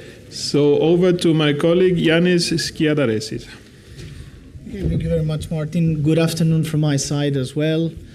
I'm Yannis Kedaresis, working in the Unit on Security Research and Innovation in DG Home as well, in the European Commission, and I'm the area coordinator for disaster resilient societies. So today I will present to you, yes, if we go to the first slide, that's it. Thank you. So today I will present to you some general aspects of the destination before I dive into the different topics. I think the mics are, sorry for that. Yes. Okay, so basically what I will try to focus as I said. No, it's working. Okay. So basically regarding disaster resilient societies, as a destination, I will provide for you a short snapshot. First, you see here in this slide our core values of our strategy. So starting from the policy alignment, we try to ensure that all the research and innovation outcomes maintain the focus to the final policy use and to be in alignment with the policy priorities. In that sense, the new Preparedness Union strategy that I will come in a bit and explain is the new framework that we have for DRS, that is the new policy dimension. The strategy and the destination should be future forward-looking in terms of planning. So you heard me speaking in previous years about capability development planning, and the capability development process needs to be forward-looking, to be more anticipatory and not reacting to future crises. Therefore, we have to be more prepared in that sense and not to respond to crisis after crisis. The third dimension is the societal compatibility, where, of course, there we have to ensure that the development of any kind of tool, solution is socially acceptable by the society. The fourth is industrial growth, where we pave the way for industrialization, but also the deployment of successful research and innovation outcomes. And then, of course, the EU sovereignty, where the technological sovereignty is an important component in order to develop these critical technologies for the preparedness of the European Union. Here, as a snapshot, I have a short explanation with a scheme on the policy framework of disaster risk management, starting from the overall UN, the United Nations Sendai framework for action, where it was the overall umbrella of our goals and actions.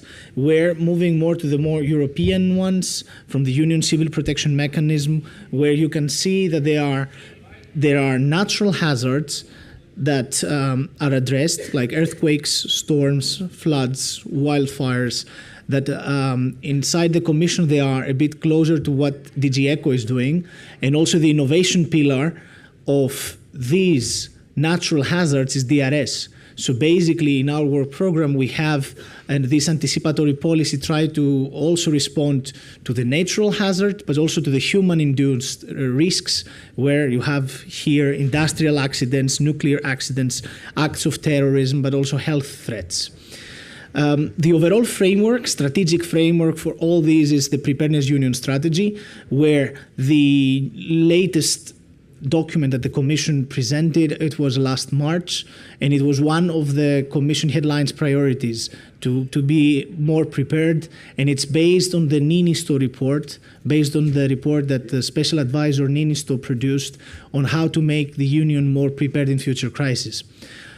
In parallel, together with the Preparedness Union strategy, we have the EU internal security strategy, which both documents complement each other for the natural hazards and also the human and induced risks and hazards. And research and innovation, as you see here with flagship projects, is a very important pillar of all this. Moving on a bit on the general aspects of the destination. So from the strategic focus on how we aim to have specific impacts. from enhancing citizens at regional level, local level, but also national level with research actions. You see that the program supports the European Commission priorities, as we said, and the Preparedness Union is a key component here. It aligns with the disaster resilience goals and the Sendai framework, but also at the policy level has a strategic focus to bridge innovation, research and innovation actions with the deployment phase under different programs in the different programs that exist, like the RescEU or Union Civil Protection Mechanism. The expected impacts, I have here a quick quote from the strategic plan, where the reduction of losses from natural, accidental, or human-made disasters will be pursued. So that's the ultimate goal, I would say, of this research part. Then we have more specific impacts, in which you see we have the greater involvement of citizens in the whole process, how we try to be more prepared for future crises, and also to strengthen the capacities for first responders and to support a whole of governance approach, meaning that all the levels of governance to be more coordinated in future disasters and to respond more rapidly and more effectively in disasters. Some key objectives that are supported is to tackle multi-hazard risks, because of course risks are not coming to one by one disasters. They have a clear multi-level strategies for risk adaptation. The first responder capabilities and capacities are supported with the destination, but also in some cases we have the CBRN, chemical, biological, radiological, and nuclear preparedness and medical countermeasures aspects. That is, of course, a big pillar of the disaster resilient society's destination. Finally, the empowerment of citizens and local actors, as I explained before, in the whole of society now concept, that is something that we are trying to develop, involving citizens in this preparedness concept. Some other aspects is the clear multi-level governance from the local to the European Union. So in between there are other levels, regional, national, and that's of course also the international level, and all these increase a bit the level of complexity, as you can understand from with various actors that exist. The involvement of responders, be it first or secondary, it's also crucial, and it's expected project features. In some projects, you could see in some topics we request for the mandatory participation of NGOs, CSOs, and SMEs. Also, we try to emphasize the training, the awareness, and the communication that is an important pillar of the future projects, but also to have tested, interoperable tools. As my colleagues said before, I won't repeat the presentations, but it is important not each project to develop platforms, but to develop tools that are interoperable and can be used with high TRL at the end, with high technology readiness level, to also foster the final uptake of the solutions and not to have fragmentation uptake. So here you see that it's important that the project should define testing and data strategies from the start. Now, moving on a bit on the specificities of each topic, I will present to you more into detail the topic calls of 2025 for DRS. And the first one is the open topic on citizen and regional or local engagement in enhanced disaster risk awareness, including education in preparedness. The idea, as I explained before, the policy framework that we have is the European Union preparedness strategy. And this topic contributes clearly to the goal number 2, which is prepare, increasing risk awareness and preparedness of the population. So the intention is to fill in a massive gap that exists and to start slowly increasing the capabilities of risk communication and risk awareness by addressing the barriers between citizens and authorities. So this topic has these objectives to improve the preparedness through inclusive risk communications and citizen education. Another aspect is to have here knowledge transfer from past disasters, what worked, what didn't work in the past, but also to strengthen the cooperation between scientists, policymakers, practitioners, local authorities, communities, and to understand what is the right and appropriate solution involving society in all this process. So here you see in this open topic we have two options for applicants. One is to develop tools or solutions to improve disaster preparedness and risk awareness by citizens and regional or local authorities or local authorities. But also the option B is to develop a mechanism that enhance the dialogue between research, academic communities, but also practitioners and the levels of governance at regional and local level, having the uptake of results as a key aspect. So the overall budget is 12 million, and we are aiming to have 3 grants funded under this topic. And the topic requires, as eligibility, the involvement as beneficiaries of at least 2 regional and or local authorities, and at least 2 organizations representing citizens or regional and local communities, and 2 first responder organizations.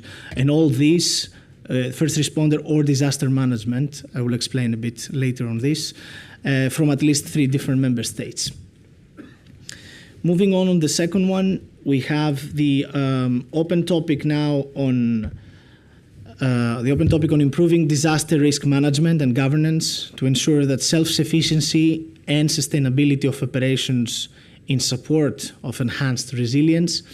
And with this topic, we are aiming to support the better risk governance from the early warning to the adaptation, but also to have the operational continuity in the disaster, in particular complex multi-risk environments, but also to reinforce what I mentioned before in the whole of society engagement with citizens to be involved and authorities to be also supporting and having in mind strategies for the vulnerable populations, meaning in every disaster to also involve the society as much as possible from preparation until the response.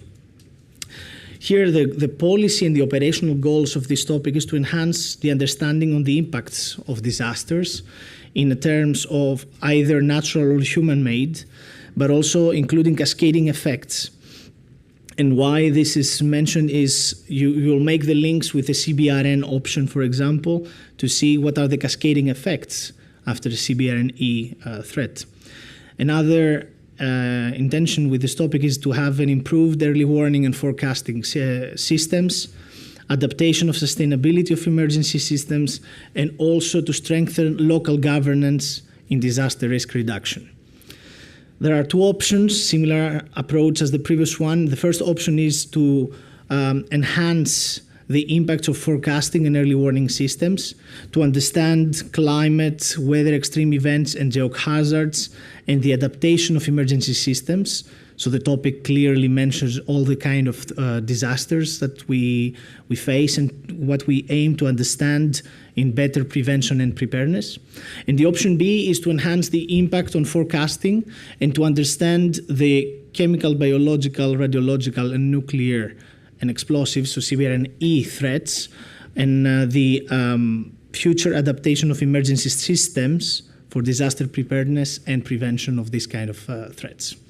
So here the total indicative budget is 10.5 million euros, and again the intention is to fund 3 proposals with the mandatory, of course, participation of at least 2 regional and local authorities, 1 disaster management authority, and 1 volunteer organization. So all these have to be from at least 3 different member states.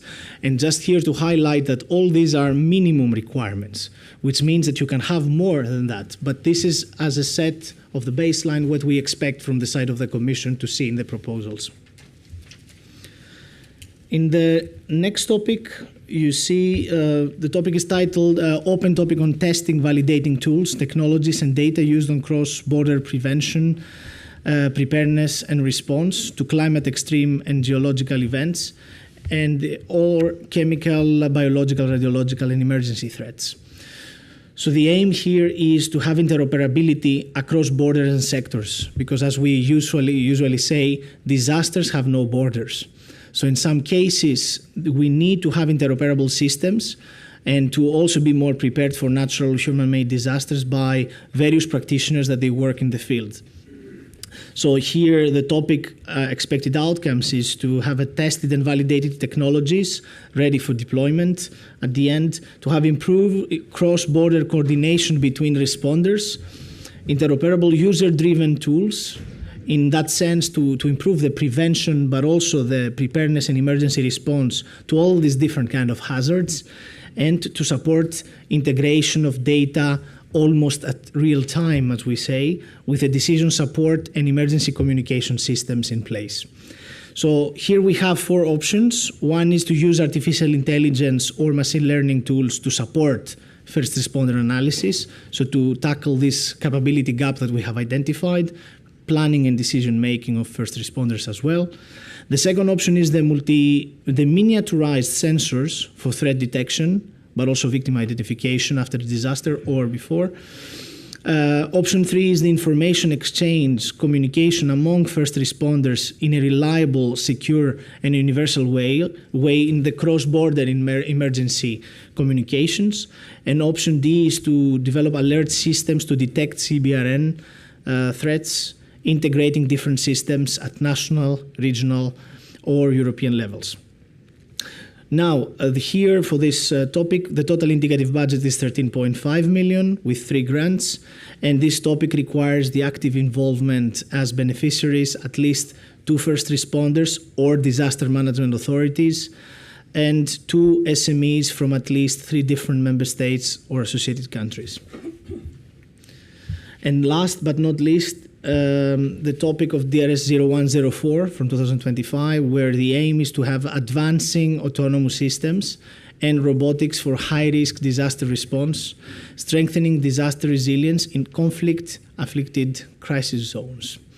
Here the intention is to develop and test autonomous systems to enhance the operational capacity, safety, and resilience of first responders in extreme hazardous environments, that in some cases there are conflict-driven environments. And of course, we've seen that this is not only at the policy level very high in the agenda mentioned in the Preparedness Union strategy, but also in the internal security strategy. But we have to be more careful to have, as we say, more safety for our first responders in this kind of extreme situations, in the multi-crisis environment that we are living in. So here, these conflict-driven disasters, it is explicitly mentioned in the topic, the case of Ukraine, of course, and there is an urgent need to advance resilient and safe tools to support the emergency responders in these operations. The expected outcomes is to develop a multifunctional autonomous system for search and rescue, hazard detection and supply delivery, to have enhanced remote sensing and real-time situational awareness for responders and decision makers, for development of user-centered design and almost real-world testing, simulating conflict conditions, and also have training and capacity building for responders in autonomous system operations and maintenance, which we think is also very crucial. Here, the total indicative budget is 5 million, and we are aiming to fund 1 grant. And we request as the involvement of some beneficiaries from at least 3 first responder organizations or agencies from at least 3 different member states. And with that, I think I will conclude my initial presentation. I will allow some time for question and answer. You mentioned Ukraine today. Yes, I mentioned that the Ukrainians. Good. Thank you very much, Yanis. Floor is open. Gentleman in the red shirt.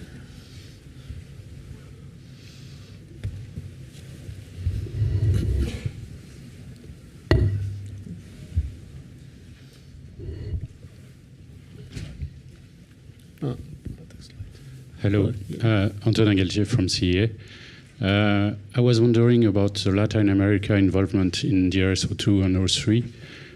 What type of partners do you expect, and what budget should be spent? And should there be a use case developed in those countries? So now there was also a question in the center of the room. Yeah.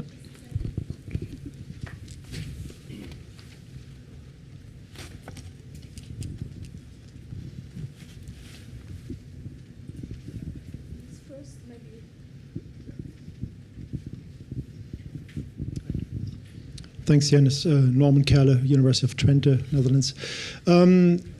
The DRS calls, they're also cross or co-funded by DG ECHO, which is unusual. So there's DG ECHO money also pouring into these. Can you say a little bit more about it? Also what it says about the priorities of DG ECHO, what they're trying to get out of these projects? Let's clarify that. One more question, maybe.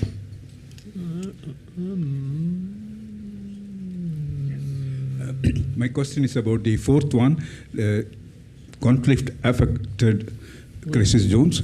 See, there are different locations are there, like Ukraine and Israel and so forth. That is one part. And the second part is autonomous system. It can be land, air, or marine. So do you have any specific area? Because each crisis-affected area is different, and also the different types of autonomous systems are different. So can you throw some light on this? Thanks. Okay, let's take those three. Yes. Thank you for your questions. I will start from the first one with the involvement of Latin America for DRS-03.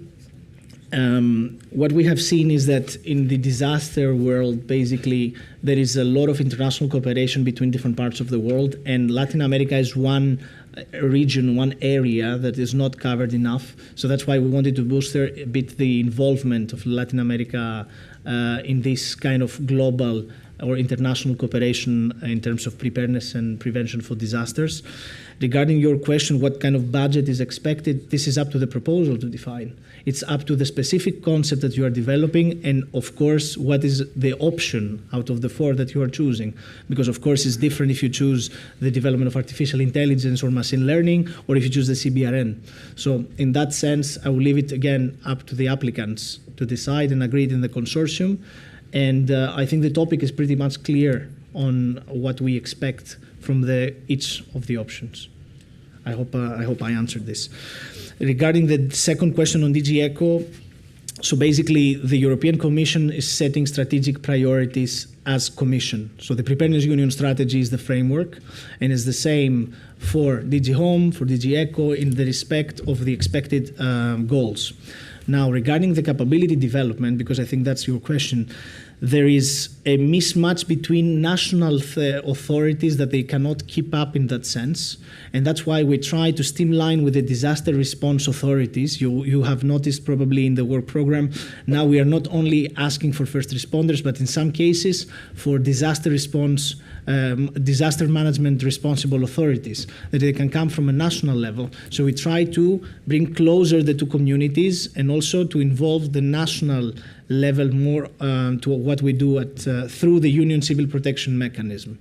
Therefore, the DRS projects are, as I said, the research and innovation pillar of Preparedness Union strategy, and then the follow-up, which is the deployment, is through UCPM and RescEU, but it's not research. So this is deployment of the solutions, and it continues afterwards. Therefore, strategic priorities are the same, and then it's a different part of the research and innovation deployment or development. If we're talking about the research part, is what we do now through DRS. If we're talking about the capacity building and the next phase is what DG ECHO is focusing more together with the member states, trying to prepare with capacities and stockpiles. And regarding the last question on Ukraine, on the DRS-04, you have noticed that the topic focuses more on capabilities. As we say, we are a capability-driven program. We do not prescribe technologies in that sense. And that's why in the topic, it's open up to the proposals to decide for each scenario or for which area specific autonomous systems are required. So we do not want to prescribe what kind of autonomous systems are the ones that are needed beforehand, and we leave it again up to the consortium to decide based on the specific scenario that you will take on board in your proposals. And I'll stop with this. Perfect. Thank you very much. And we have three comments at least online. Yes, thank you very much, Martin. So first, a question on DRS-01. Is there an expected technology readiness level for the demonstrator developed under option A? And then another question is, what is the expected role for academia research in option A? And that's, I think, that's all for DRS01. I think I can maybe... I can still give some questions. So DRS02 and 03 about Latin American and Caribbean countries involvement. Shall there be a cross-border use case? And then another one is DRS0103 mentioned to choose one option, but there are 3 grants. So should we consider at least 2 options? Otherwise, an option will not be covered. So I think this is about how to deal with the options. Okay. Final one that is a bit more general. In DRS, there is rather specific terminology. For instance, volunteer organization, first responder, disaster management authority, where I can find their definitions. Yes. Okay, I will start from the first one regarding the DRS01, the technology development, where the intention is to have tools that can be, I would say, at the end of the project, operational, and in that sense we expect prototypes. I think it's specified in the work program. If not, this is a question that you should submit in the research inquiry service, and we'll come back to you in writing. Regarding the second question about the option and the research organization, what use cases? What is the involvement of the research organizations? I think also here the innovation part is important to be embedded in the discussions. So the practitioners are focusing often on operational aspects. So the research organizations are always providing the more innovative way and touch in this development. So we expect to see, as always, a research organization to be involved. Regarding the question on Latin American and use cases, again, I will not try to indicate something specific here, and I will leave it up to the proposals to give us what kind of use cases they have in mind with the involvement of each of the beneficiaries in the proposals. Because we often see that the example that we give is over-registered and over-explained. So I would like to leave it open to you to have what you plan in your respective proposals. Regarding the options, to answer this question, the answer is no. So if we fund 3 topics, does not mean that each topic has to be from one of the proposals. It's clearly written in the work program that we have 3 options, and then the best proposals will be funded. So sometimes we see that excellent proposals come from the same option, can be funded, and one option, because of lack of funding, might not be as adequate to be covered. And the question was also about proposals covering several options at the same time.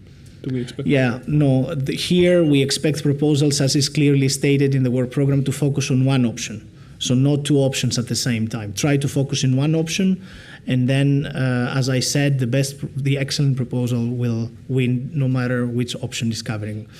And finally, on the definitions, we have a nice fact sheet together with my colleagues from REA on the questions and answers of the funding and tender portal, where you find the definitions.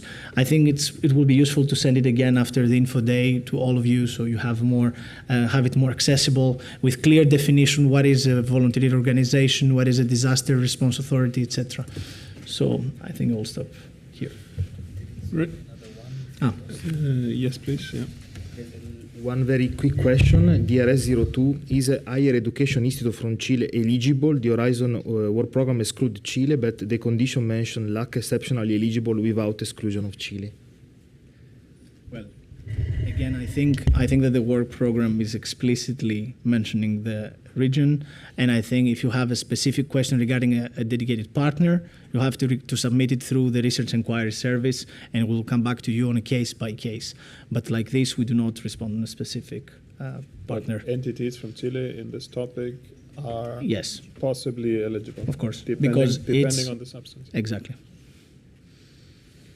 Good. Last chance here in the room. No. And right on time. Thank you for your interest. Thank you, Yanis. And the next destination is SSRI, my colleague Filippo Giacinti.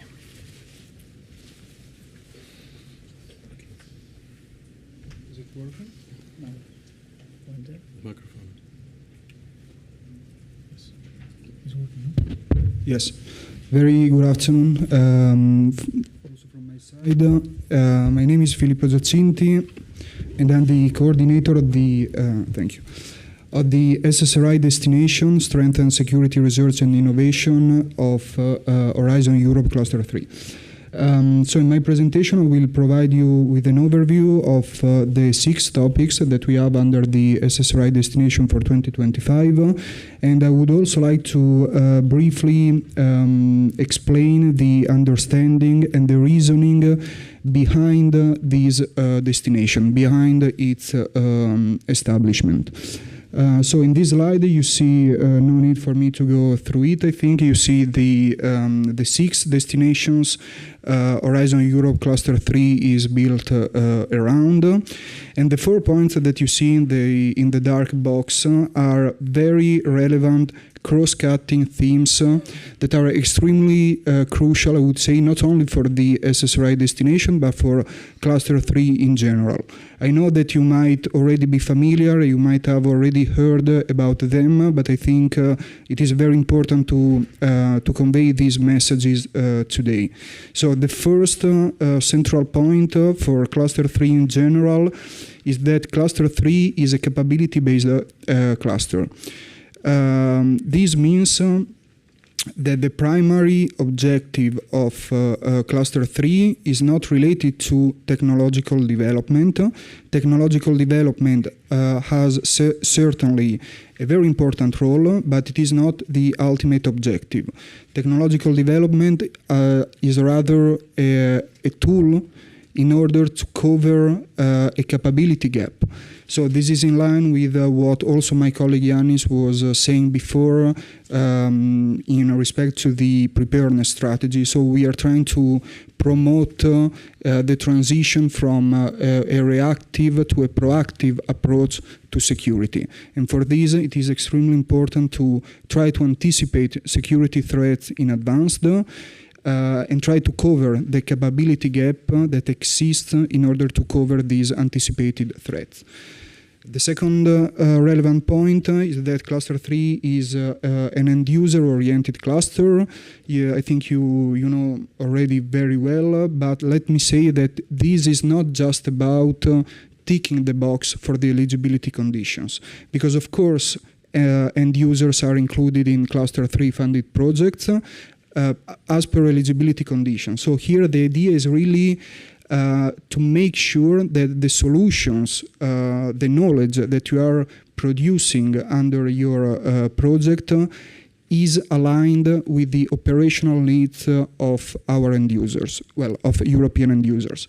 And this is, of course, also a way to facilitate future uptake and the future adoption of the solutions that you develop, because if your solution is not aligned with the operational needs of the practitioners involved in your consortium, then at the end of the project, very likely your solutions will not be adopted. The third point is that we try to promote is the one linked to synergies and market creation. Synergies in particular relating to what we call the follow-up funds, so basically other funding opportunities that can be used in order to bring the solution that you develop under Cluster 3 funded project to an higher TRL, so closer to deployment. Just to give a few examples, we have the ISF, Internal Security Fund, in the field of civil security. We have BMVI, border management and visa instrument, if you're working in the border management destination. And we also have the CAP, the knowledge action for prevention and preparedness, if you're working under the DRS destination. Last but not least, the societal dimension. This has also been mentioned already, but here basically the idea is that if you are not able to explain the benefits of a specific security solution to society and to citizens, then it's very likely that this solution will be accepted by society, and therefore it will not be uptaken or adopted by practitioners.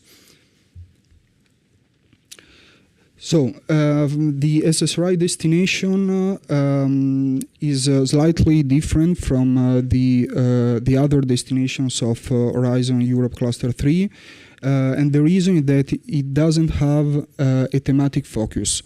So the rationale behind this destination is to promote and implement actions and initiatives that can serve transversally the expected outcomes of the other Cluster 3 destinations.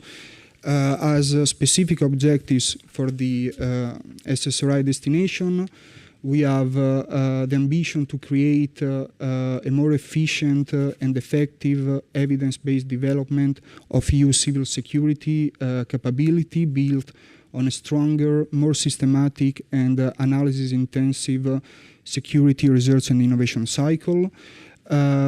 We have increased innovation uptake, as I was mentioning before, and so this is very much linked to increased industrialization, commercialization, adoption and deployment. And last but not least, we have the promotion of cross-cutting knowledge for common security solutions. So what I was referring before, here we try to reduce sector-specific bias and to break the thematic silos across the other destinations to make sure that if a solution is an innovative solution, it doesn't matter for which security destination it has been conceived, designed and developed, we try to maximize the adoption of those solutions.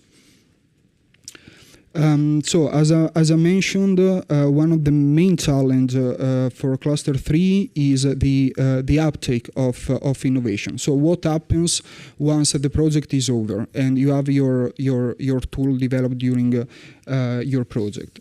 In the past years, the Commission has done an extensive work to understand which are the main factors hindering and enabling innovation uptake. And this is a study, it is public, so you can access it. It was published in 2022, and here you have in red some hindering factors such as the clarity of IP rights, market fragmentation, the challenges associated with public acceptance, and other. While in green you have the enabling factors, so funding mechanisms, clear communication and dissemination flows, procurement mechanisms, end user involvement, and other. So in this regard, we are trying, we know which are the challenges, we know which are the factors that are hampering innovation uptake. So now we need solutions to overcome these issues. And what we are trying to propose as solutions to overcome these challenges is that we are trying to create a favorable environment to generate specific knowledge. We try to foster and promote a structured dialogue and coordinated action among market actors. We promote the use and the exploitation of catalysts of uptake. We will see later what we mean by this. And last but not least, we conduct cross-cutting security research. So in this slide, you have an overview of the topics for the SSRI destination in 2025. We have 3 coordination and support actions, 2 innovation actions, and 1 PCP, pre-commercial procurement initiative that we will now see more in detail. So the first topic for 2025 is a coordination and support action for national contact points in the field of security and cybersecurity, fostering the links with national community building for safe, secure, and resilient societies. This is a coordination and support action aimed mainly at supporting and reinforcing the services provided by national contact points, both toward their national entities and also to the Commission, for instance, in terms of aggregating the needs of their national entities and transferring them as a feedback for future programming to the Commission.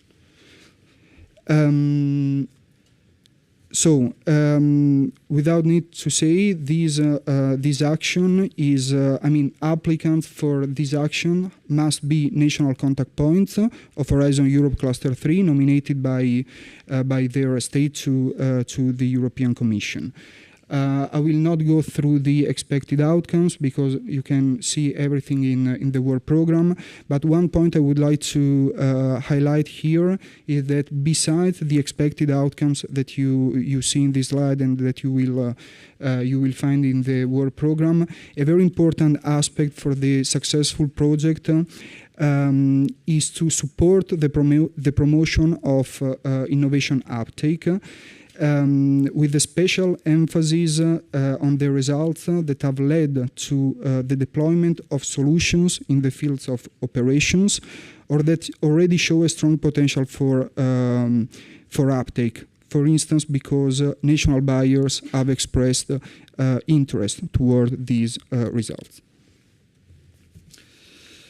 The second topic for SSRI 2025 is another coordination and support action for uptake acceleration services. So this is a CSA aimed at offering services and guidance to entities in the security ecosystem to achieve market uptake.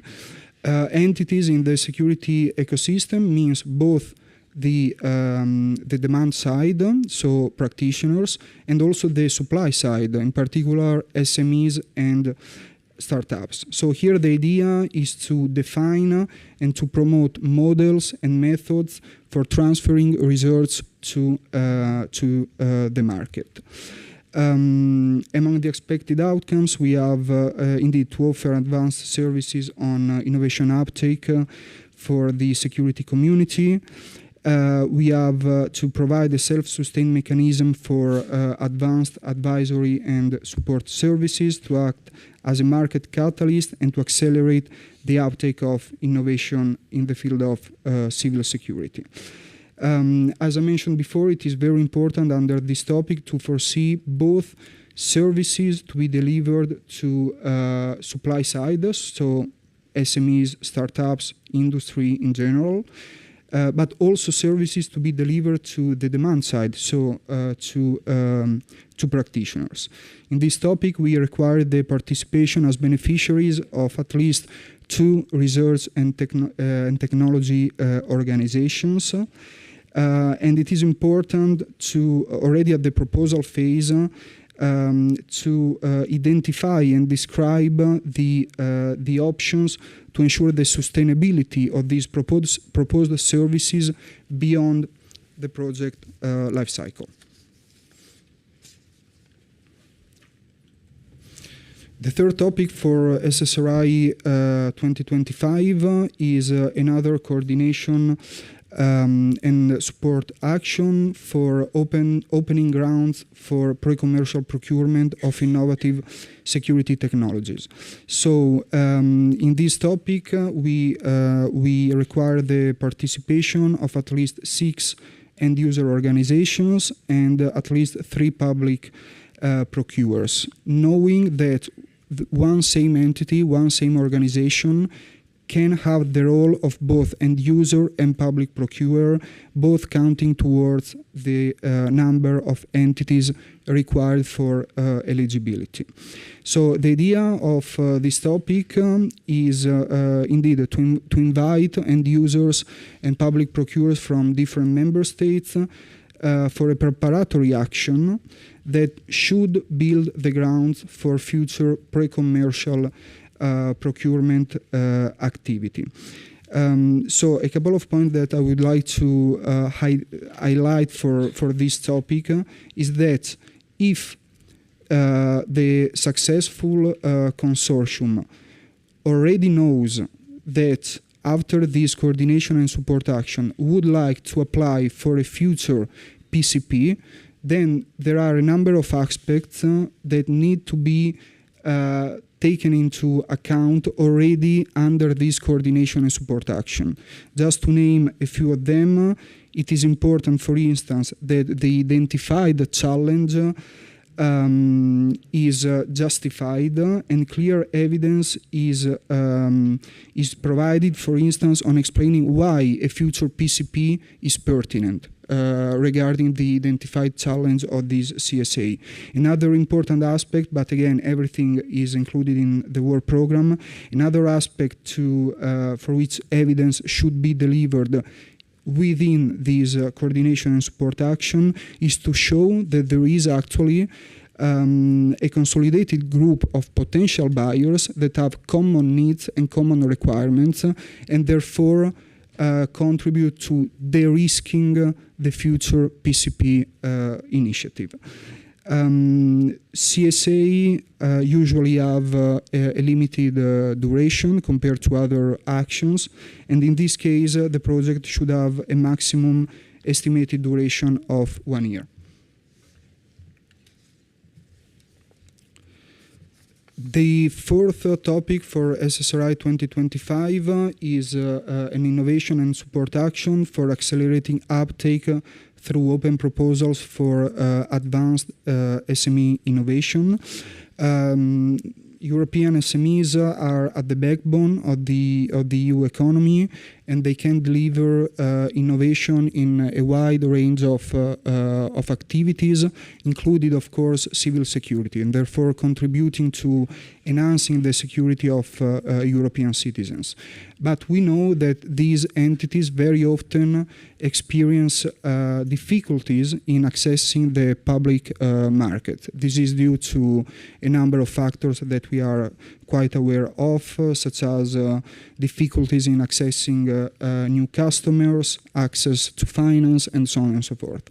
So the very idea of this topic is to offer a collaborative environment for small and medium innovators to tailor their innovations to the specific needs of civil security end users. And these should, at least from our perspectives, also have a positive cascading effect for future uptake and adoption of these solutions. In this topic, we have a minimum of 3 to a maximum of 7 partners, with at least 2 SMEs involved from 2 different member states, and at least 1 end-user organization involved in the consortium. The participation of non-SMEs and of research and technology organizations is not excluded, but if these are included in your consortium, the budget should be limited to 15% of the proposed budget, while at least 50% of the budget should be allocated to SMEs.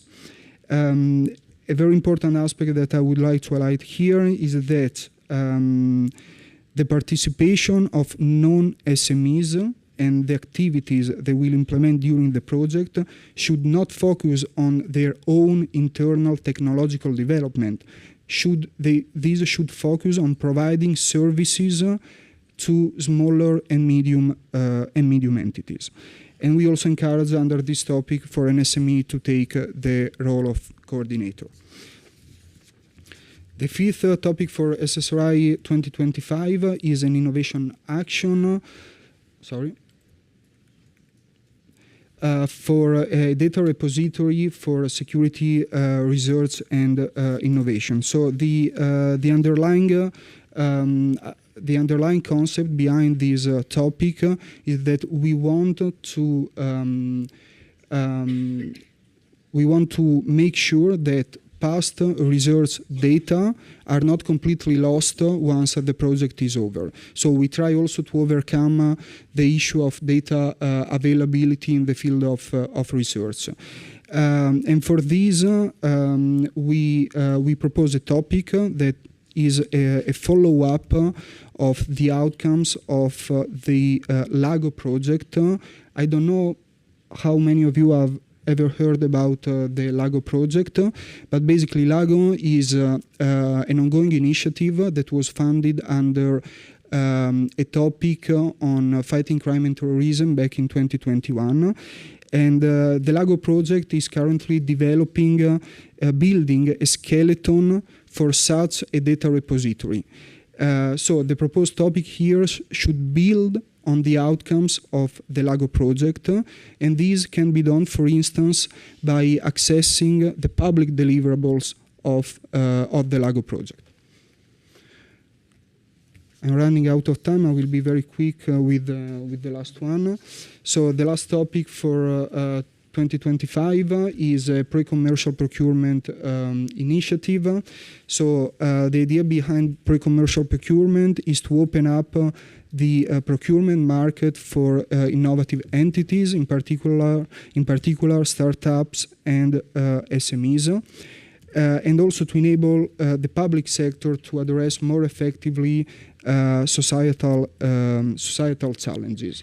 So in this slide is represented the two-stage approach that we use for the implementation of pre-commercial procurement, starting with the coordination and support action, a preparatory action where practitioners can work together to define common needs.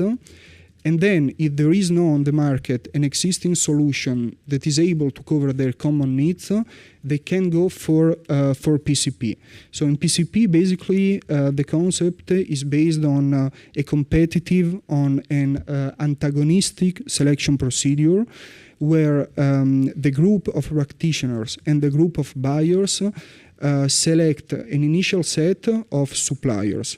Here you see under phase 1 4 suppliers, but this can be 5, this can be 6 suppliers. And then at each phase, from prototype development up to the third phase, there is a restriction of this supplier. So in the end, only the best solution for the group of buyers included in the project will be considered. But the positive point is that also all the other suppliers will receive funding for testing and validating their solutions. So maybe their solution will not be adopted within the project consortium, but they can go, for instance, to other customers that might be interested in uptaking their solutions. We have already seen in some past cases that some solutions that were not selected as the final solution within the project were still able to reach the market thanks to funding for testing and validation.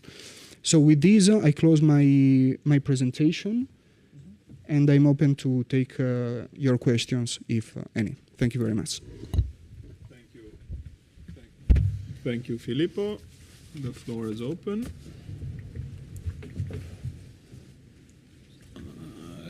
And we have a question online, please, Davide. Yes, Martin. There is a question related to SSRI 04, and they ask, is different from the related accelerating uptake for a small and medium enterprise innovation call of the Digital Euro program?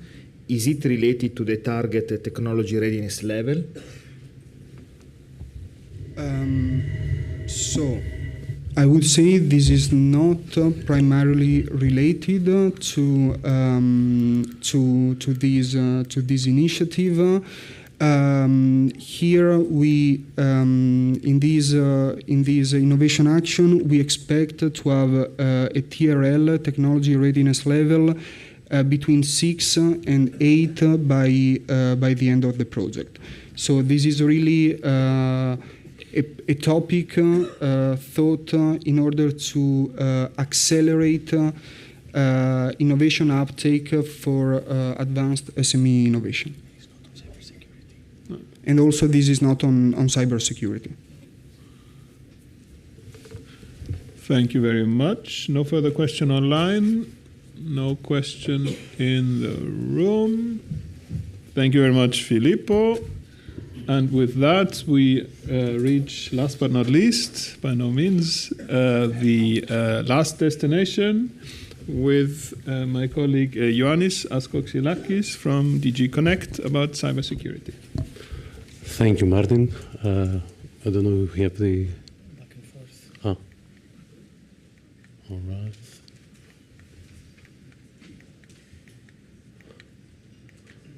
All right, here we are. So I will walk you through the topics that we have in cybersecurity for 2025. I will start with some broader context.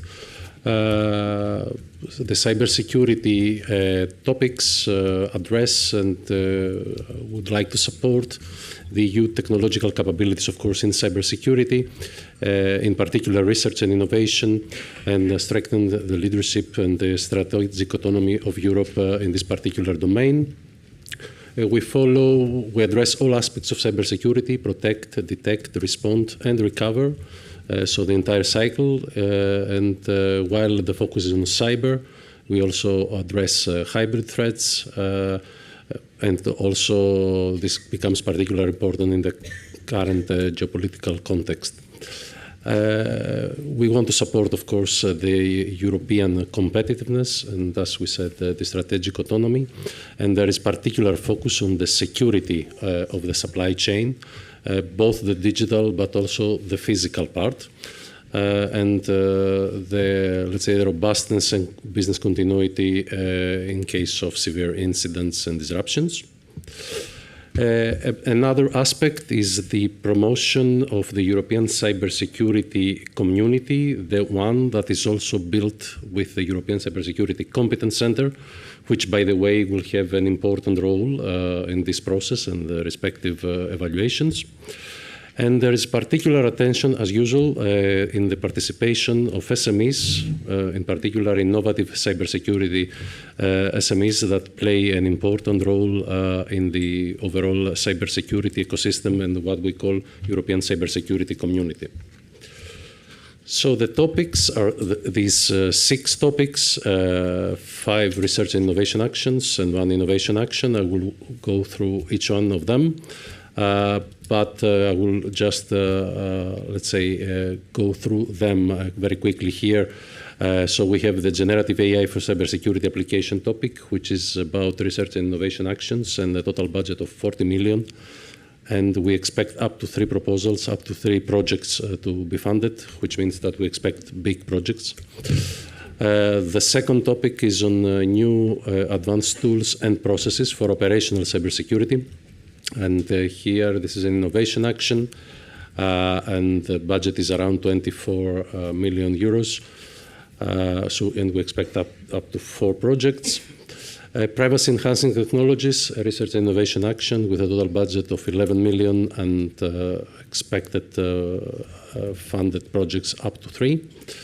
Then 3 topics on post-quantum cryptography in this domain. So the PQC primitives, the PQC algorithms, and the integration of these algorithms to high-level protocols with 4, 6, and 6 millions per topic. And for the first topic, and for all these topics, we expect up to 2 projects. So going first to the generative AI for cybersecurity application topic. Here we have 2 sub-domains. The first subtopic, let's say, is developing, training, and testing generative AI models for cybersecurity, so for monitoring, threat detection, response, and self-healing capabilities in the context of digital processes and systems, including adversarial AI attacks. So 3 let's say, domains: advanced threat and anomaly detection and analysis, adaptive security measures, and enhanced authentication and access control. Overall here, the focus is on the use of generative AI for cybersecurity technologies. And the second topic, the second, let's say, domain, is the development of generative AI tools and technologies for monitoring and compliance and automated remediation. And this could consider also legal aspects and the integration of the regulations, for example, in national legislation. So we could use here the generative AI for applications, for example, of the national and the EU regulation in digital systems. and the adaptation to a dynamic broader environment. The second topic is on advanced tools and processes for operational cybersecurity. Here we have various expected outcomes, and we expect to be addressed at least two of them.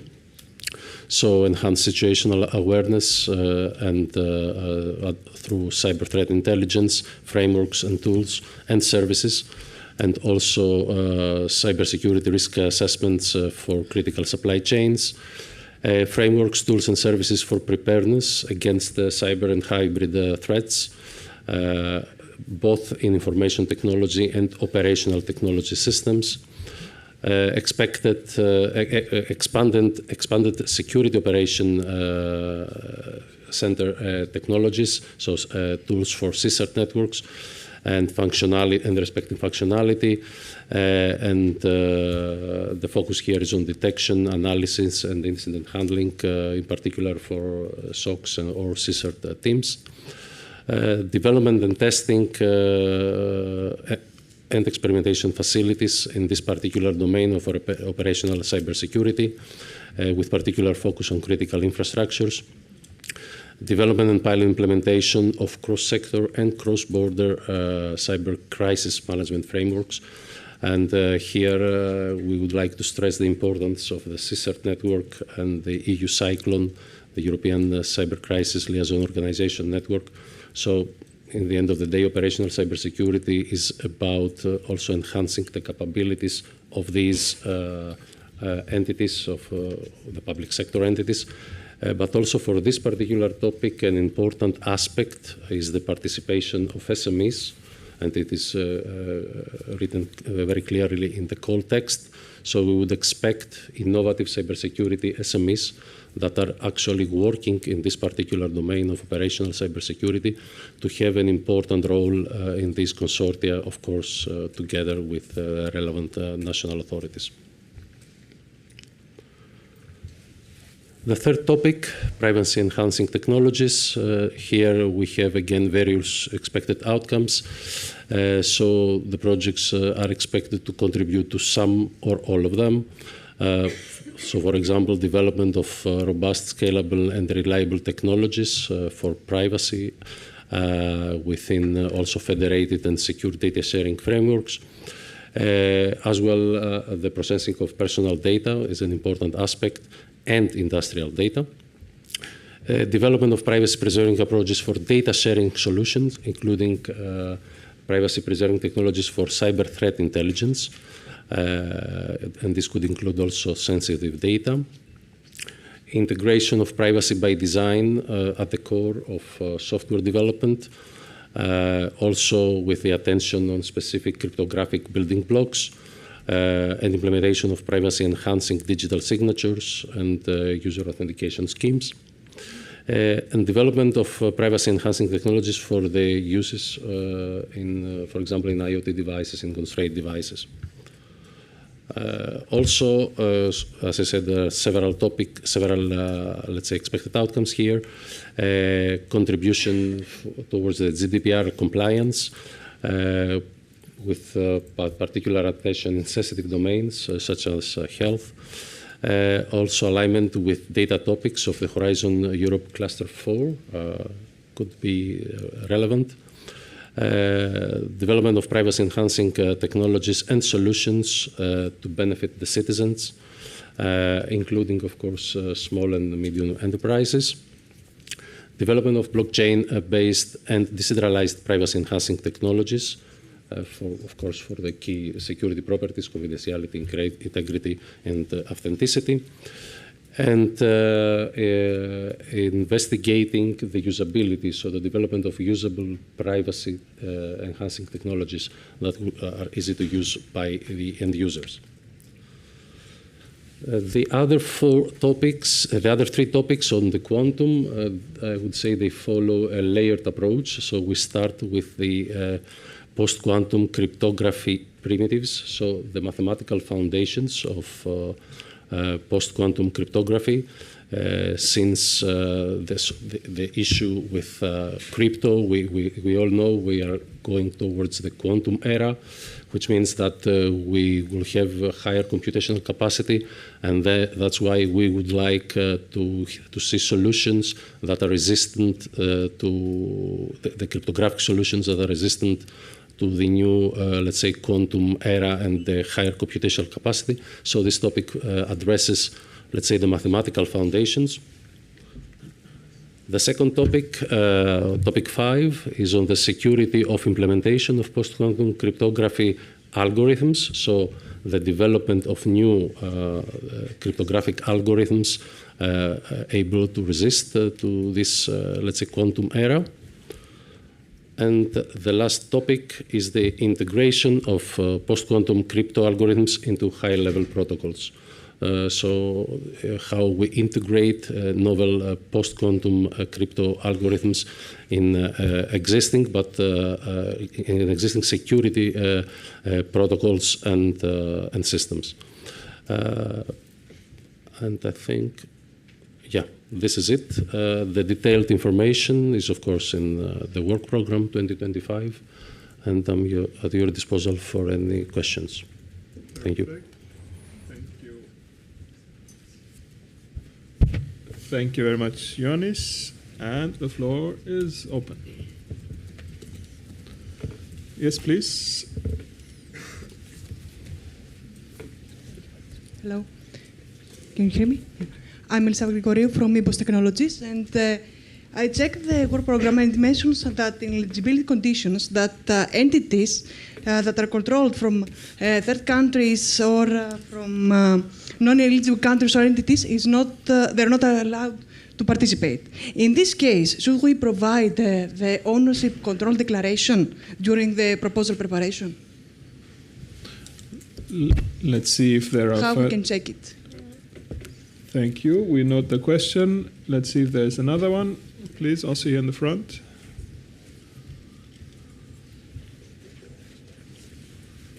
Yeah, actually, a follow-up on that. It's essentially if companies, participating companies, are multinational companies and they're based on the other side of the Atlantic, say United States, are they also? Do they have to go through the same process? I mean, it's a follow-up. It's a related question. Yeah. Okay. Further questions in the room? No. Ioannis? Okay. Thank you for the question. Topics 1 and 2, generative AI for cybersecurity and operational cybersecurity, are restricted to EU member states and associated countries. And this also includes the control of the companies, which means that it is very clear that we are talking about specific, let's say, European entities. And this is also aligned with the broader concept of the European strategic autonomy that it is targeted. Now, the privacy-enhancing technologies topic does not have any restrictions, so it's as usual in Horizon. And for the three post-quantum crypto topics is EU member states, associated countries, and OECD countries.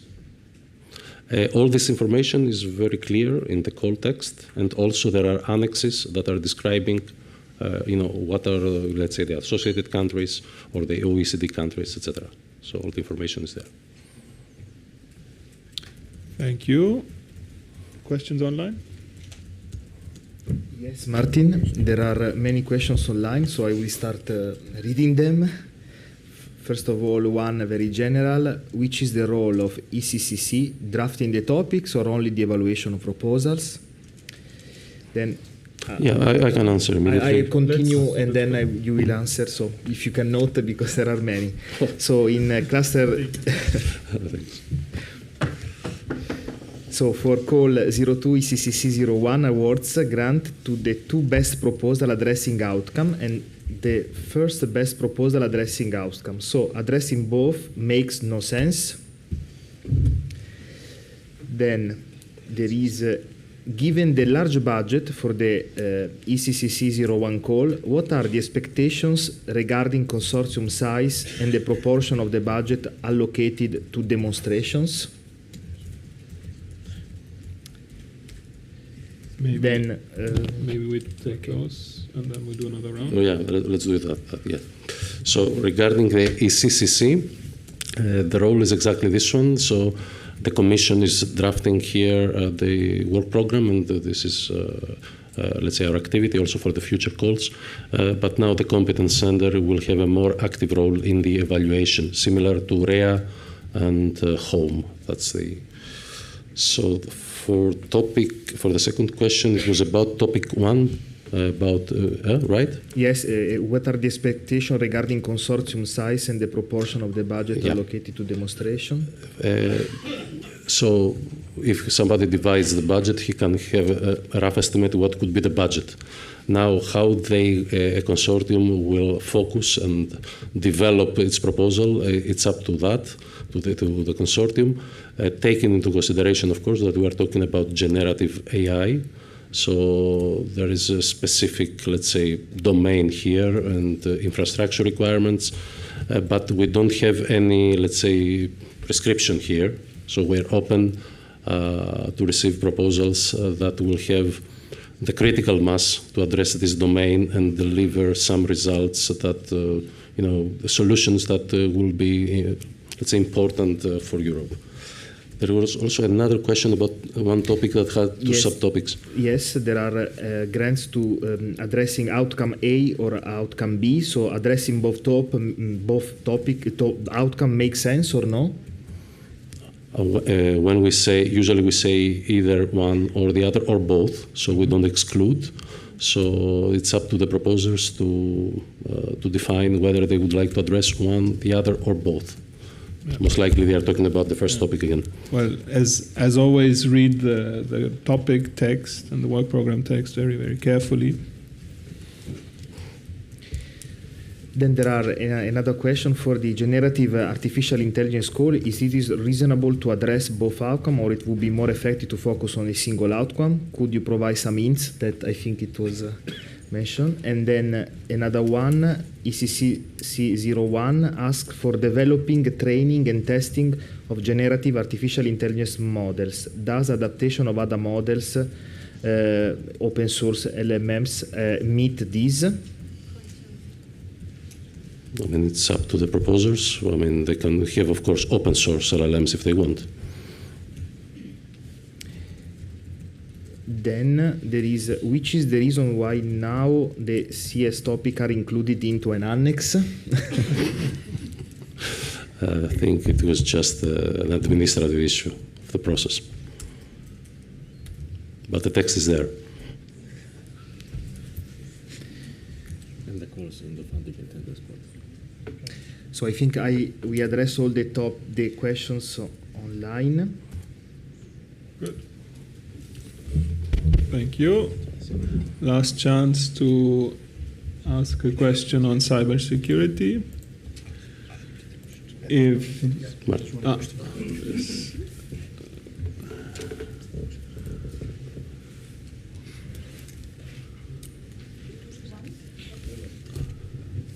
Yeah, it's a little bit more of technical nature. Cybersecurity covers a wide spectrum of activities. One is software and software development, so that you develop secure software, safety and security by design. Is this also part of the cybersecurity mandate in this particular call, or you're looking at end applications only? Well, if a proposal is about secure software development only, this could not be, let's say, 100% on the scope of the current topics. But of course, secure software development can be part of, for generative AI or for operational cybersecurity. I mean, so it's up to you how to describe it. But in the future, there will be, again, as we had in the past, dedicated topics on secure software development. Okay, thank you so much. Thank you very much. I would then close that discussion on cybersecurity and also wrap up this afternoon session. So once more, thank you very much for your interest. Once more, good luck with your proposals. You know that tomorrow there's the Brokerage event organized by SEREN5, our network of NCPs. So I hope you also make use of the opportunities tomorrow. In general, let me recall that you have the national contact points as you know, kind of giving you advice and assistance with your proposal preparation. I would also highlight once more the CERES platform, the CERES community. It is a great opportunity with very low, let's say, barriers to entry to come and network and look into what's going on in existing projects, and maybe establish contacts with projects, with other researchers, with policymakers, and this is independently of whether or not you've been part of a successful proposal. And so simply sign up for the newsletter, and then we organize these thematic workshops in series. Then I would like to mention that I'd like to thank SEREN5, which is the project that is kind of the network of our national contact points, who have organized this event together with IREA. Thanks also to my colleagues from the team here in DG Home. And you see on screen the link to an evaluation form where you can leave feedback for this event. There it is. So please do leave your feedback. We hope this has been useful for you. I am looking around if I have forgotten anything. No? Okay, then thank you very much. Enjoy your time in Brussels. Good luck and see you soon.